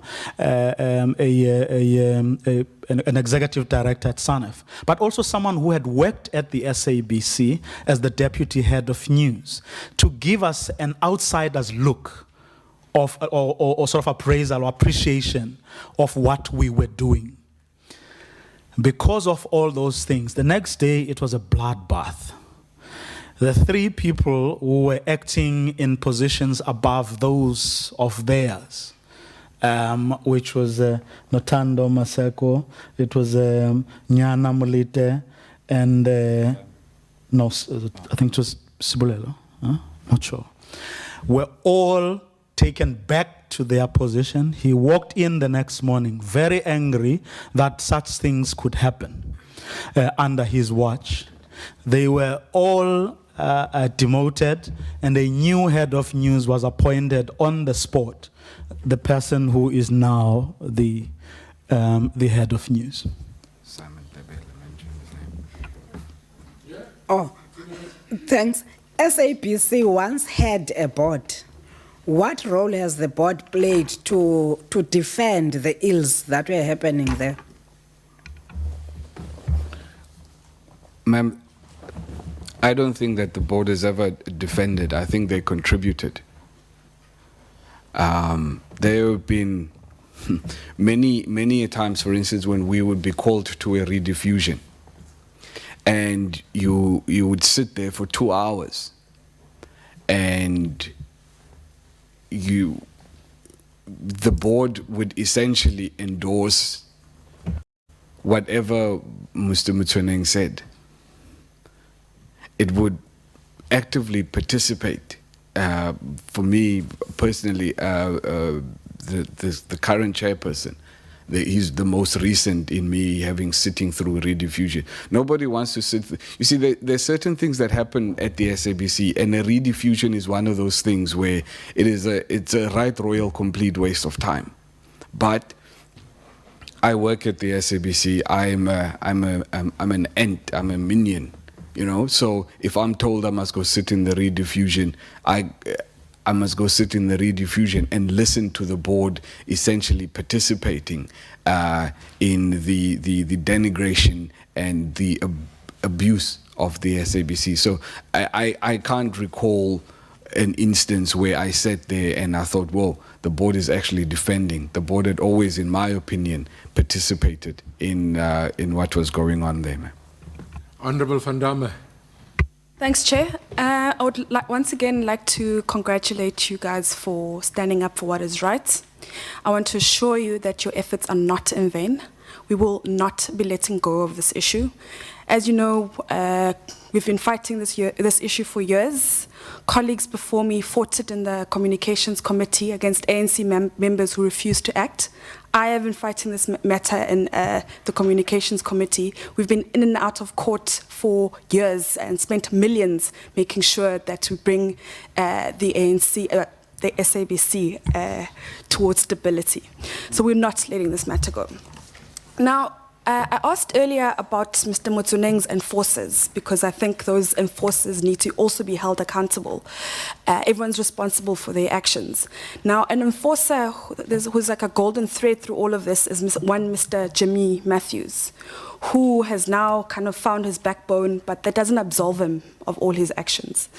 There's two issues that I'd like a little bit of more information about. The one is also around SONA, about Mr. Matthews assaulting a female SABC reporter. Who was that reporter and what was the issue around that? And then about the reporter who had her, who was computer confiscated or was interrogated for 2 hours. Who was that, and how was that matter resolved? And by the way, Chair, I think we do need to maybe call, I echo what Honourable Chauke said earlier. The State Security Agency needs to be called in and held accountable for their role in interfering in employee relations at the SABC. Thanks very much. Mr. Jimmy Matthews, for me, I mean, I made the point earlier on that he was one of the very first people to ever do or say something to me that I thought was, you know, a little bit outside of the boundaries. Also, growing up, for me, Mr. Jimmy Matthews was like one of those people. You know, he had he was a journalist back in the struggle days. You know, he was a camera person, I think a photographer. So I mean, his father is a well-known author. So he was that guy, you know, who I looked up to and be like, you know, one day would like to be like that. So when he did what he did to me, yeah. And also then on the day when he actually resigned, it was the day when I then issued the statement that I did criticizing the SABC. I had felt that Mr. Matthews had let us down. You know, he really had, because it was wrong of him to first resign and then come and say what he needed to say and said what was happening at the SABC is wrong. Why couldn't he say that stuff when he was inside? You know, I thought it was... Let me not go there. But, no, I thought it was cowardly. Yeah, so, anyway. Ma'am, I think when it comes to my colleague in the office whose computer was confiscated, I think I'll have to ask for her permission. And then maybe if she agrees, it's a name that I could forward to the committee. But, yeah, I would hate to have to, you know, publicly declare her name, and maybe she might be uncomfortable. Thank you. Thanks, Chair. Please do have that conversation, and can that information be forwarded to the Chair? I think the State Security Agency link definitely needs to be investigated. And then I want to talk a little bit more about the death threats. There was a question I held back earlier because I assumed the two of you would speak about it, but you haven't spoken about the death threats. Are you still being threatened? Me personally, no. I have never been threatened. Yeah, because anyway, I've never been threatened. And the reason why we didn't, Mr. Mvoko mentioned a little bit earlier on. One of the reasons why we felt that it's better for us to try and protect the guys that had been threatened, kind of shield them from coming here, and you know, because we'd hate to be seen as being antagonistic to the people behind the threats. And that is and we also did not want to make that, because we knew that if Suna, for instance, came here, it might become the key focus. And while we adore and respect Suna, we didn't want that to be the focus, because there's this issue here that if this is dealt with, and it's dealt with properly, it will by default deal with the other issue of the threats and all of those things. And that's the reason why we collectively took a decision, to kind of protect them and to shield them, because we want to make this the focus. I would argue that that issue is actually intrinsically linked with what is happening. It's not a separate issue. It's about an individual or individuals who are willing to intimidate, try and kill people in order to protect themselves against being held accountable for state capture, for corruption, for violating the Constitution. So I think it's very much a relevant issue. I want to know, what was the wording of the threats? What did they say? If you don't do X, we will do X. What is it that they wanted you to stop doing? What was the wording? And also, what form did the threats come in? Was it an SMS? Was it a letter with letters cut out from a magazine? What form did the threats come in? From what I've seen, 60 seconds. From what I've seen, ma'am, most of the threats were SMS form, and they essentially would say the one SMS that I'd seen was, we know that the girl just before the budget. Then we know that the girl is going to Cape Town. She must stay away from Parliament, otherwise this time we won't miss. This was after the incident where Ms. Fenter's car had been shot at. So those were the kinds, just to let you know that we were watching. Basically, or that we are watching, we're monitoring the movements and those kinds of things. Those are from what I've seen. Okay, the other one was just for us to withdraw our Concord case. Honorable Chauke.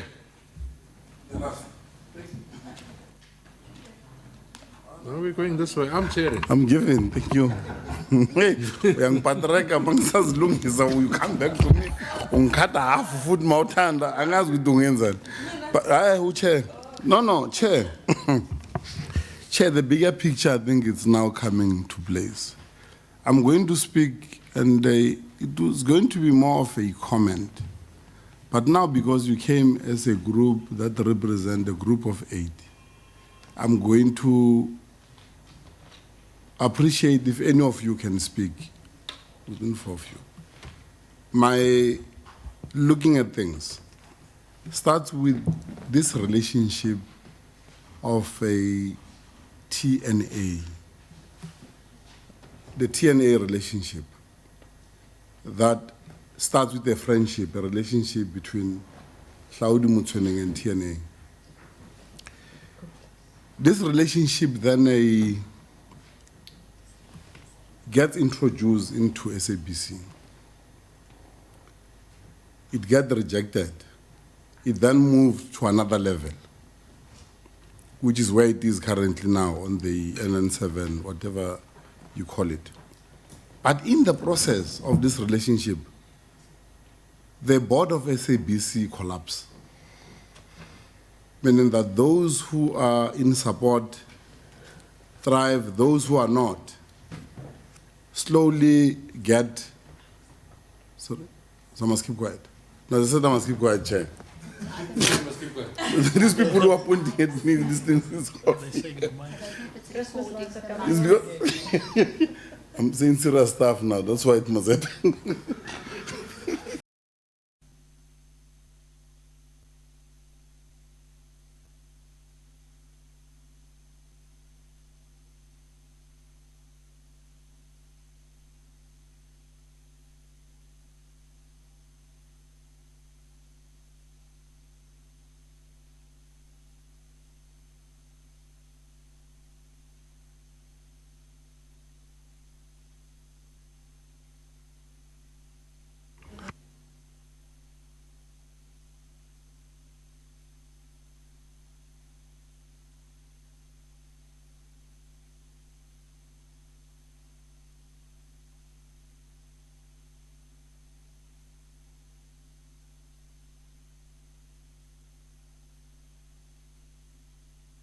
Can I proceed, Chair?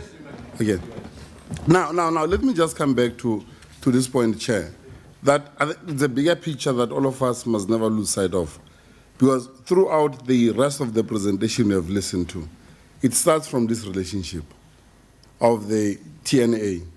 It then moves to weakening the organization. Then you then hit the board, you collapse the board. Having collapsed the board, the next step is to collapse the executive. Now, both the board, which is the accounting authority, has collapsed. In fact, it's non-functional. But look, we're still benefiting in the process, right? The executive is in tatters. And this executive chair is the executive that is not vetted. It's people with their own agendas in the executive and all of that. Now, core people of SABC. I mean, I've known you for many years, all of you seated here, for many years. Now, this thing has now moved to you. It's now collapsing that core. And this core is really collapsed. It has collapsed, this core. And you come back, you look at the behavior of outsiders that comes in. Now, I'm going to ask you to comment on this narrative that I'm putting. Look at how Brian Molefe comes into the picture. Look at the relationship of Brian Molefe and the Guptas. Look at the relationship of Brian Molefe and Hlaudi Motsoeneng. You don't separate that. It's one people. Authority, control, pointing fingers, pushing everybody, they're in charge, right? Now, Chairperson, my take is that this will not only require this party position that this party will do this, one will do this. It's going to require this focus that we have started here, because the issue we are dealing with is not a small issue. This issue, in fact, is collapsing SABC. It's collapsing it. As we speak now, in fact, I don't know how it survives, because if you have listened to other speakers who came before, the question that you'll ask obvious, what is this thing? Why is it still breathing? You know, the fact is that it has collapsed. It has collapsed clearly because of a particular strategy that has been driven throughout. So you as senior journalist, you have done this assessment, I think, on your own. And I think it's an opportunity that when we engage now, as we close, I'm not the last speaker of yours, but you must be able to share with us this observation. What do you see? This wonderful, crafted, well-oiled machinery within a very short space of time. Now, I don't want to deal much with your political leadership there, because sometimes they fall into this trap without really knowing that there's a particular relationship that exists that has captured SABC to that extent. So my comment, therefore, is that I have learned so much in the whole process, but I think the bigger picture is that SABC will have to collapse. What is going to rise, obvious, that TNA with its own interest, you'll see them rising. Currently, it survived. We are funding an opposition organization. We are funding it directly so, with monies of the public, which is your NN7 program. In fact, you see it in the screen when you watch that program. So I think this thing is bigger than what we may think. This is a serious threat to democracy. It's a serious threat to democracy. It's a serious threat, in fact, not only to democracy, but to the revolution. Because what we stood for, what we stand for, is being eroded by this exercise. That started at the top with the friendship that has collapsed this whole system now. We have what we call, we're just reading obituary of SABC as we engage currently now. We don't have the organization there. So I'm saying that let us be honest, factual, and I think that what is very critical is the points that were raised by other colleagues here. Critical points that, but why can't we pin down the issue of who is this power? This power, where does it lie? I will tell you where the power lies. The power lies with TNA. That's where the power is. That's where the power is. Because if TNA did not have power, it would not exist anywhere. TNA that come with a 3-pager to want to take over a news channel. That's power. And they have not gone away, they're still there. So I'm saying that, colleagues, that we need to help each other. And I'm happy that in your input, Vuyo, you spoke more of party interference, which was dealt with. And it's a non-issue, in fact, to be very honest with you, to that extent. The issue is what we are dealing with here, the total control of SABC. And this is what is happening. So, issue, but I will definitely require colleagues who are here just to make their own input. It's my own observation, by the way, based on what we have received. That Prof. Magube, he may not even know, in fact, that there's a relationship that exists such deep that he will not even understand it. And he's busy making us jump left and right without understanding what. Here you are dealing with something that is well prepared. Well prepared. So, Chair, those are my comments, Chair, and I think that I'll definitely be happy to look at currently what is happening is that you now have Hlaudi Motsoeneng with this group now. He has created his own independent group. I mean, the names that you have mentioned of the 5 or 6 people that were calling journalists to appear before them, that is the group that operate. It's unfortunate that the Kaiser happened to be one of those, and it's one of those people that we believe that they are tried and tested. You know, people who have worked at SABC, have known them for many years.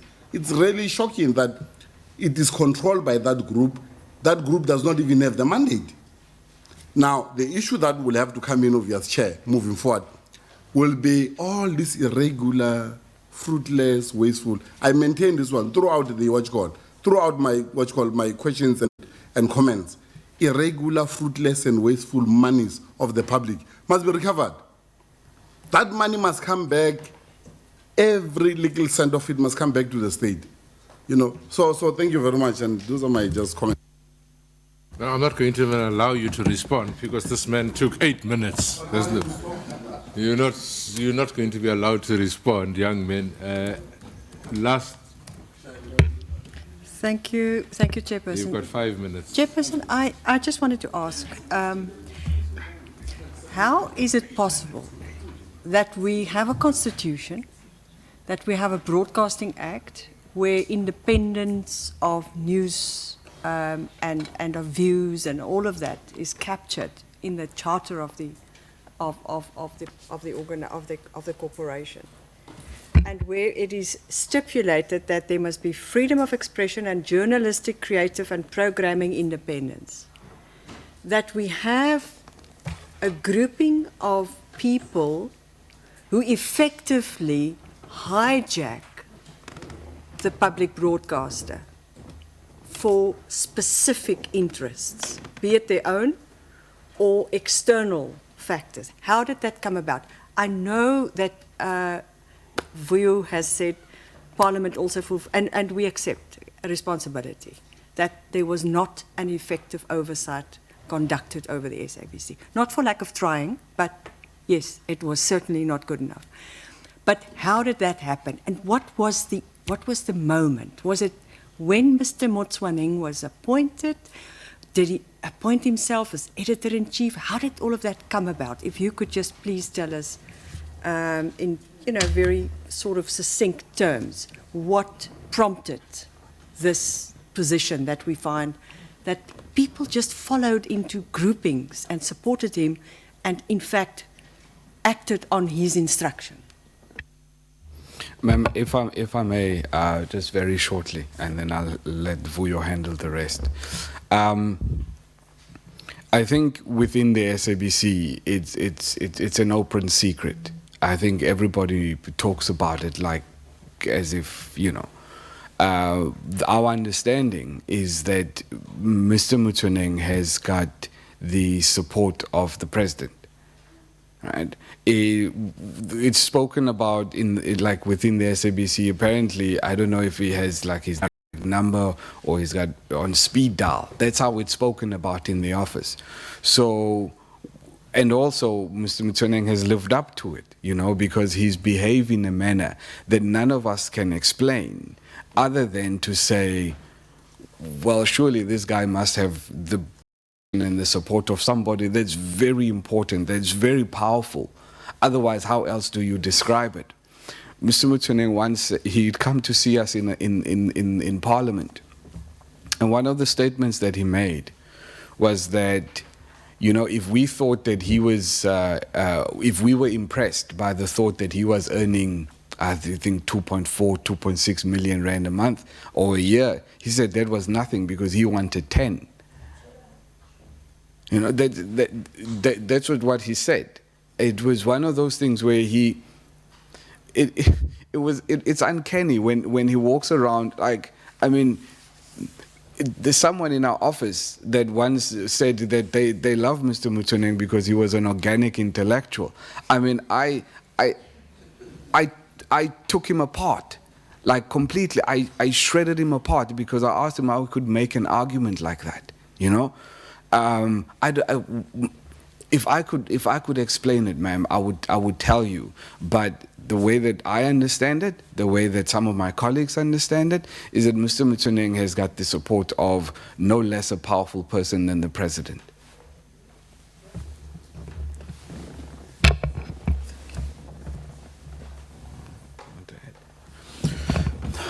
Well, just to add very briefly, in the SABC newsroom,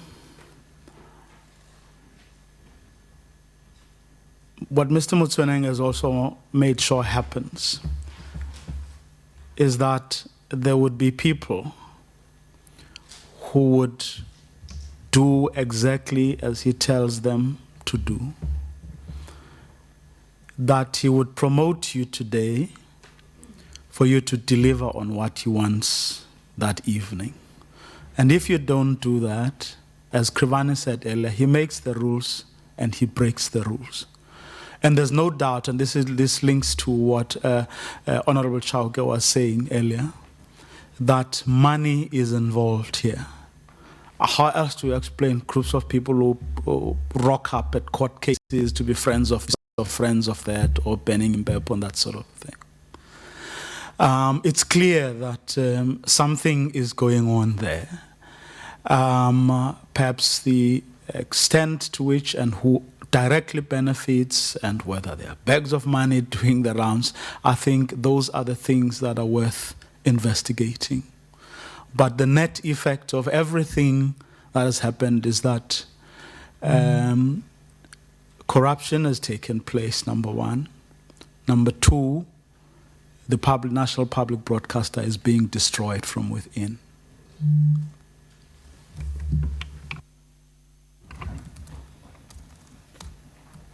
10 seconds. Now, I just wanted to make the point that also recently we've been hearing quite a lot, for instance, about the protection of Mr. Motsoeneng's rights and the board's rights and the chairperson's rights and everything. And we've just been wondering that when we were all fired, there was no protection of our rights because we were fired without even being taken to a disciplinary hearing. So who gets their rights protected within the SABC and who gets their rights violated? Thank you. Thank you very much. Before I close, let me just make 2 points to the committee. I recall that when we started, we took a collective decision that we'll have only 5 minutes per person. And I was lenient today, and that leniency creates a bit of chaos. From tomorrow, it will be 5 minutes. Regardless of how important, it's how you manage your questions and so on, because it's just going to create problems for all of us. So I'm warning you that that's how it'll happen tomorrow, because we will have a whole week to debate, honorable members, ourselves. We'll have a whole week to debate these matters, but maybe we clear that so that we don't have problems going forward. To the SABC 8, thank you very much for attending. We understand, and we did say it when we responded to somebody, that we are sensitive to concerns that others had when they wanted to have this in closed session. But we committed to open, transparent, and all those good things. So whilst we knew that you were the first people that sort of raised the idea of security concerns and so on, we're grateful that you eventually decided to come here, because we can't have this type of a meeting in closed session. We just cannot have it. So grateful for coming whilst we are not insensitive to the real threat to you and everybody else that comes here. But we will reiterate, as we've done all along, that ours is to plead to every South African that nobody that comes to this committee must feel intimidated or be intimidated. And we will continue to appeal to the law enforcement agencies to make that happen. So thank you very much for your time. Thank you very much, because we had to make you wait an hour because of other proceedings. And when we eventually get to our point of writing our report, all these things will be taken into consideration. And we said to everybody else, and we're saying it to you, that our process ends on the 28th of February. If between today and the 28th of February, there's something that you'd like to share with the committee, please feel free to bring it forward. We will share it with the committee so that it's made public and it is incorporated into our report. It's certainly not the end of the road now. All of you should do that if you wish to do that. There's nobody from the SABC who would want to test your allegations, so you're free from that part of it. If we don't see you between now and Christmas, have a happy festive break, and may 2017 be better than 2016 for all of us. Honourable members, please wait. We indicated to you that we've got some information on a flash disk for you. Please collect your flash disk before you go, flash drive before you go. And we reconvene in this venue at 9:30 tomorrow morning. Meeting is adjourned for tonight. Thank you very much.